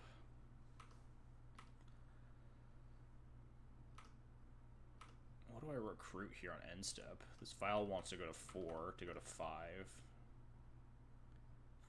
If they had Green Sun, I think they would have cast it. They might just have nothing.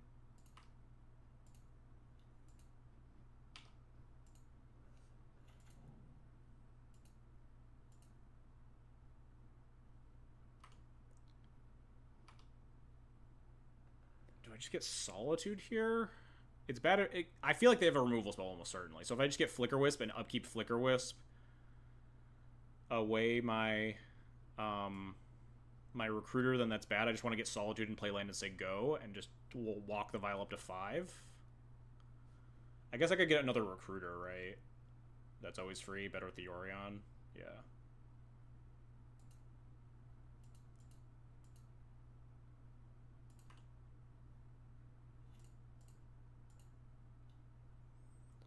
We grab Solitude with this one.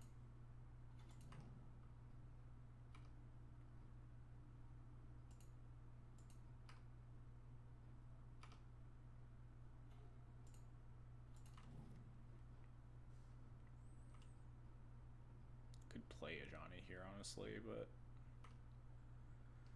I think I'd rather hold up Hardcast Solitude. They might have Hardcast Force, too. There's an argument for maybe casting Yorion there, but not against Hardcast Force with a Vial on 4. Yeah, Plow makes a lot of sense to be in their hand. Nomads makes a lot of sense to be in their hand. And just, like, flooding.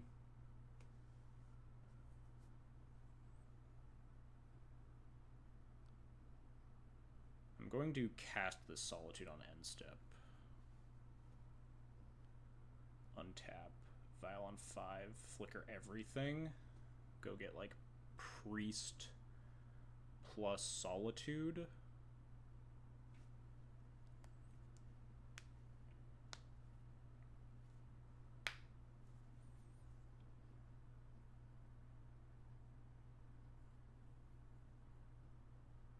Kind of interested in Ajani plus pick up Ajani last turn. I don't think so. I want to hard guess Solitude. So I can kill this halfling.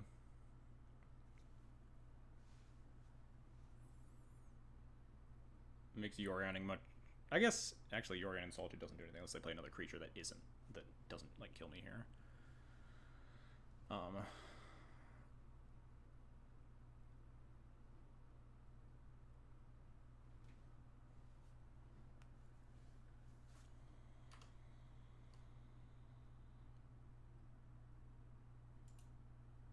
Play another creature. What's the worst that could happen, opponent? Play another creature and also don't kill me, very specifically.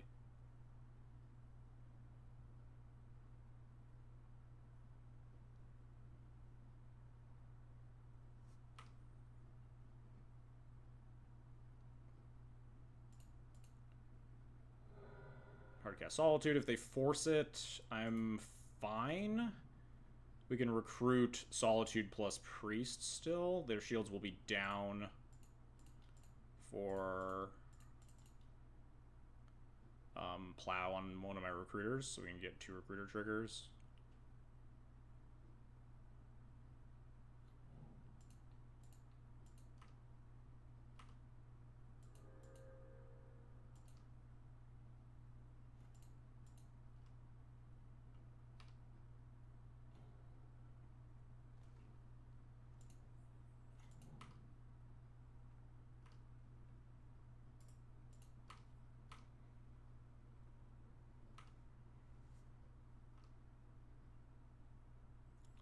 There's no reason to cast here. They could just have pitch cast force. I mean, there is reason to cast here, and it's the fact that we could then pick up the Yorion and re-put it in on the vial. But I think it's fine to just vial it in right now.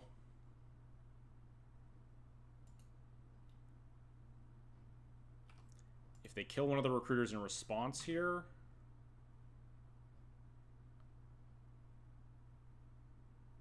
then we just go get Solitude.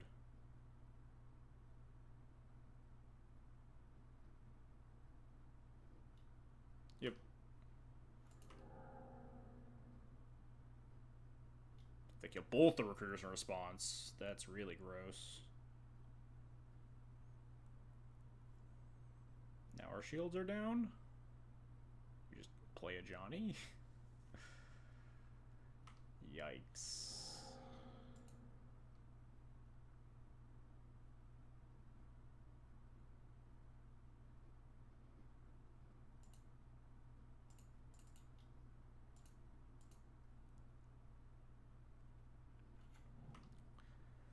Is there ever a world that I just pick up and replay Ajani here? If they have Nomads... If they have Nomads Nadu, they just cast Nomads into Nadu every time and they still draw 4 cards. But then we get to bounce it, and, like, it's only 4 cards, right? We, like, that's maybe beatable. So, yeah, we don't bounce.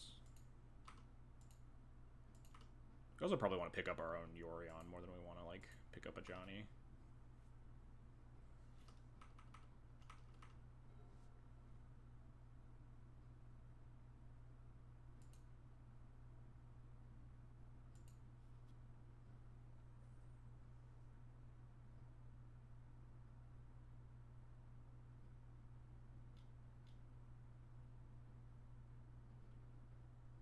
Prismatic and Ajani? I think I just pick it up now. I don't need to pick up Yorion. I'd rather attack with it.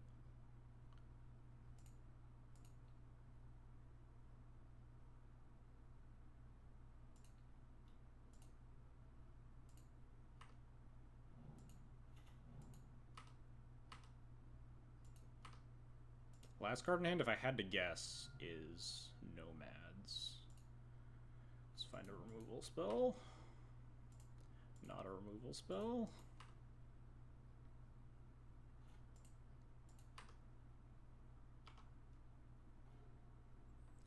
One, two, three, 4, 5, 6 mana. We can Stoneforge, GT equip attack, which... Wait, 7 mana, right? I can play this and fetch and hold up Caracas.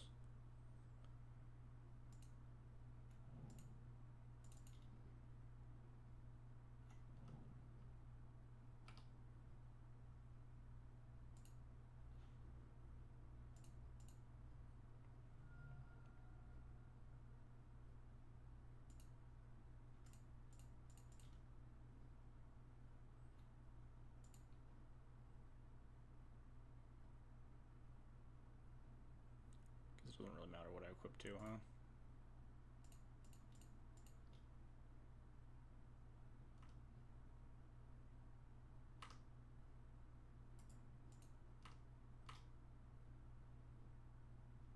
I hate to report this, but this is a Sword of Fire and Ice moment.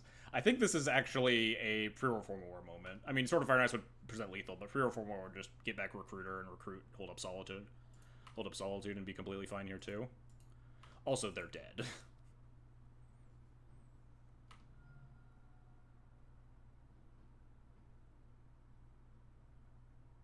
GTA plus Caracas means we should be pretty safe. Plus, they have one card in hand. Milnadu. We take those. Yeah. Whew. This is why you need to play Samwise to give Solitude Legendary and bounce it with Caracas. Yes. I have done that before. Went away, came back. This looks like a Luminarch Aspirant board state. Oh, it certainly wasn't an Ajani board state.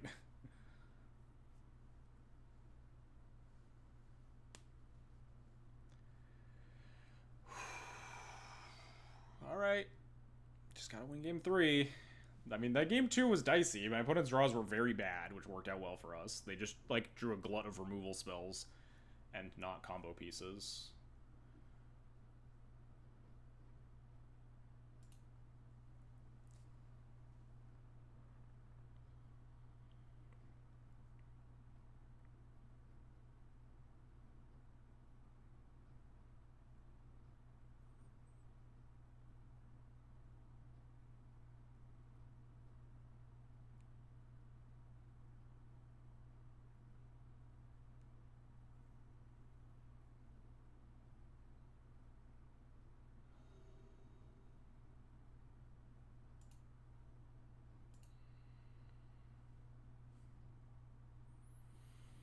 Can't keep this. I'd keep this in a fair number of matchups, honestly, but I don't think I'm allowed to get away with this one. Oh fuck! I did not. I swear to God, I did not mean to do that. God damn it. Fuck. Well, Sand is. It's not embarrassing. Wasteland, Wasteland, Wasteland, Mill, non-land. Turbo Vial, Snapkeep. Yeah, of course. It was all on purpose. They topped. We draw another land. I think I just Wasteland anyway. I just need to delay this game now. It's not the worst hand. I think there are better 6s, but this is at least like not embarrassing.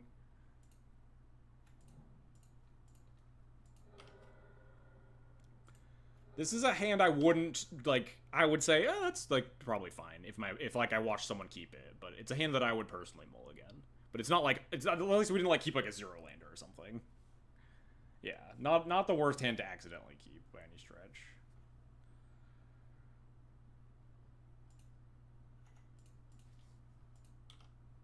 We may just cast Spirit on turn 2. We'll see what they do here.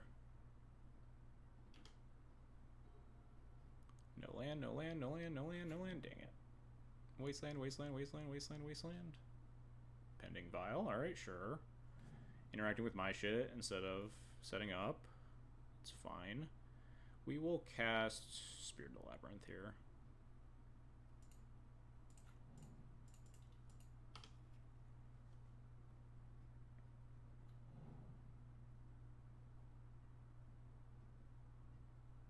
This Elegant Parlor, like, actually never getting played. It's possible I wanted to, like, Mon plus Elegant Parlor here instead. Play around Swords to Plowshares. Oh, I guess not.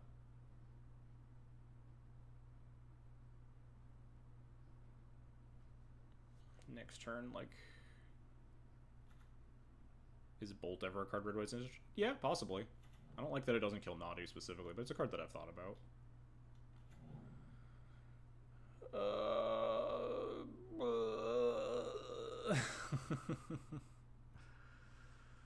Yeah, not good against Frog and Nadu, but... I mean, we just have to bounce it. Yeah, I mean, we might be dead. We just can't, like, play around anything. I'm gonna bounce it and cast Ajani.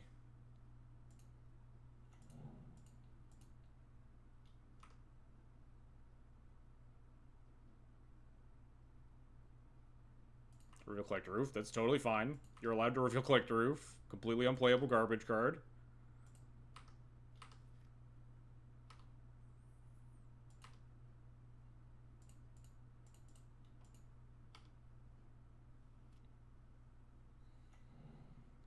Council's Judgment Stocks.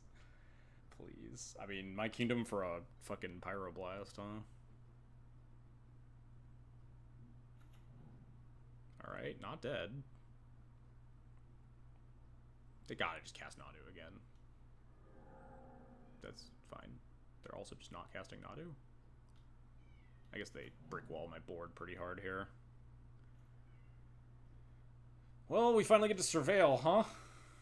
Surveil, play Mom, hold up Grakas, cry. I think I actually send it with the Cat Warrior here.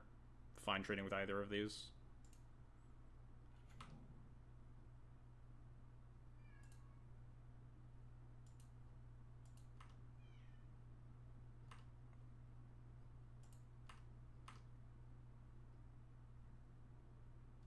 They just don't even block it.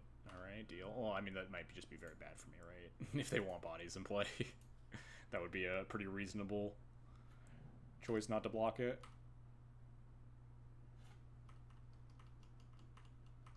Nice. Now Nadu's only a 3-for-1.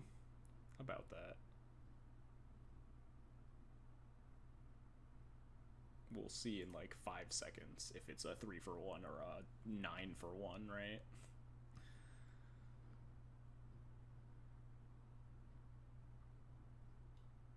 Yeah, there we go. Nadu's just bad Uro here.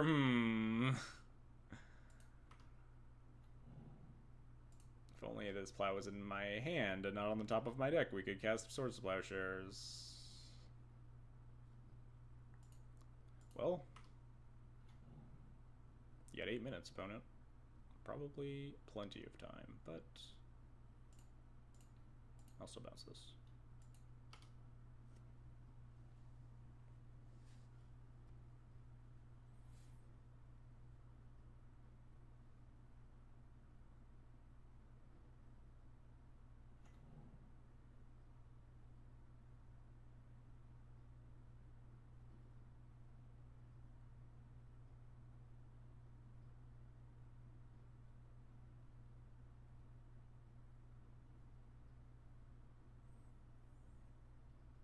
Opponent's going fast. Remember when this was okay in Modern? No, because I didn't play Modern. Probably just like fetch Plow Mom. They hit second Nomad too, so the plow on the top of our deck isn't going to matter to like try to shut them off of the combo. Pending, sure. So they still have the plow.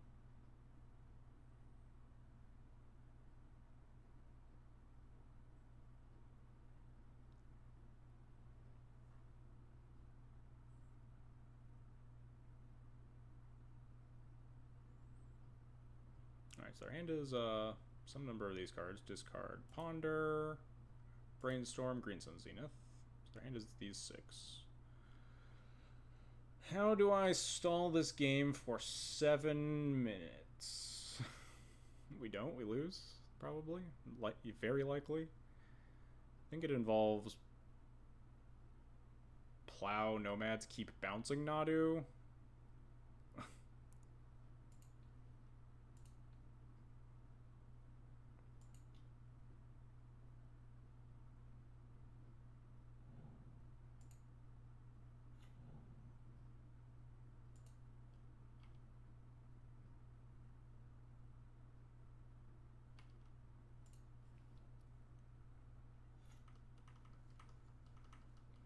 They even play a combo. It is just draw. It is just Nadu, draw 10, pass with Force of Will.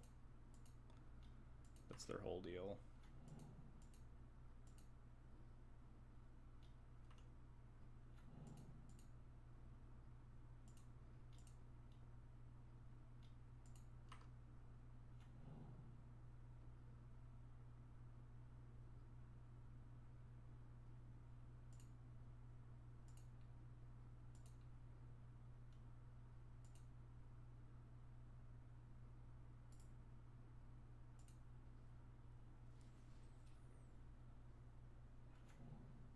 I think the Elf Nadu deck is probably the best shell for it. Very well might be.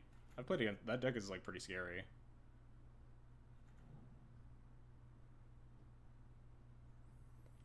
If it's gonna get banned for everything and anything, it's gonna get banned for like play pattern reasons. I don't think it's super close to getting banned for power level reasons in Legacy.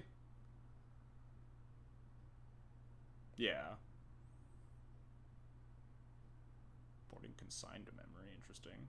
I guess it's like Stifle, Solitude, or Yorion triggers.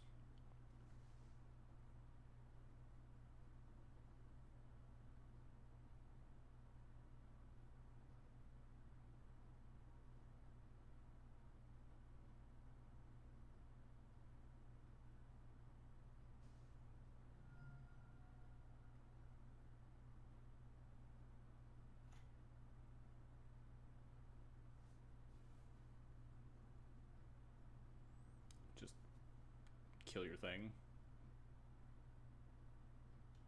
Nope. Just more creatures. That's fine too.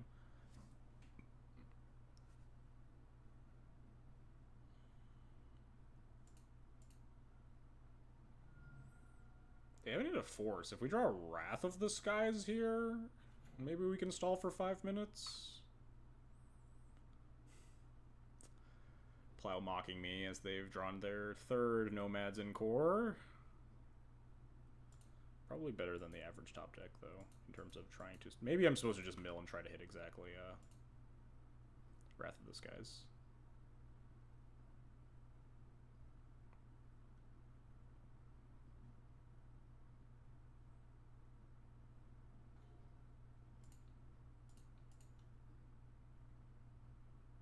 Might have been mill for Wrath.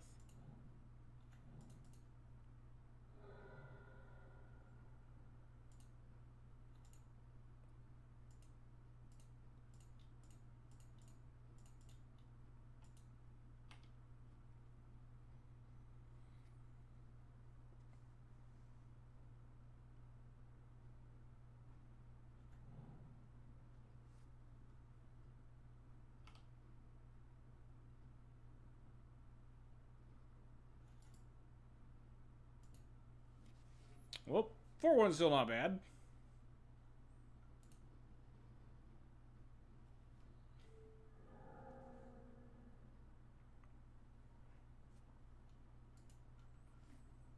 Maybe they boarded out all their Force of Wills. We can top deck Wrath this turn. Non-zero chance they boarded out all their Force of Wills, I guess. Really? That's the choice? Do I just bounce the Uro when they cast Nadu?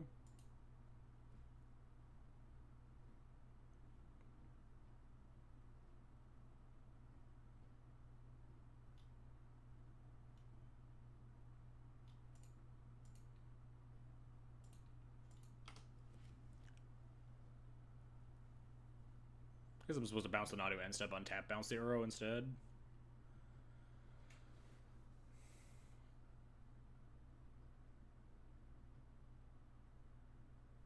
Opponent's taking a lot of time for someone who has me completely dead if they just, like, hit attack all for the next 3 turns. Sylvia 2-0'd Tony, then dropped. Respectable, honestly. Opponent, you gotta start attacking if you're gonna win this game. Alright.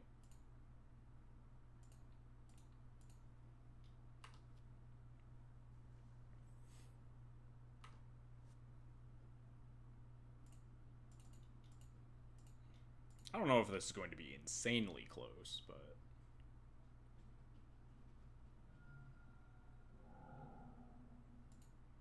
I think we're gonna die with maybe a minute left on their clock.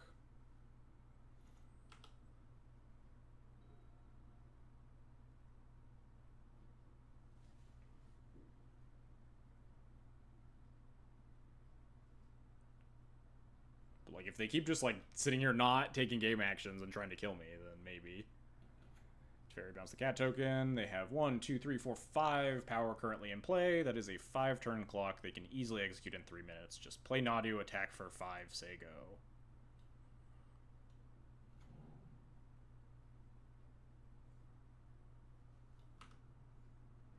Maybe I should apply the Collector Roof instead of the Nomads.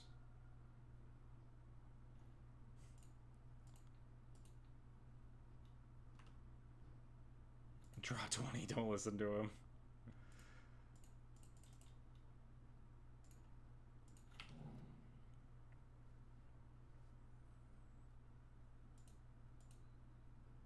It is likely not in my best interest to fetch.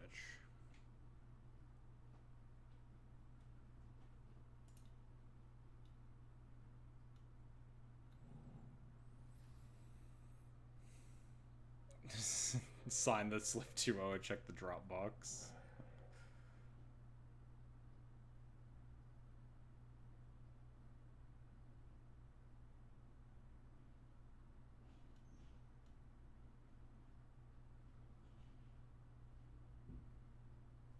What's the best card we could draw here? Probably nothing.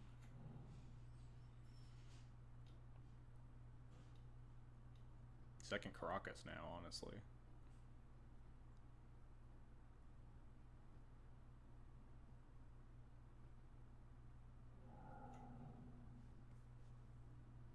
I don't think they're gonna time out. They keep casting this Uro, they might. They missed a bunch of damage by casting fucking bullshit.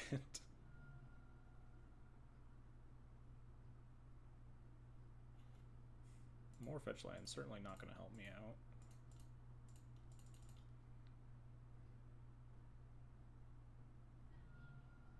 Sure. Yeah, that one back.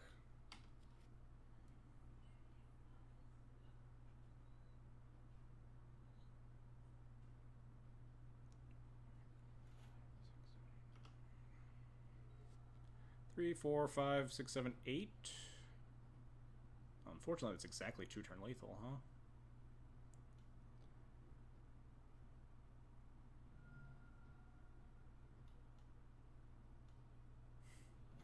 If we draw second Caracas, we might time him out. Exactly second Caracas. Maybe we're supposed to fetch then? 1, 2, 3, 4, 5. We're at 8. So we have to deal with the Nadu and the Uro in order to time them out. Which means we should just fetch. We're dead if we just kill the Uro, right? 3, 4, 5, 6, 7, 8. I think if I had plowed the Collector instead of the other Nomads, we might actually have had a chance to time them out here. Oh, do they have another creature?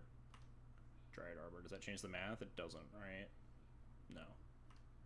Not even Dryad Arbor.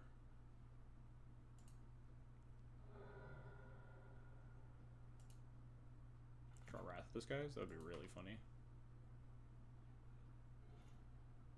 No, Mother Runes doesn't do it. Bounce it with Teferi.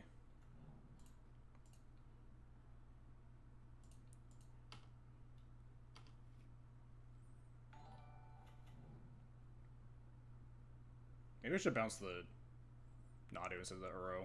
The Uro attack triggers and stuff. Probably not quite.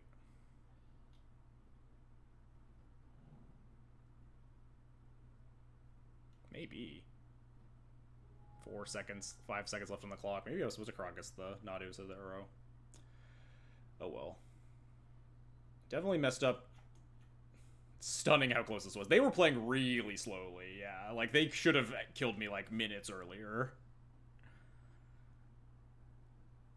It's possible I should have been thinking that far ahead and plowing the, Yeah, I should have let them have the attack trigger on the Uro. But I think they would have been fine. 5 seconds. Close. We might have been able to time them out. Second Caracas would have absolutely gotten there. Second Caracas or Wrath of the Skies. Or even, like, Plow. I don't know if they were even They probably were F6ing through my turn. So just, like, a removal spell.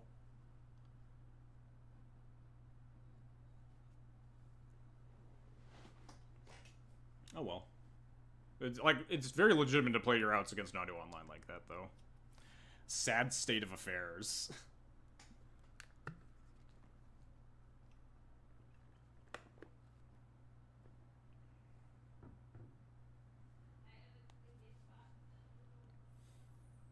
But I'm pretty sure that it's just correct to play against Nadu that way when you're playing online. Just snap concede and paper, obviously.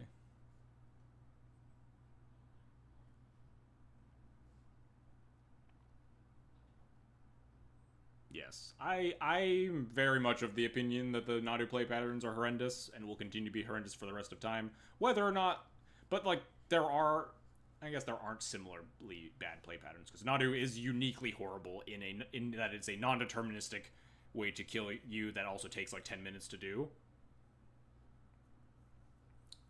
But versus like other bad play patterns are just like, oh, I died on turn one or whatever. But like, if we're gonna keep like Doomsday legal, then we're probably gonna keep Nadu legal in Legacy, right? Like Doomsday play patterns are also pretty horrendous, where you just get to sit there and twiddle your thumbs for 5 minutes as your opponent builds their pile. Yeah, I mean Cephalids can just kill fast because they just draw their deck. Eventually, like just play a Cephalids to mill their deck too, and then Thoracle you anyway. Anyway, I'm gonna hit the bathroom real quick before the next round, since we're waiting on someone that took longer than my Nadu opponent.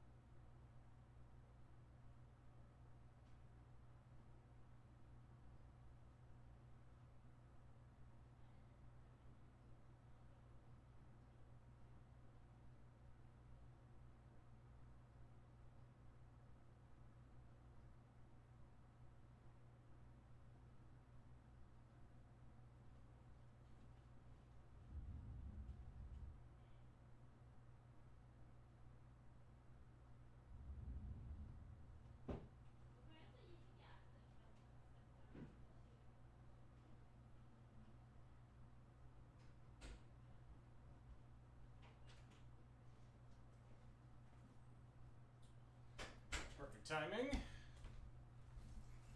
Ugh. One of these days I'll be able to get a snack between rounds.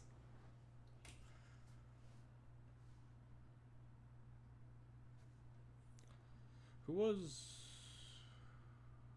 I guess I don't need to know. I think Nyctophobia was the person that beat Sylvia. No, they weren't. Who was the person that beat Sylvia last round?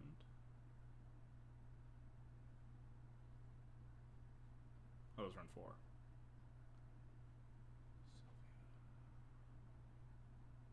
Yeah, not figuring this out. I was just trying to figure out who... There was like one other blue-black tempo person that I knew.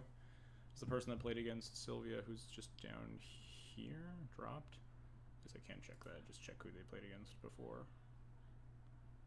Sylvia played against Arctacarn, who lost again. Okay, so they're 3-2. Big difference in paper and online. TNT players have time for a snack. That is true. Against JTL, playing 60 cards. Truly no idea what JTL is on. Not very good.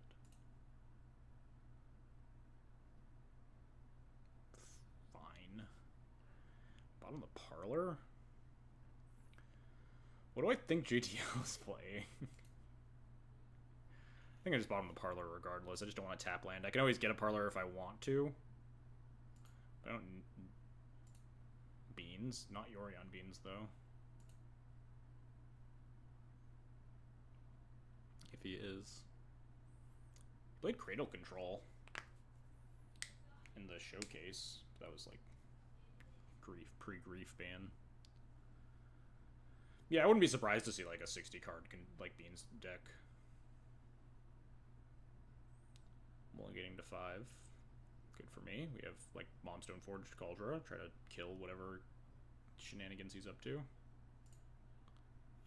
It's possible I wanted to fetch Flooded Strand for basic plains to get basic mountain to play around like wastelands. Yeah, mulling to 5 is always like, I win or I lose. I'm gonna die on turn 1, or I'm massively ahead of my opponent. There's nothing my opponent can do about it. Once upon a time. He might be on Cradle. In which case we probably just have to Stoneforge for Jite.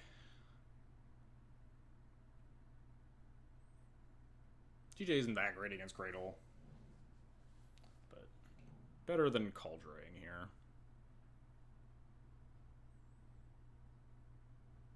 I'm gonna shock in the Witch Enchanter land, I think. I don't think my life total matters at all. Also send for 1.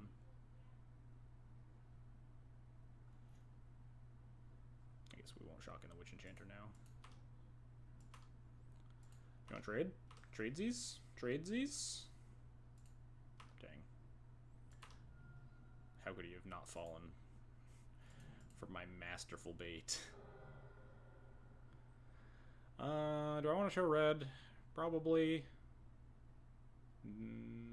We're gonna go Mom plus GTA next turn.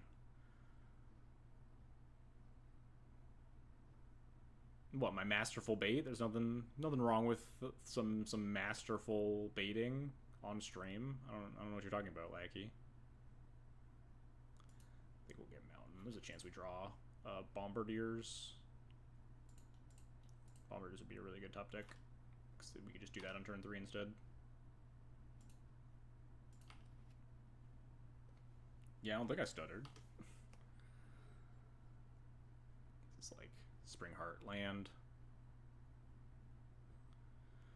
Really just want to find removal spells.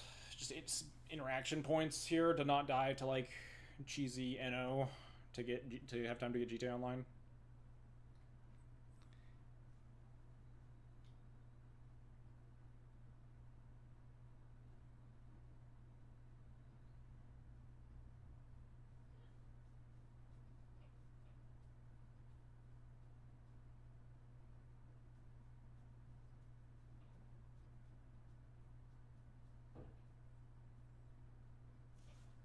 Solitude, top deck Bombardiers, top deck Plow, even a Recruiter for Solitude, Skyclave, Wasteland. A lot of good cards we could draw. Magus of the Moon.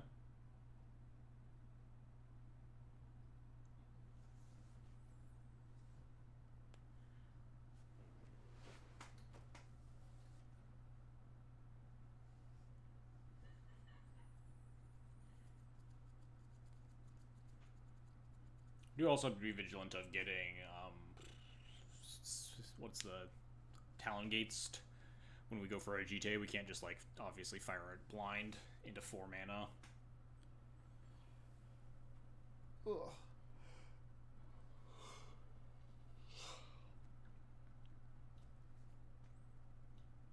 White? Sure, no Springheart's interesting. Maybe it's just... No. I guess you want to get the white online to protect yourself from the GTA.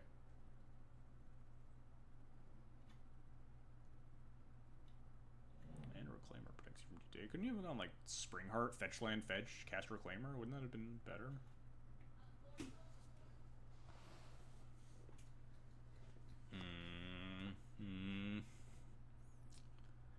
Now things get dicey, huh? White plus Springheart's really nasty. It's gonna be a while before we can connect with a GTA with this board state.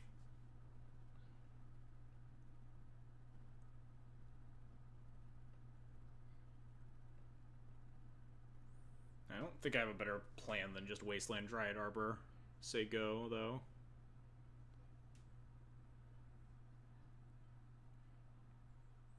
If he doesn't have a land to pair with the Spring Guard, he has to sack a real thing to the white, or he has to hold up 2 mana to Reclaimer to stop me from getting GTA Online.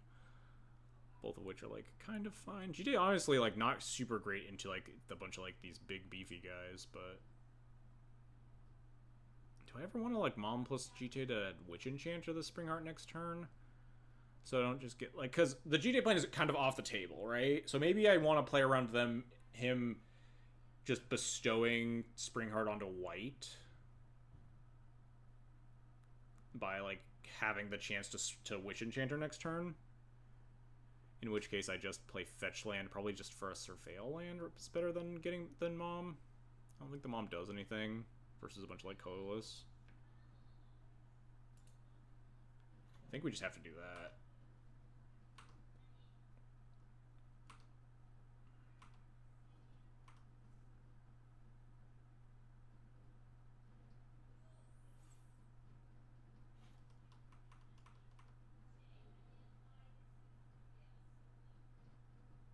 We can also hold the Mom in our hand to find Solitude.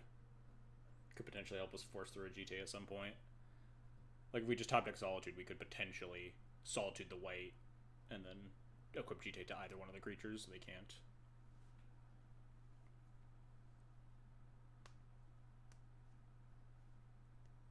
So they can't Talon Gates. We can get a GTA trigger potentially.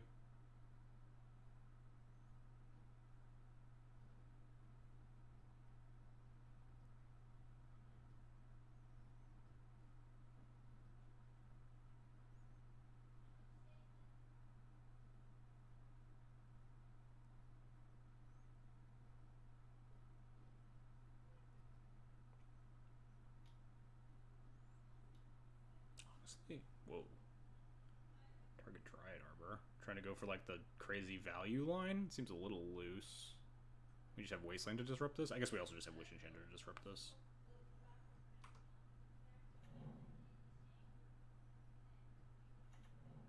Cradle, make... I guess they get multiple Dryad Arbors here, right? Because they could Cradle and then also activate white. So maybe that's fine. Would they not want just, like, multiple White of the Reliquaries instead, though? They didn't even pay the bestow cost. Huh. Maybe playing around removal spell?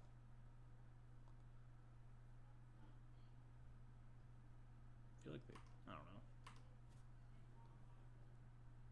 Peculiar turn for sure.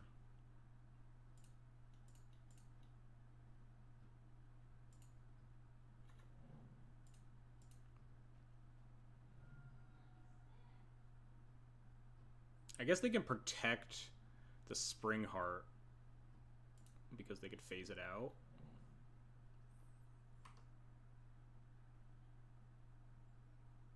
I could play Wasteland now. Top this Flicker Wisp the Dryad Arbor and then have Wasteland up. If they try to phase it out, we Wasteland it, and then they could phase it out again. Can they? Isn't it not a creature? Do auras go with... What's the fucking rules on phasing? I assume it's like equipment, right? Where the aura goes with it. Auras versus phasing. Any aura, equipment, or... Oh, nope, deleted. Thank you. Any aura, equipment, or fortification that was that phase out directly will phase in attached to the object. No, I don't want to...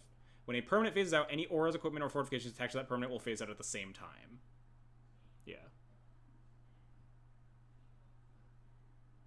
One card in hand. So if we top Flicker Wisp... We play Flicker Wisp. We play Wasteland, we play Flicker Wisp. Flicker Wisp target Dryad Arbor.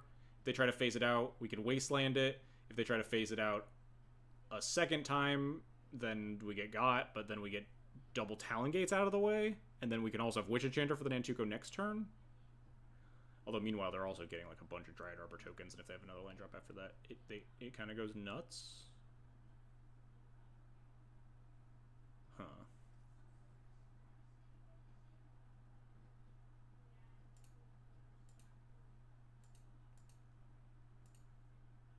Maybe we are dead here versus double phasing.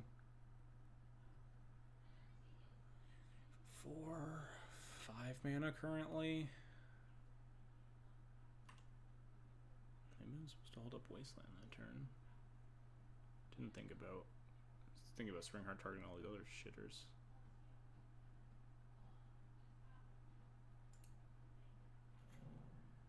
I should target the Springheart Nantuko itself. Does the same thing as targeting Dryad Arbor. I don't think it matters at all either.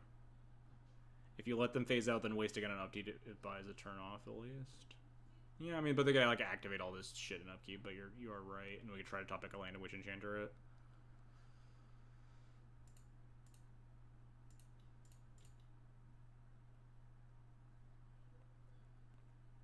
I think I Flicker Wisp target the Springheart Nantuko. Don't think it matters at all.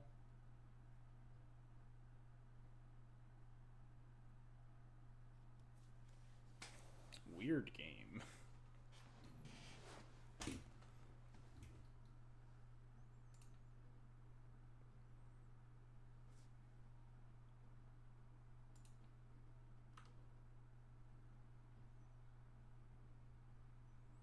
Activate Reclaimer in response, Wasteland, activate Knight in response.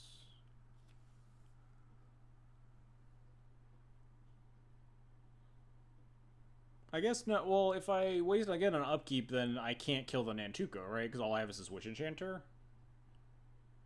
And it comes back in, so it doesn't really... Unless I top deck Plow or another Wasteland to answer the Dryad Arbor in their upkeep. And even then, they just get to activate all this shit and get a bunch of land drops and like kill me with Gaia's Cradle.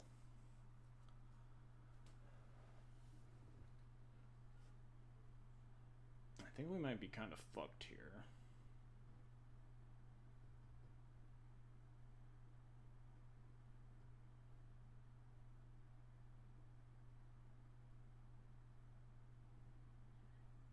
They activate white first, right? Because it gives them more stuff for the Cradle. To Wasteland in response to the white activation.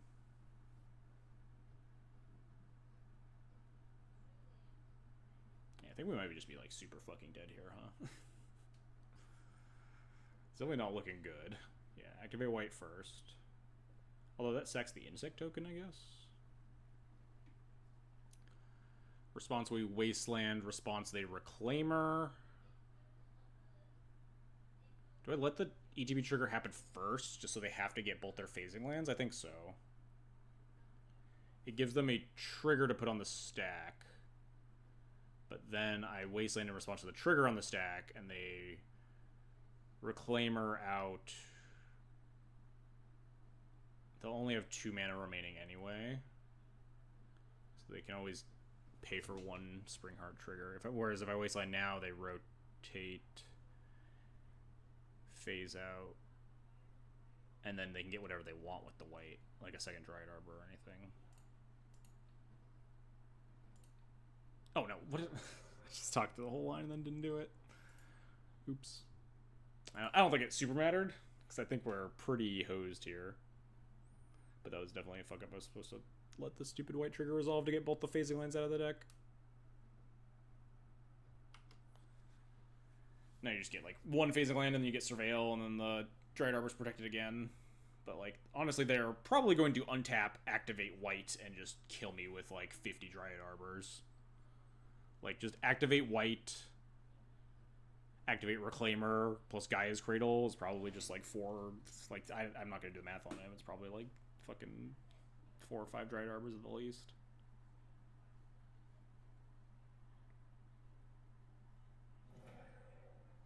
Wait, they just sacked the Dryad Arbor? Huh? Are they just gonna kill me this way? I mean, I guess this way is also, like, we're probably also going to lose to this, but I'm kind of surprised that this wasn't just, like, sack the Bayou or the Forest.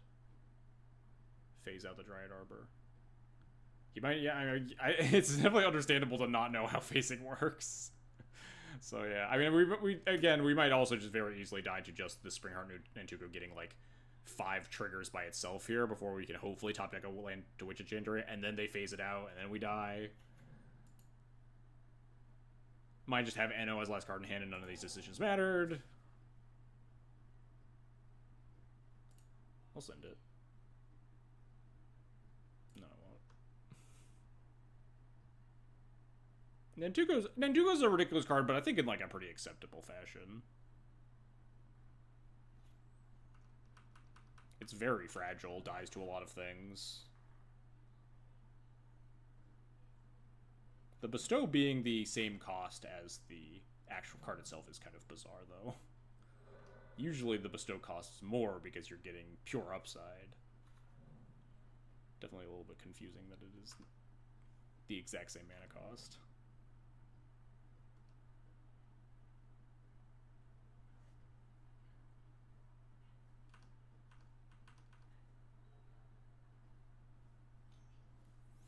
Hoof kill you.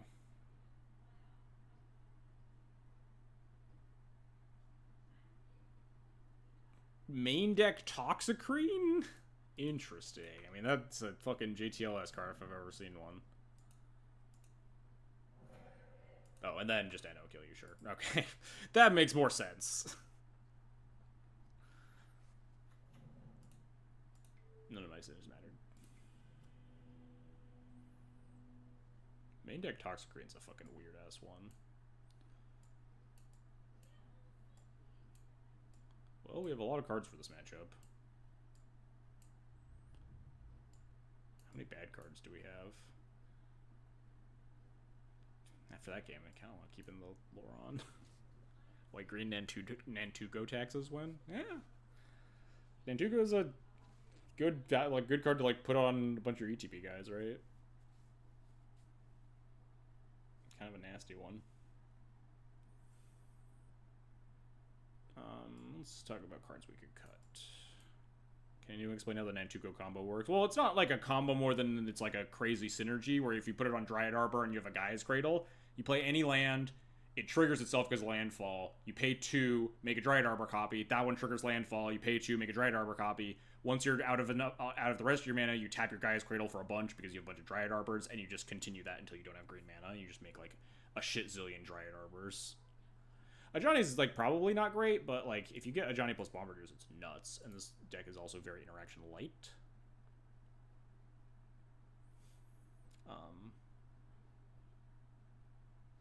And like we could potentially cut. We have to cut 4 of these cards. I'm inclined to maybe just shave 1 Ajani and just cut Wisps. Probably keeping Laurent seems kind of loose.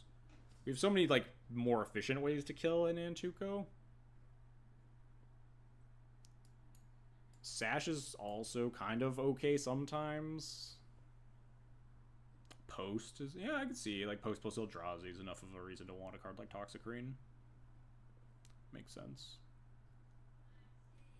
Toxicrene shutting off Colorless and obviously shutting off Soul Lands. Pretty nice.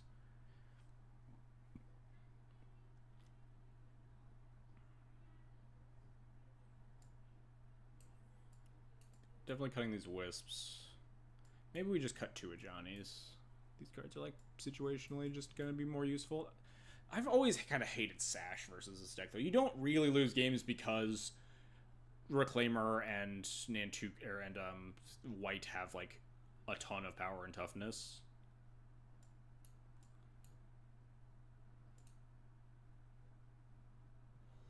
I'd like a Johnny more in this matchup if I had access to Chainsaw.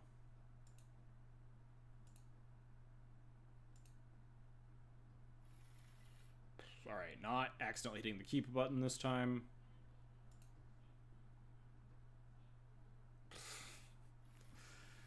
I think I'm just gonna begrudgingly hit these are not the hands that beat Cradle, though. You just need interaction across the curve.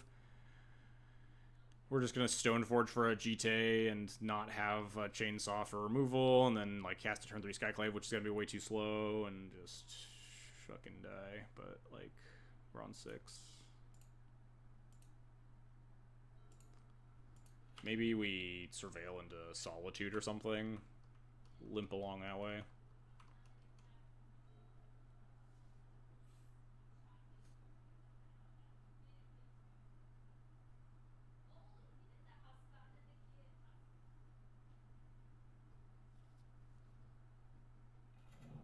Oh, thank God. Need a Chainsaw command, like Formal Wear. I mean, I'm less... I'll complain about that a lot. But at least that one has an end date in sight. I love it when my Elves opponent doesn't play a turn 1 guy. Like, I think I just have to milk this, right? It's so bad for me to, like, it is approximately as bad as not hitting my 3rd land drop, right? I need to cast the Skyclave on turn 3. Which maybe means I could keep it and not play the Stoneforge on 2, but that also feels loose. Alright, everything's fine and great. I think I just get Jite again. It was really bad, but it won't always be really bad. And I don't think Cauldron is very good here. We could potentially hit land 4 and, like, just Skyclave into Jite. Do some stuff that way.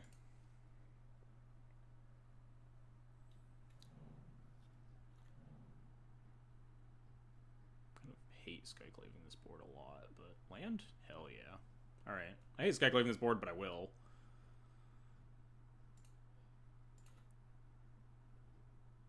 I guess I'm supposed to attack first.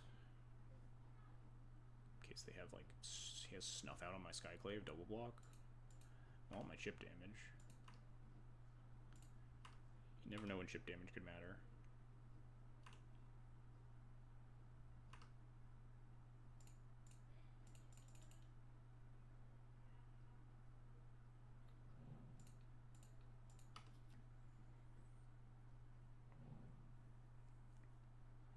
What would a double block do? If he has Snuff Out plus double block. Snuff Out Skyclave, block the Stoneforge, and just trade 1 creature for it. Keeps an illusion, I'd kill a Dry Arbor, but then I have no creatures in play for my Jite next turn.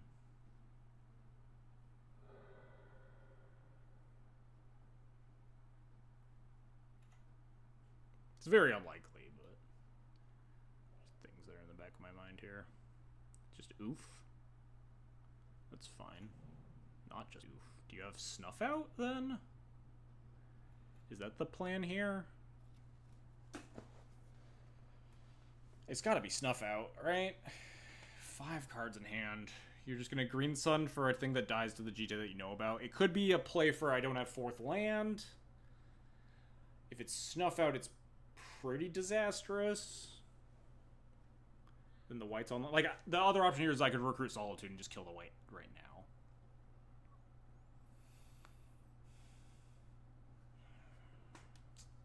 I hate giving him that time, though.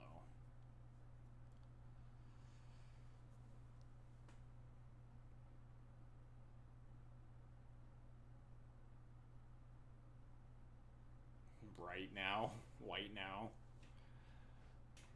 We have 15 minutes.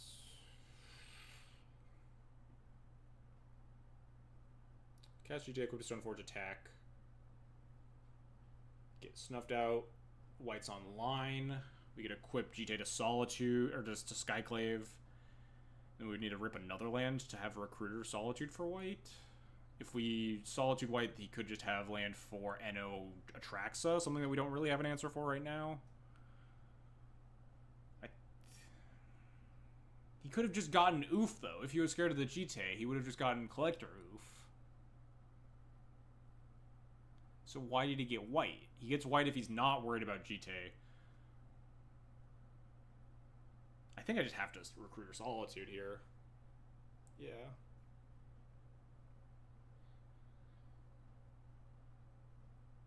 It's gotta be Snuff Out. It's gotta be Snuff Out. It kind of sucks that we milled our Elegant Parlor here because we're using 3 mana and we would love to Surveil. But yeah. Pitch the Laron or the Ajani? Kind of want to pitch the Ajani. Laron is good if he finds Nantuko. Ajani is basically never good unless I draw Broadside Bombardiers. It is a 2-drop, notably, but that probably doesn't matter a ton. Elegant Parlor is a bad name for the red-white land. Yeah, it doesn't feel very red, huh? Not, like, it feels mono-white, an Elegant Parlor.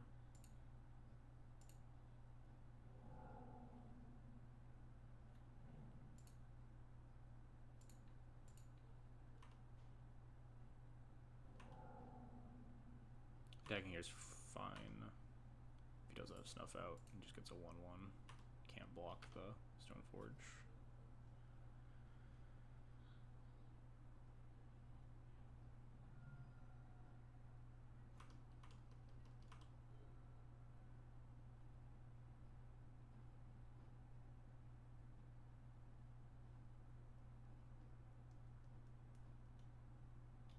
Oh, thank God.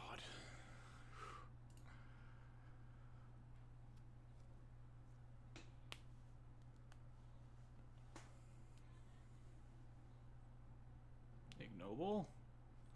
This feels like the Snuff Out turn. I mean, we can't do anything else anyway. But this is also just a good turn. I'll fetch here. I don't really want to draw another land. I'd rather draw Solitude. Unfortunately, no Surveil.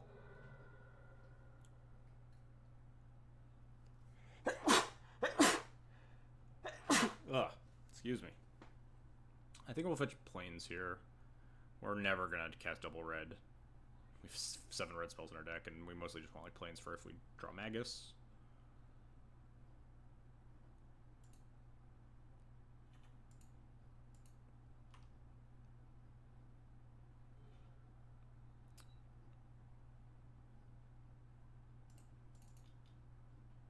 What do I equip an attack with? I think I equipped a Stoneforge and attack with it. And just attack with it.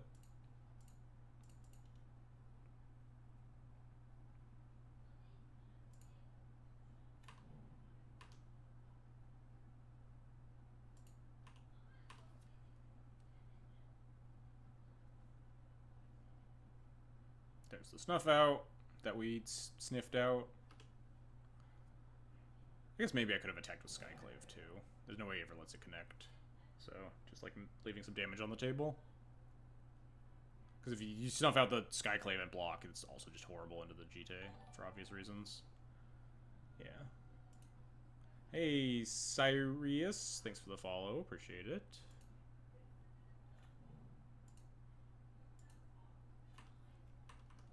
Grief Band made Legacy meta great again? Maybe. Depends on how you feel.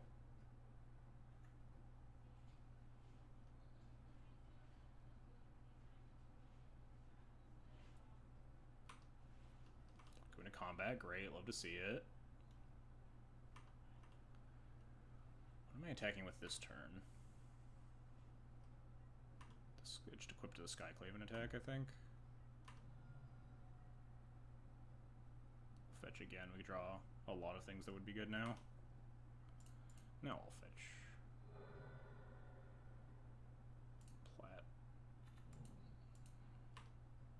Draw like Bombardiers. Draw more lands. Great.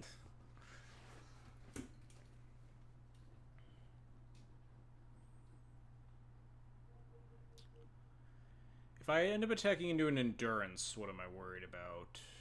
I think I would just be fine and just kill some Mana Dorks. Just wondering if I want to, because I'm going to add Yorion to my hand this turn, if I want to, like, if I'd rather the Recruiter die or the Skyclave die. I think I'd rather the Recruiter die, honestly. I'd rather just have Skyclave threat next turn, like if they just play a white or whatever.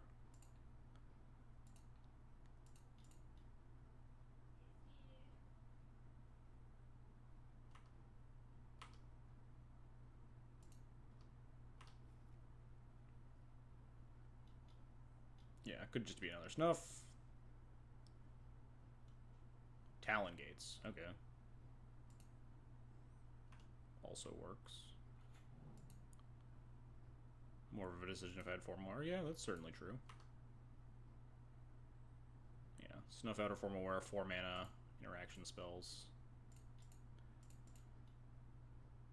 This comes back attached, right? Wondering for Yorion reasons.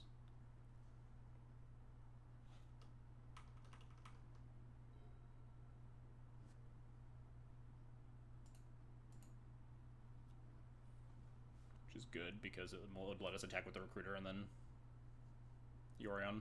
Although the Recruiter would probably die in the process, but...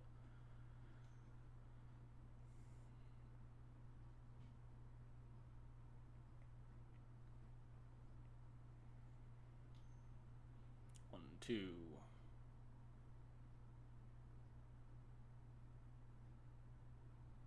Well, we have a Laurent in our hand.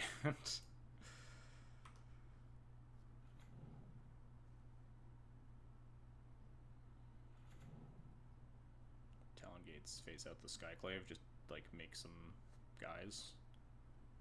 Phasing out whatever, doesn't matter. He just wants to get some Springheart triggers. Notably, this means that we get to connect, though, because he could have kept the Talon Gates in hand. Makes like 3 Dryad Arbors, though, which is pretty scary.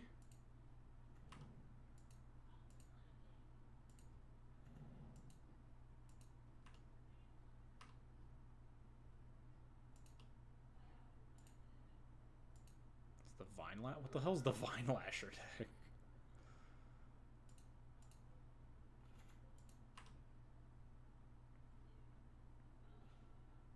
Grafdiggers is not a bad pickup here. Attack with Recruiter, kill the Springheart, ping some of the Dryad Arbors, and play Cage to turn off.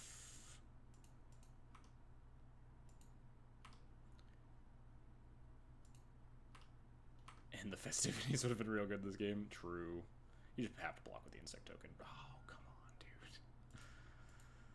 Last card, Snuff Out. Alright. I'd rather play Laurent than Yorion, I think.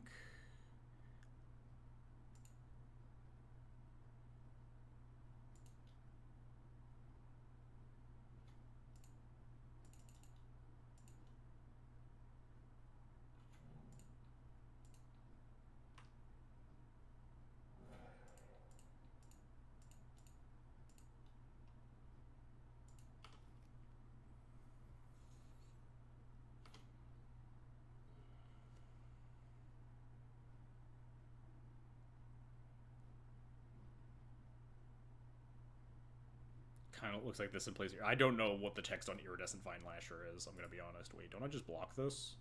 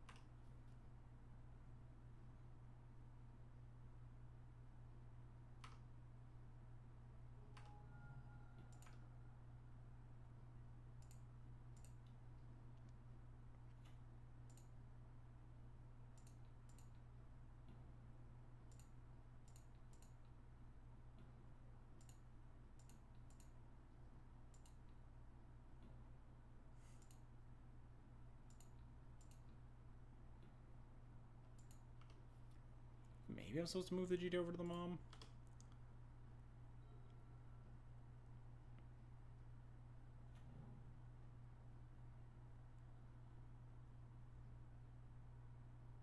Now we're just playing for time. We just need to kill him.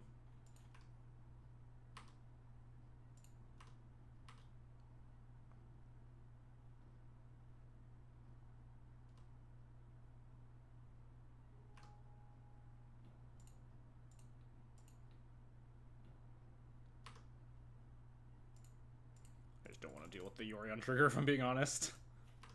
This leaks a little bit of info that we have Magus in our deck, but...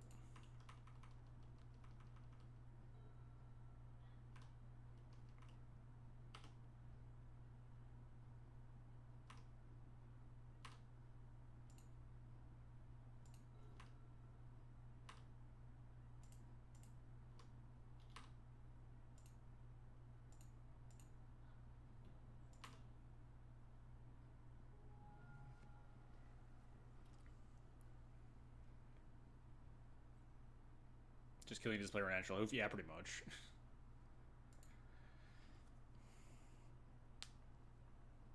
Oh, that Vine Lasher. Yeah, it was like a green-black deck, right? It was like a green-black Saga deck. Also had Springheart and Antuco in it, but no, this is just like regular Newton Elves. Cradle Control, whatever you want to call it. Should have plenty of time for game 3. Take a beat. Laurent was good. Would have been much worse as an Ajani. I mean, I guess we could have answered the... Actually, we couldn't have, because we were only getting 2 GT counters that turn. No, we could have answered it, because we had the Yori on that turn, so we could have Yori on the Skyclave and killed the Nantuko, worst case, but...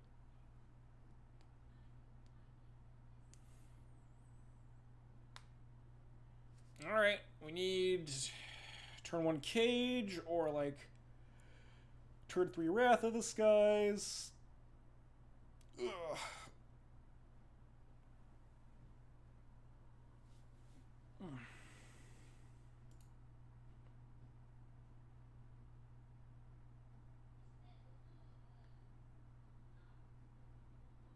Maybe we try our 1 over Wrath one time.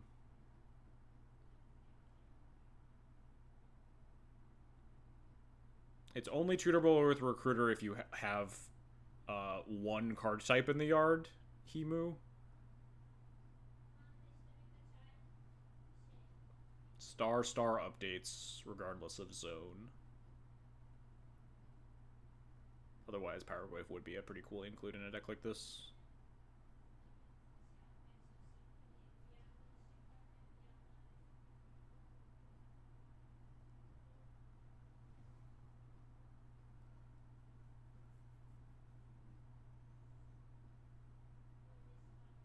Yes, ironically, only recruitable when the ETB trigger is very, very bad, because there are no cards in the graveyards.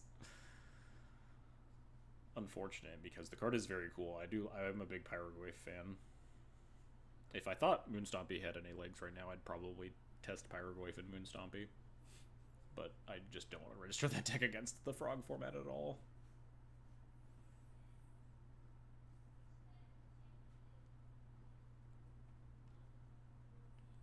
Let's get like a nuts hand that's just like Plow, Stoneforge, Containment Priest.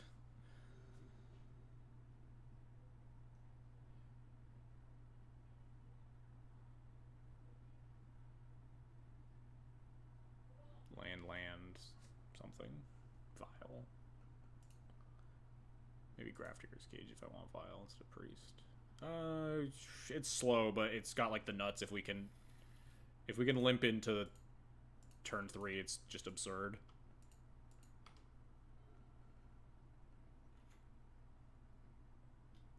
We need to not get got by, like, this deck's fast starts. We can very easily beat just, like, some idiot value creatures.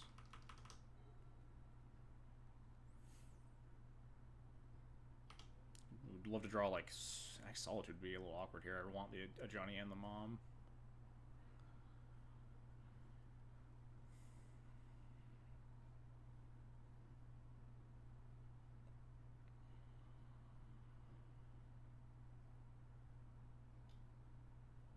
Yeah, that's not what we really wanted. I mean, I guess that's, like, kind of fine. No fetch land is good.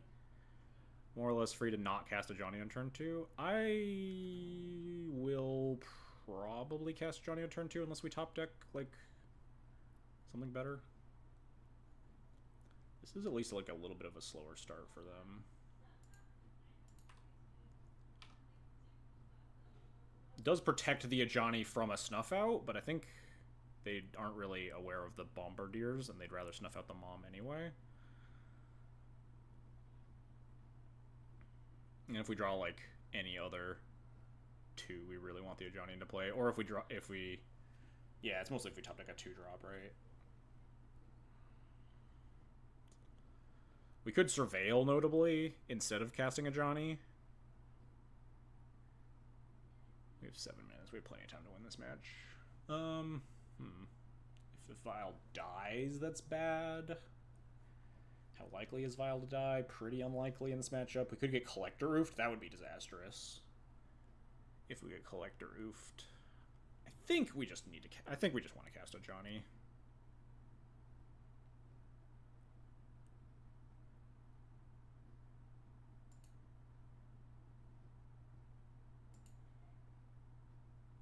Moto, Moto, please. Moto, clock's ticking. Thank you.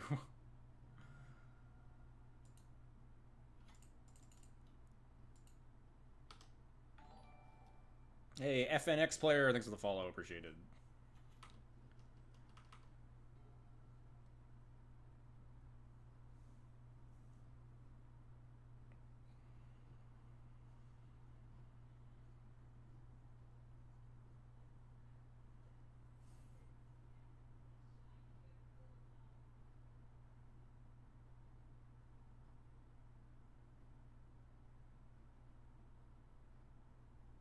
Plenty of time. Moto, please.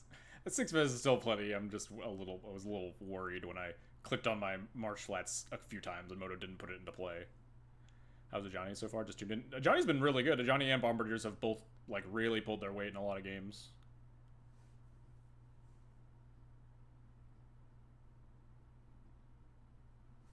We'll see right here if Ajani Bombardiers just is the nuts or we die. If we don't die this turn, I think there's a pretty good odds that Ajani Bombardiers is the nuts here.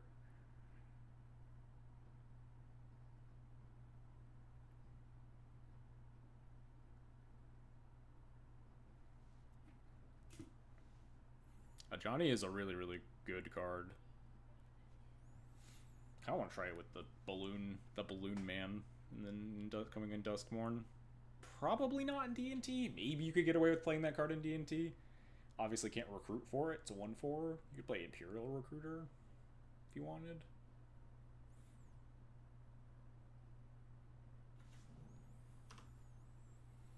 Come on, make a Noble Hierarch. Nope, stop it.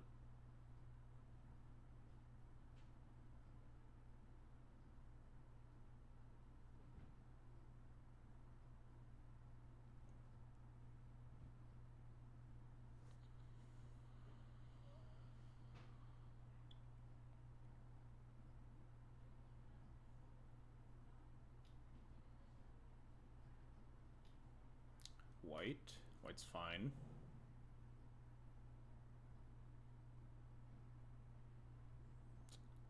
This is unfortunately going to represent 4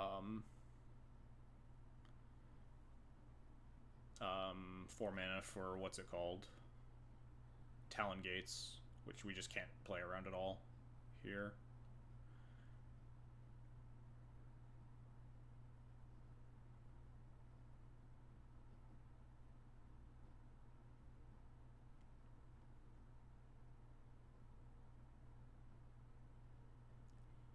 Might be awkward. This Bombardiers might die before we can have a red permanent in play for the Ajani 0, huh? You can just double block it. And it clears... It kills the white and would clear 2 insects, which would be okay, and then we have the second Bombardiers afterward. I guess, no, we have the Mom. If we have the Mom, we're fine.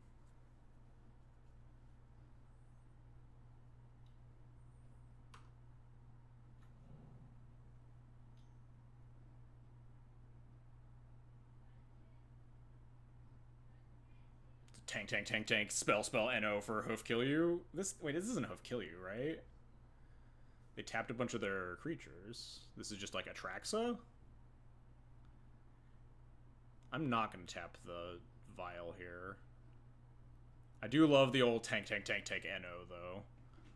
But I think he was tanking on whether or not he could kill me, and I think the answer was no, Hoof actually isn't lethal. So now it was like... go down this route instead and go get Atraxa. Awkward that we can't Karagasa, but we can leave an Atraxa in play for a turn and clear up the rest of the stuff. I'm going to let this resolve. No chance he puts a fucking Collector Roof into play, yeah. Crater Hoof might mean that we're dead, though. If they sacked Noble, it would have been lethal. I didn't do the math. Maybe it would have. But he was probably playing around like Solitude or something.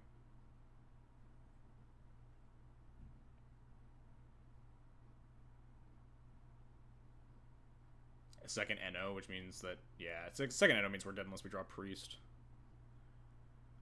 This is the situation that we just were kind of hoping to fade when we kept this hand. Just like, if he does not cast Natural Order on turn 3, then we're miles ahead. But obviously, our hand was very interaction light and let him cast a Natural Order on 3, which, it doesn't happen a ton with this deck. They only play 3 Natural Orders. Like, I think it's a perfectly respectable line to take. Just kind of annoying, huh?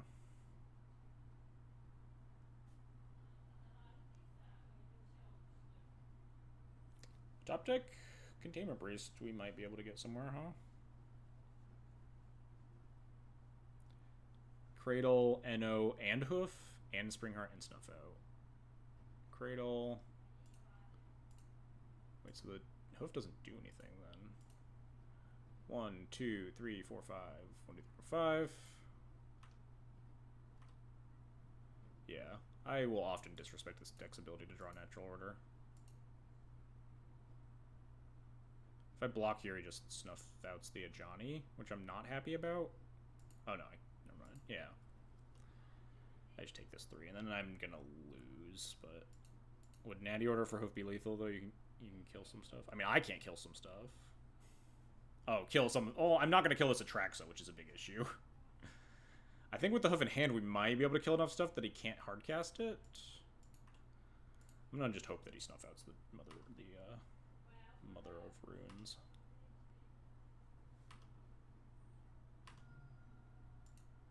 I think we still might die in that scenario because the Atraxa can block. Just let me untap, let me untap, let me untap, let me untap. It's chill, it's cool. Yeah, because now we actually can't 0 and bolt a thing with Broadside Bombardiers because we can attack, throw the Cat Warrior at the Knight, kill it, double block with Ignoble plus Atraxa. They gain 7, like the Ajani's flipped, but I can't 0 it. Well, I can 0 it, but I don't have a red permanent in play. And then they just, attack it and hardcast a Hoof and I die. Damn. Yeah. Is what it is, huh?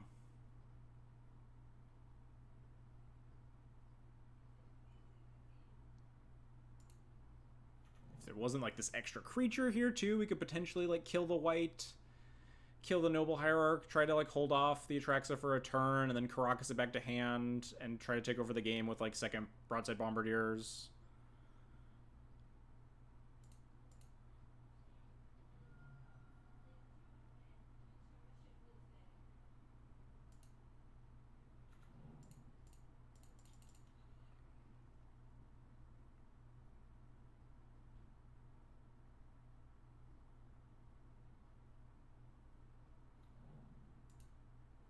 I guess he has second Cradle, so we were actually never beating. Never mind. We were never beating the Hoof.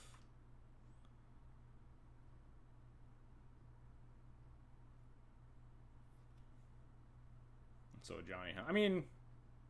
Oh, just actual second... Alright, fine. Second Snuff Out, final card. We're just never winning then. Unfortunate. Yeah, turn 3 NO double Snuff Out is... You're not gonna win those games. But with the hand that we kept, at least. Didn't have anything that was, like, good interaction. We could have potentially played the Mom on turn 1 into the Ajani, into the... that doesn't change the way that game played out, but I think that might have been better to try to beat Snuff Out a little bit better. We had the 3 lands rolled up, and the game doesn't really matter after we get Bombardier plus Ajani online, so it's possible that playing Mom on turn 1 was the better choice, but definitely would not have beat that start regardless, but something to consider.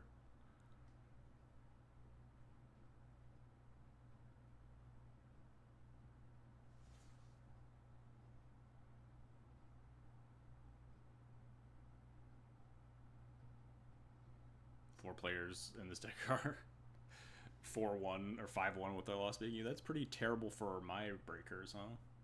Unfortunate. We'll keep playing it out. It's literally last round. Oh shit, we should have done the giveaway. Oh well, we'll do the giveaway after this round, regardless of how it ends. If we win, we'll have to like sit around and dig around waiting to eventually not make top 8 anyway.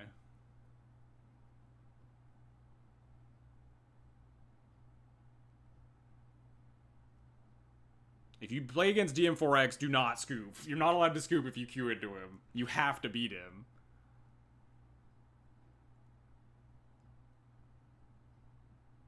If you play against Bart, you are morally obligated to not concede.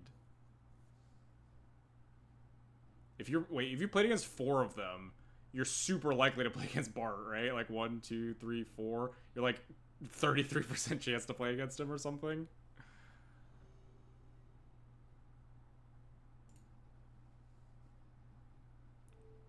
We lost the die roll, and my opponent was playing red-green initiative. Fuck me, I guess. I mean, I'll keep.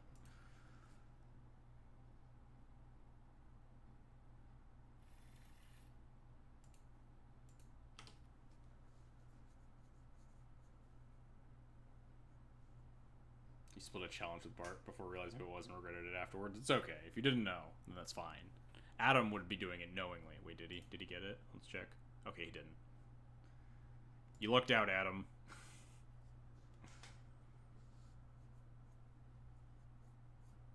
Mole 2-5. Mole 2-5. Mole 2-5. Why are people on red green over red white? Isn't Swords of Solitude a good way to beat Frog? Yeah, I mean the red green deck goes a lot faster, right? Because you just play like a bunch more spirit guides. So maybe the plan is just like don't let them cast Frog. Like, I mean, Minsk is not the reason to play green. Minsk is a card you will register when you are in green, but that card is like not very good right now even. The list that I pulled up is only playing 2 copies. Perfect. Love it. Love to see it. 4 Magus to the Moons in this main deck, if they are to be believed. So we are definitely going to fetch basic planes. I mean, yeah, it's good on turn 1. A lot of things are good on turn 1. It's not the like 4th for 2 is as good as Minskabu is if you're just casting your spell on turn 1 and it's resolving. Minsk is a card you will register in the red-green deck, but it's not like you play it because it has the more consistent nut draw, because you get the access to 8 spirit guides and Once Upon a Time and stuff.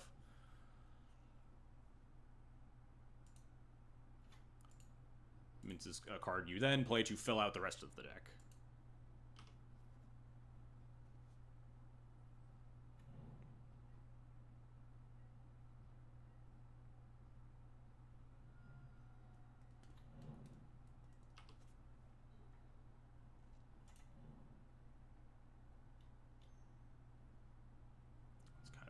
Honestly, you get more. You don't, but like you don't get more bangers than in red white. You get the exact same amount of bangers because you don't. You cut 4th for Minsk and you play 8 initiative creatures. We just play Spirit here. Turn off the Fable Chapter 2 and can block Fable Chapter 1.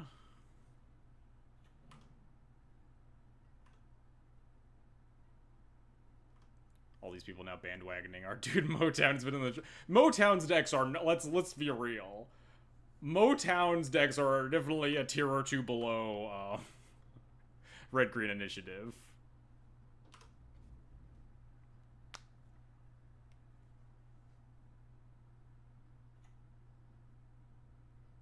If this ships, we just block per red. We can't get Furied. This doesn't ship, we untap, and this definitely doesn't ship here. The question is, what do I do? Pro red, attack, play Mom, hope to not get a card that shall not be named. Just attack. Just attack for no reason. Dang. We just draw like Solitude would be nice.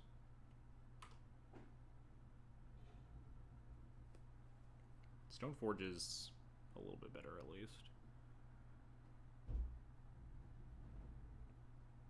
So Plow, Caves of Chaos, Adventurer, Pro, Red, Attack, Take Initiative, Play Planes, Cast something. Pray to God that it's good enough. If we...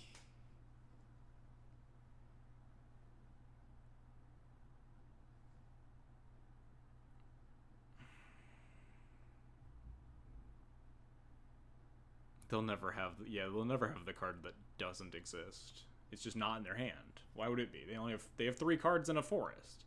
They would super never have it. 100%.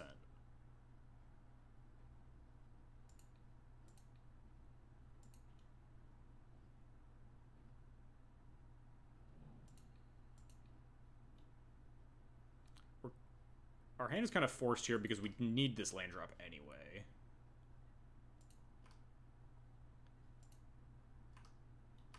How would it be in their hand if it doesn't exist? True. So straw by opponent. They usually, I mean, they mold to 6 and cast turn 2 Fable, turn 3 Caves of Chaos Adventurer. Like, it's probably fine on 6.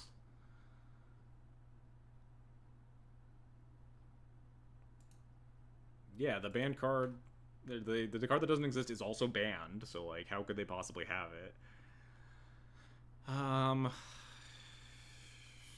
Stoneforge thins the deck out a little bit for removal spells. It's really good, obviously, if we untap successful. Oh no, because we always have to chump block this Goblin Shaman at the very least. So we should just play Sash.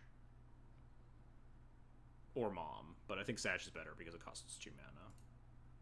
We could potentially play like Luron Mom next turn if we draw a land to kill the Fable. Pre-roll for more moment. Yeah. I guess. Not actually sure if I would Stoneforge for 4 more. I guess I probably would. Makes a 3/4 that gets a... Nope. Stop it. God damn it.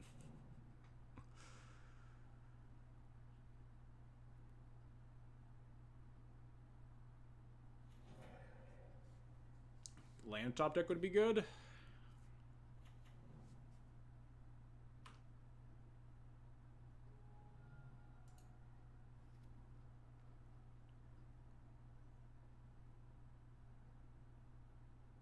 Bombarder's top deck would be not very good. Seems kind of greedy opponent, but okay. This looks way better before we passed the turn. Maybe I should have just kept it my turn forever, huh? So we shoot the Reflection, play Mom. Go from there.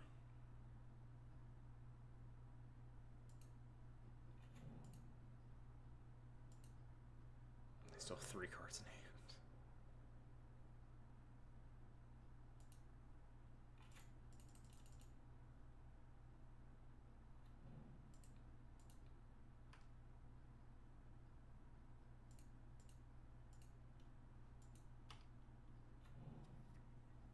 You just play around Fury by never passing the turn. Yeah, I don't know why no one ever thought about that.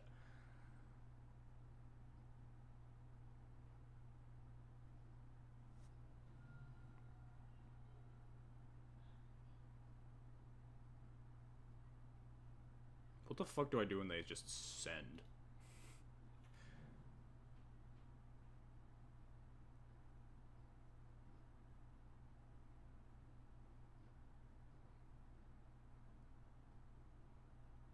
I either kill the Goblin Shaman. I think I just kill the Goblin Shaman here. Because I just want to clean up the board as much as possible. We just chump block the Fury a few times down along the way here. We just go to 1, which is like fine. Obviously, if they have any follow-up, we die, but...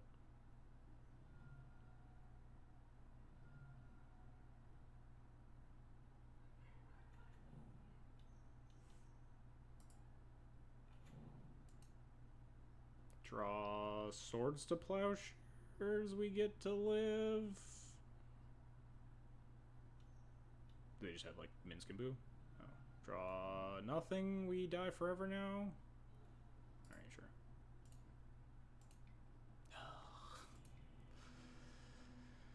You really want to win the game 1 against this deck.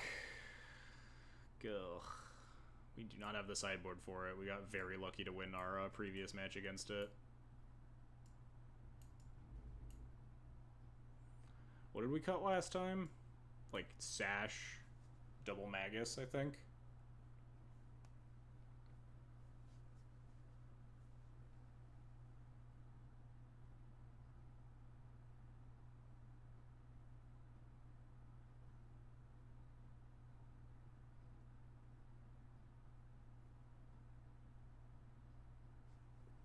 Yeah, we just run it back. Ugh. Just like you could have, we could have attacked with the no. If I just like don't activate the mom on that turn and just attack with the spirit, they just block, right? And I just don't hit another land drop. If we had hit another land drop, I think I would have let them keep the initiative for a turn to keep the mom up, and like played Stoneforge for Cauldra.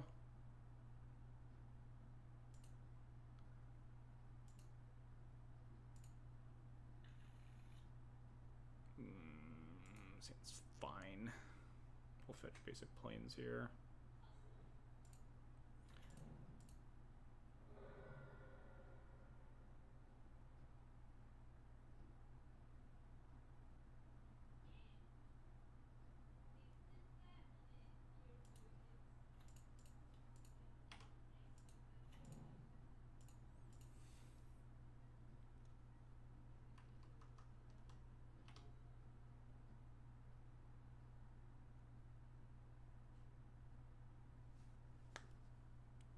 Sure.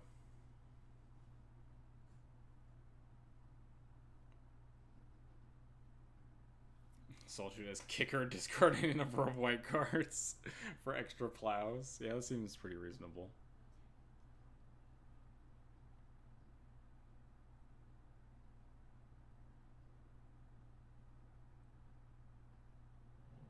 Bombardiers, sure.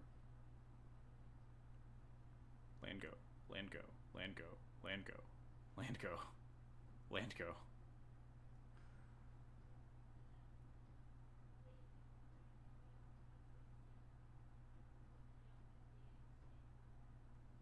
And better yet, no land go. Just play nothing, move to discard.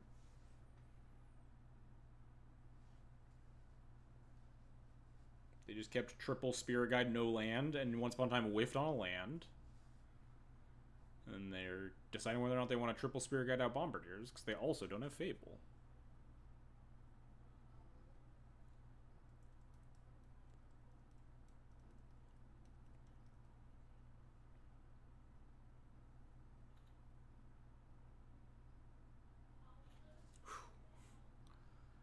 Are the MH3 sack spells seeing play anywhere? Not really. I haven't seen them. They might see like fringe modern play sometimes, but not a ton. Force of Vigor me? I would be fine with that. I'd also love to not draw more lands, but we can at least surveil for white card to pair with this Bomba.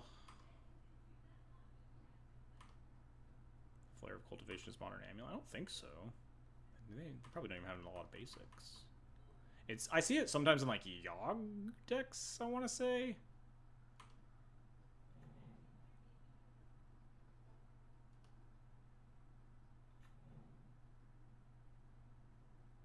They pitch the Bombardiers, that's good for me.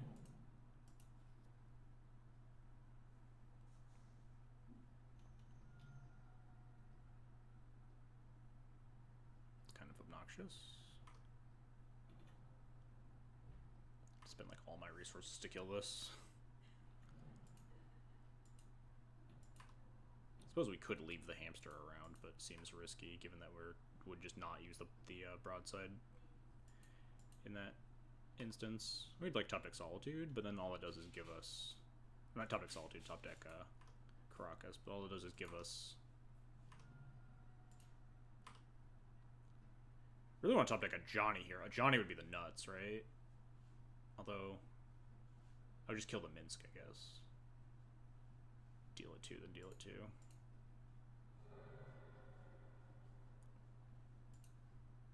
Then we get wrecked by the card that shall not be named. This card's not very good right now. It's only really good against Fable and the end chapter. It's a white card, though. So we'll probably just have to top it and just clear the Minsk here.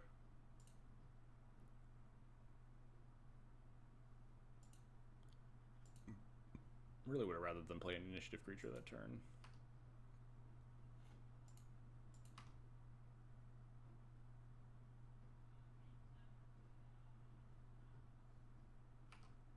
Probably just throw that and keep the Vial. I was always going to keep the Vial. Throw that and keep the Solitude. Oh, that might actually. Makes sense. Because we have Yorion in hand as possible white card. Just leave the Boo alive. Chuck the Priest at the Minsk. That's definitely not unreasonable.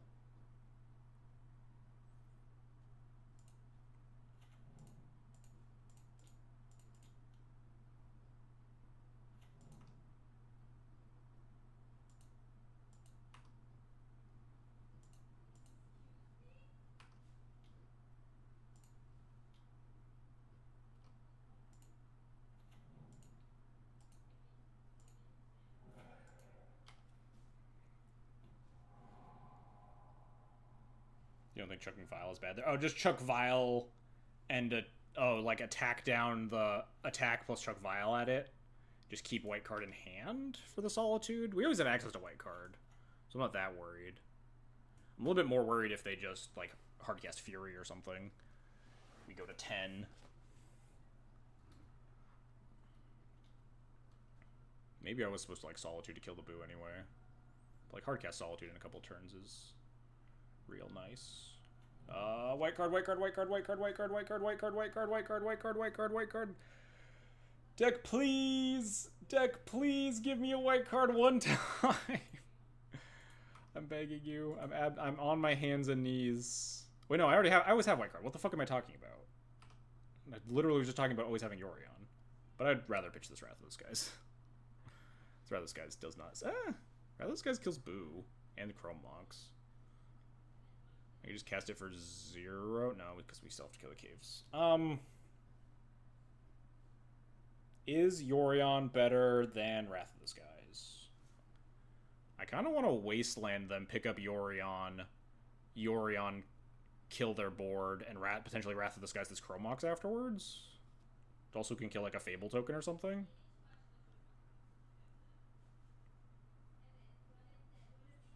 Skies throw Vile? Ooh. Whew, that's hot. Skies for 0, chuck the Vile at the Caves of Chaos? That's kind of nuts, right? We just get to keep the Solitude in hand? And Wasteland? Yeah, that's actually just insane.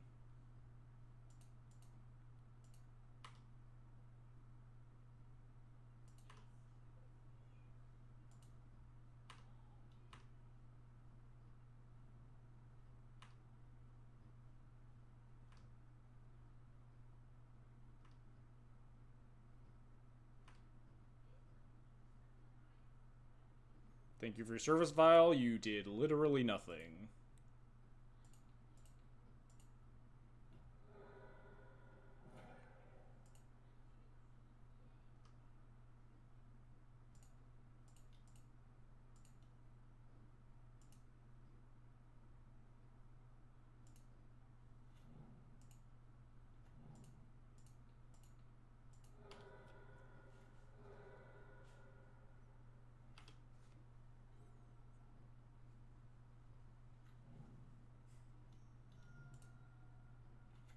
This is fine. I mean, it's not great, but it's fine.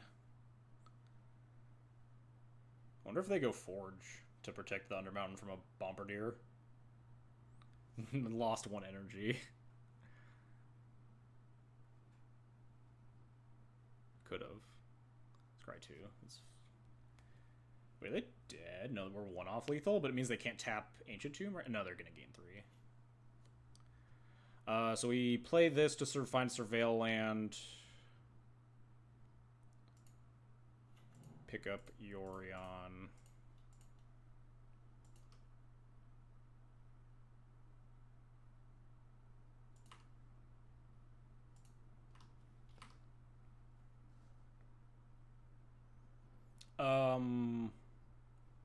Do we Forge? I guess we could just not fetch. This is gonna deal 7, 8, 9 plus 3. They're gonna be at 4 life. So Forge means that they die unless they can take the initiative from me, which is probably wise. Yeah, I think we just want to kill with Trap.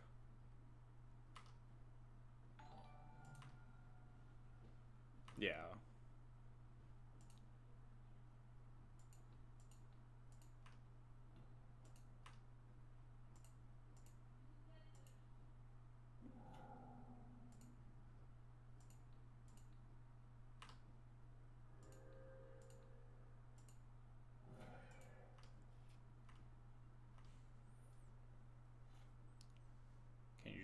Solitude next turn and throw it. What do you mean, next turn? We're doing that this turn.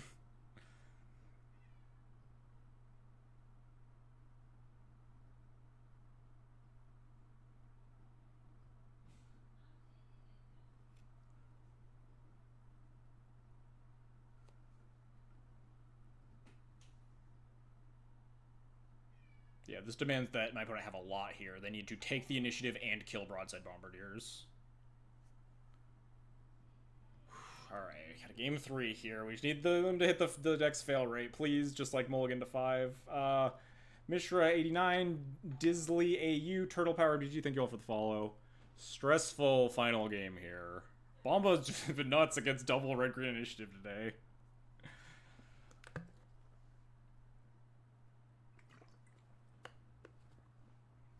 They would have been at 1. Oh, just throw Solitude, kill them, and like leave the Undermount Adventure in play. But yeah, that also doesn't work. We were one off lethal there.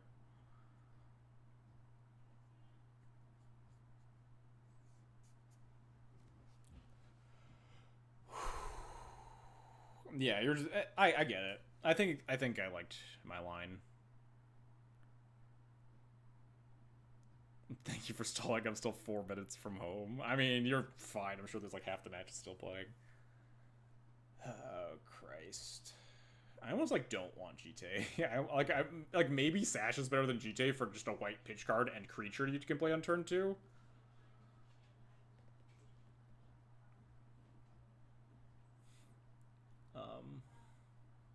Like GTA, but GTA does matter in like late game scenarios sometimes. It's a better stabilizer. We are like sometimes coming up on these points where we're like are desperate for white cards for Solitude. Bomb is so good. Maybe there's a mono red or red primary Vile deck you could play with Port of Wasteland. Is this a dig at a... Oh, this is just a Goblins deck. I was thinking about that question earnestly for a second, but yes, I get it. Let's submit here. Pray for my opponent to mulligan.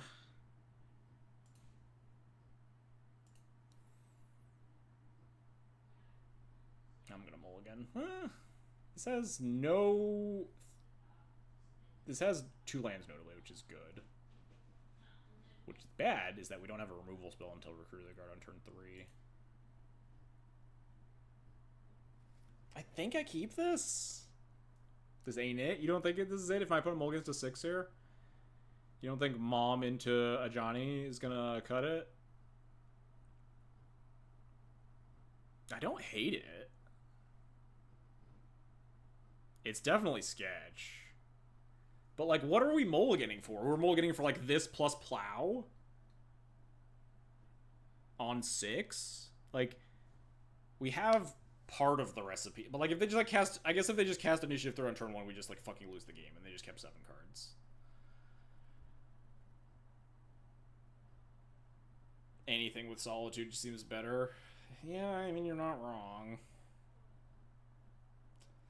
You just really like if they just cast initiative creature on turn 1 and we mull to 6 and we like don't have a creature to play on turn 1, if we don't have like exactly Mom plus Solitude, then we're just gonna die anyway. Yeah, I get that what we're missing here is a removal spell, and I think that's a pretty big deal. It's just like you can mulligan to removal spell hands that are also going to die to a lot of red-green initiative starts. Like if my opponent... If we mulligan to a Plow and we don't have, like, Mom plus Solitude or whatever. Keep for Science. I don't think game 3 of the final match of the challenge, which I could potentially top 8, is a good time for Science keeps. If they do, then I just get to end the stream. That is pretty enticing. I don't know. I think this is kind of borderline. Like, turn 1 Mom is one of the things that you really want versus this deck.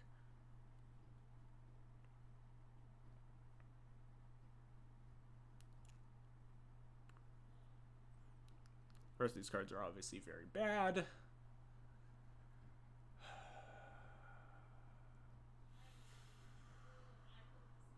Yeah, go with... I just don't know what my gut says. Science mole.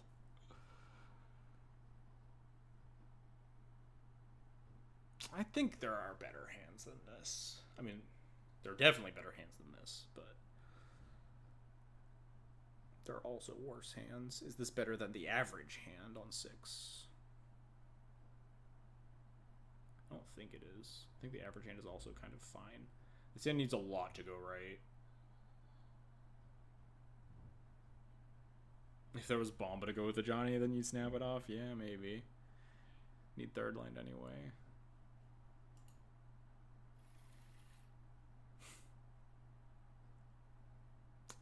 Well, maybe we'll draw Mother of Runes, huh? This is the exact hand I was talking about. This is average hand. None of my hands are going to beat a green-red 7 is the issue. So I guess that's a reasonable point, I guess, is that you just have to mulligan into the nuts. This is certainly not the nuts, but we're definitely not going lower. We'll top deck Mother of Runes. I will bottom Recruiter of the Guard, I think. I guess we need white cards for Solitude, though. I think we're... But if we bottom land, it's just, like, also still horrendous. We need to hit third land. I guess we need to hit cheap creature more than what we want to hit third land anyway. We just bottom basic mountain, and we have, well... Yeah, it's bottom basic mountain, bottom... Probably not bottom wisp. I'd probably bottom second recruiter before wisp. Yeah, we could parlor for the third land, but the flooded strand's always a parlor when it needs to be. Which is, I don't like keeping tap lands. Like, if we parlor into a 2-drop, or like if we top deck Mom and we keep like land parlor, then we need to cast the Mom, which I guess is like fine. We parlor then. If we top deck a 2-drop, we're fine because we just play the parlor on 1. I think it's the mountain.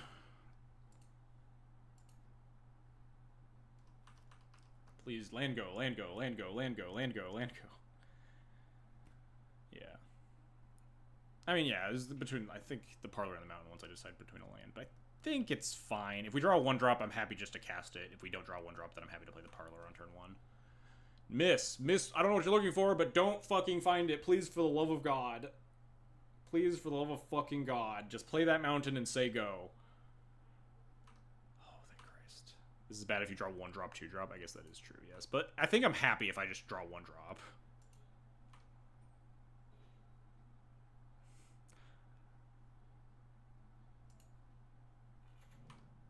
Two-drop?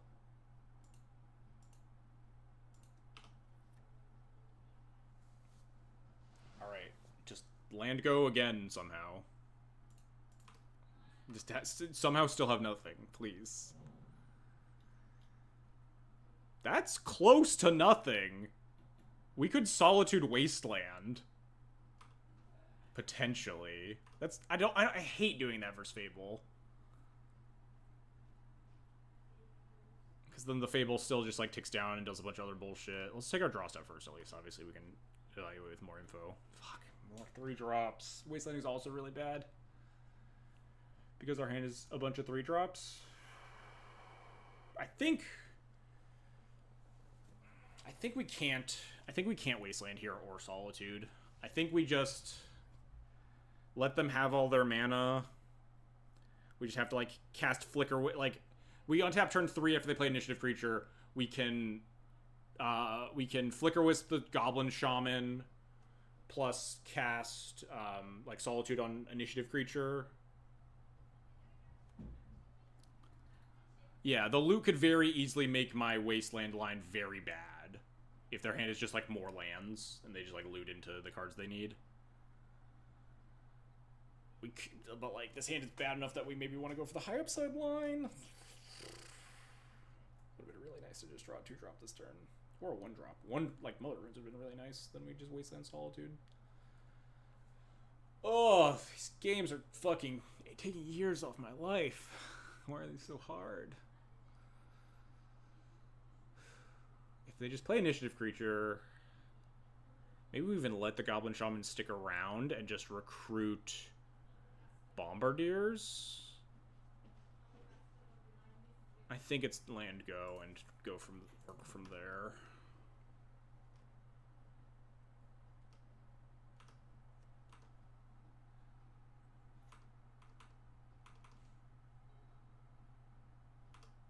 Nice, like Spirit Labyrinth would be really sick there too.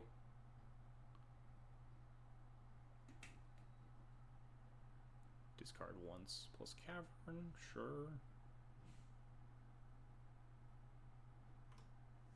This gives me another Surveil, which is not nice, but like Wasteland seems really bad with our hand. Yeah, I mean, I don't want to Wasteland them because we only have 3 lands and a bunch of 3-drops, right?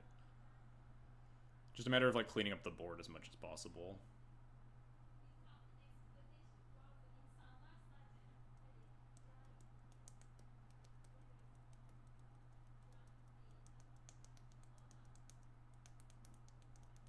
Play the post-combat Minskimbu? That would not be great for me, honestly. I guess it would be fine.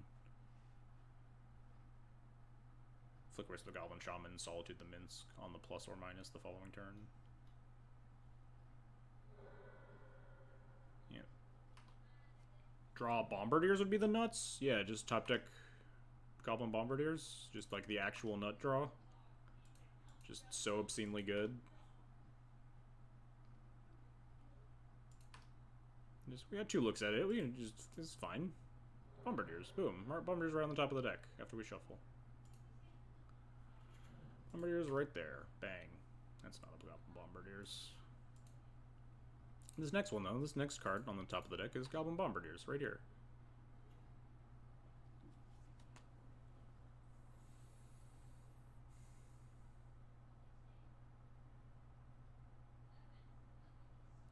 Six cards in hand, 5 cards mountain.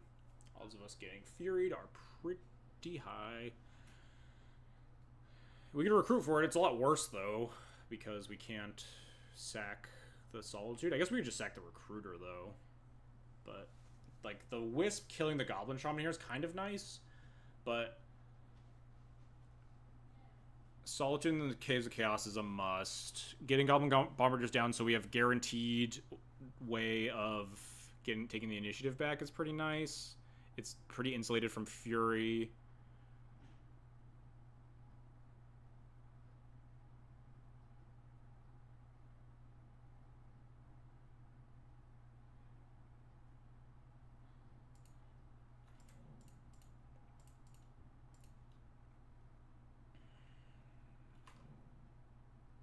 Five cards in hand and Scry 2. I'm not feeling good about where this game's going.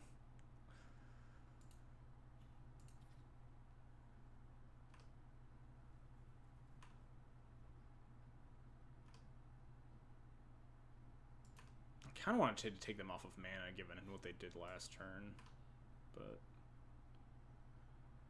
like Flick Wisp the Goblin Shaman Solitude here and force them to like play Mountain. They can't like, well, they could hardcast Fury me.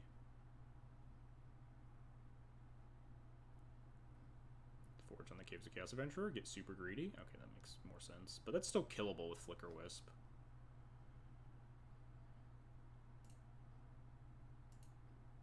I'm just gonna Solitude the Caves now.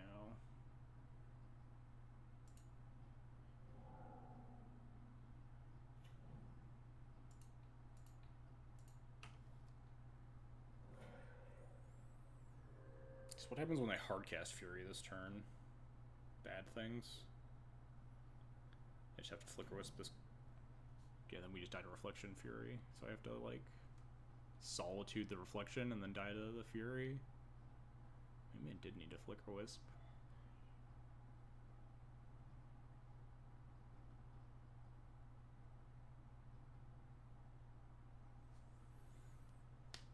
Maybe Wisp was better than Recruiter here. Wisp was better into Fury, which is just, like, kind of unbeatable at this stage.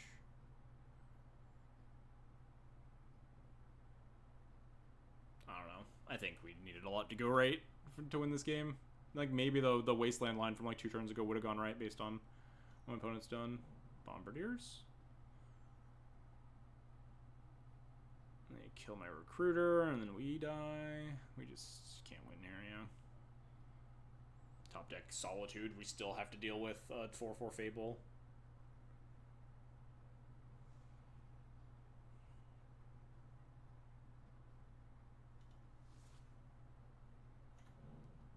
Yeah, we are dead. Need them to have 5 blanks in hand, and then we need top deck Solitude here. Actual only out.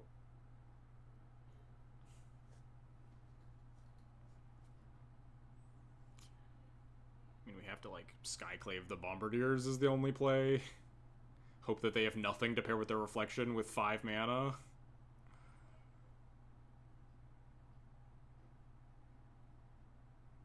Can't kill multiple things. We just drew, like, mono 3 drops, so we really needed to curve out at some point. Skyclave Wasteland, I guess, is slightly better. Put them down to... They still have 4 mana, so they can just, like, cast anything and kill me, but they can't potentially, like... Reflection at that turn. Yeah, we're dead. Should probably stop thinking too hard about it, huh?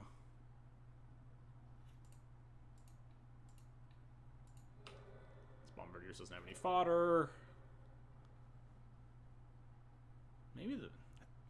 I mean, a lot of things. We could have taken a lot of different paths this game. Are we just, like, dead on board? Yeah, we actually have to block with the Skyclave. I guess that's fine. If they attacked the Reflection, I would like, fairly happily trade. Maybe not happily, but I would trade it and Flicker Wisp the Goblin Shaman.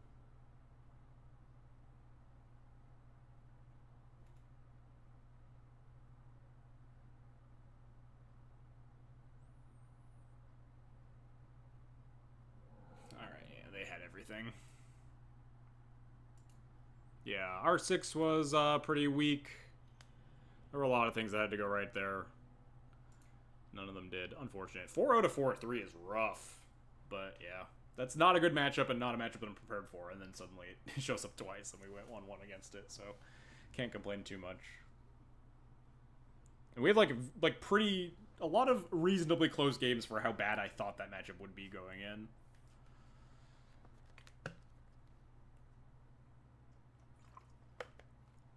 Let's do our giveaway, though, before I end the stream. What's the giveaway? What's the giveaway title? Giving away 120 play points. I need a code word.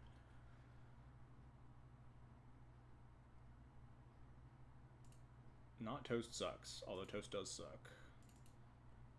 Bomba? One time if we actually got our one time ever. But Bomba's probably correct.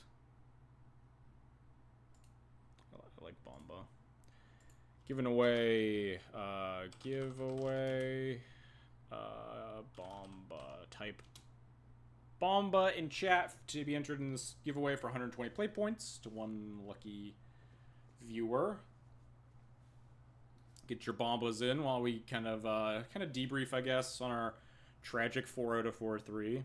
I think the deck was looking very good, though. Like, we had very, I mean, all of our games were really close today. Even all of our wins and all of our losses were pretty close. Like, we played against Post, which was very close. We could have easily lost to, like, a couple of different decisions on his part.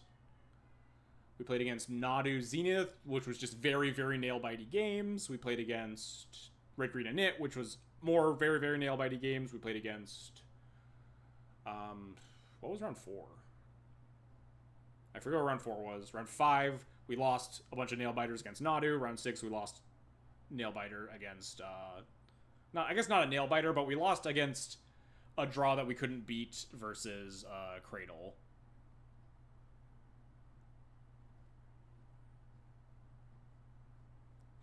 Flicker was token bait them into 4. They just never forged there. Like, maybe if I just don't respect them as a Magic player at all, then they forge onto their only creature against the Solitude deck. But like, I don't think that's very. I don't think that is a reason to take that line. I think there are other reasons that I should have taken that line, which was like try to clear the board fully and deny a little bit of mana versus the City of Traders. I think it would have ended up similarly badly, though, because they could have cast Bombardiers, thrown the Chrome Mox at my Flicker Wisp, and then we have to, like, recruit Solitude or something. They had the second Bombardier in hand. They flipped the Fable. Things look bad. I forget what our round 4 was that we beat, though. But yeah, we lost a bunch of very tight games. We won a bunch of very tight games. We, like, played against the red, besides the Red Reading and Nit deck, we played against a bunch of decks that we... Oh, we played against Yorion Beans round 4. Those were games were not very close. We kind of crushed, which was nice. Broadside Bombardiers and Ajani really flexed their muscles. I don't know. I was just very impressed, regardless of our kind of tragic trajectory there. And them is just the breaks sometimes in Magic.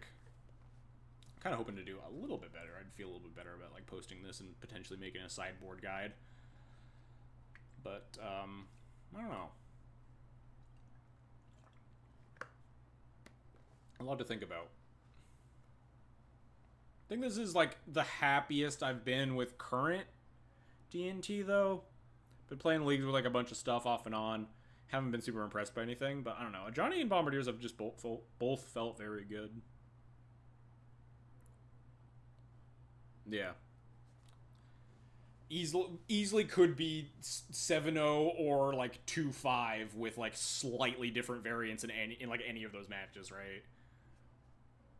A bunch of very, very close games and like a couple that we got to run away with, so I don't think I could be too broken up. We got lucky a couple of times, and then we also didn't get lucky a couple more times. I guess not a couple more, because we're only 4-3.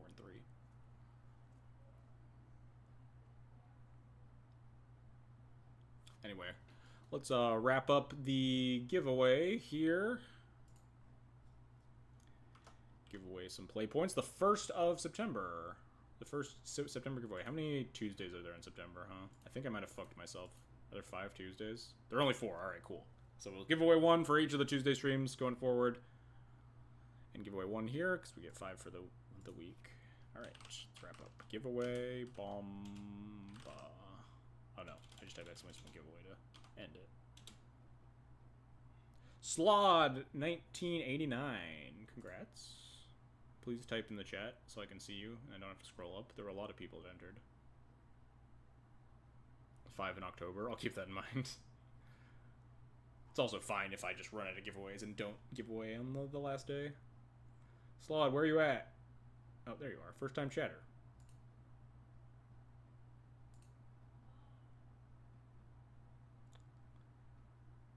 Ship the September giveaway code.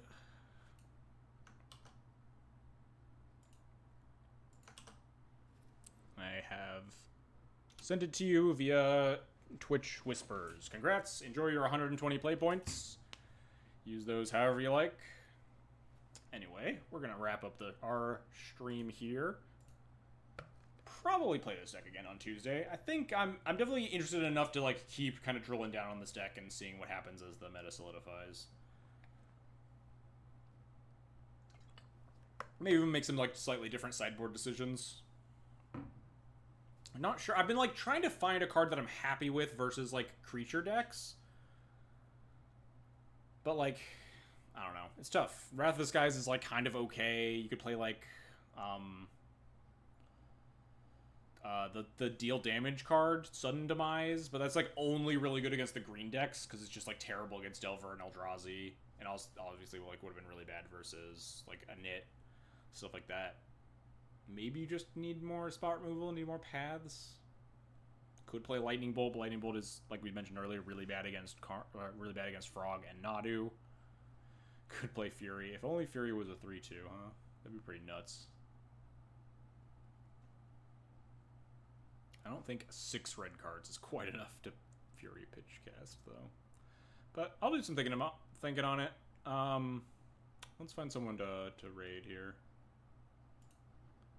Who's streaming?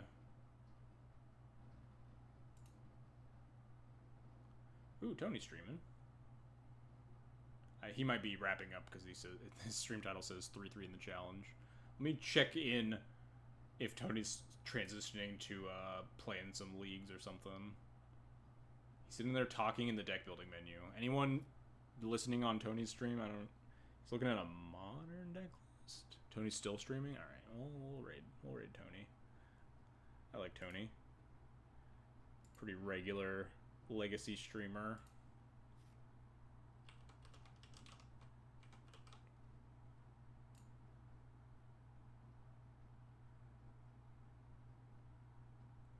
All right. As always, if you want to support the channel, feel free to follow me here, follow me on Twitter, follow or subscribe on YouTube. All those links are down below.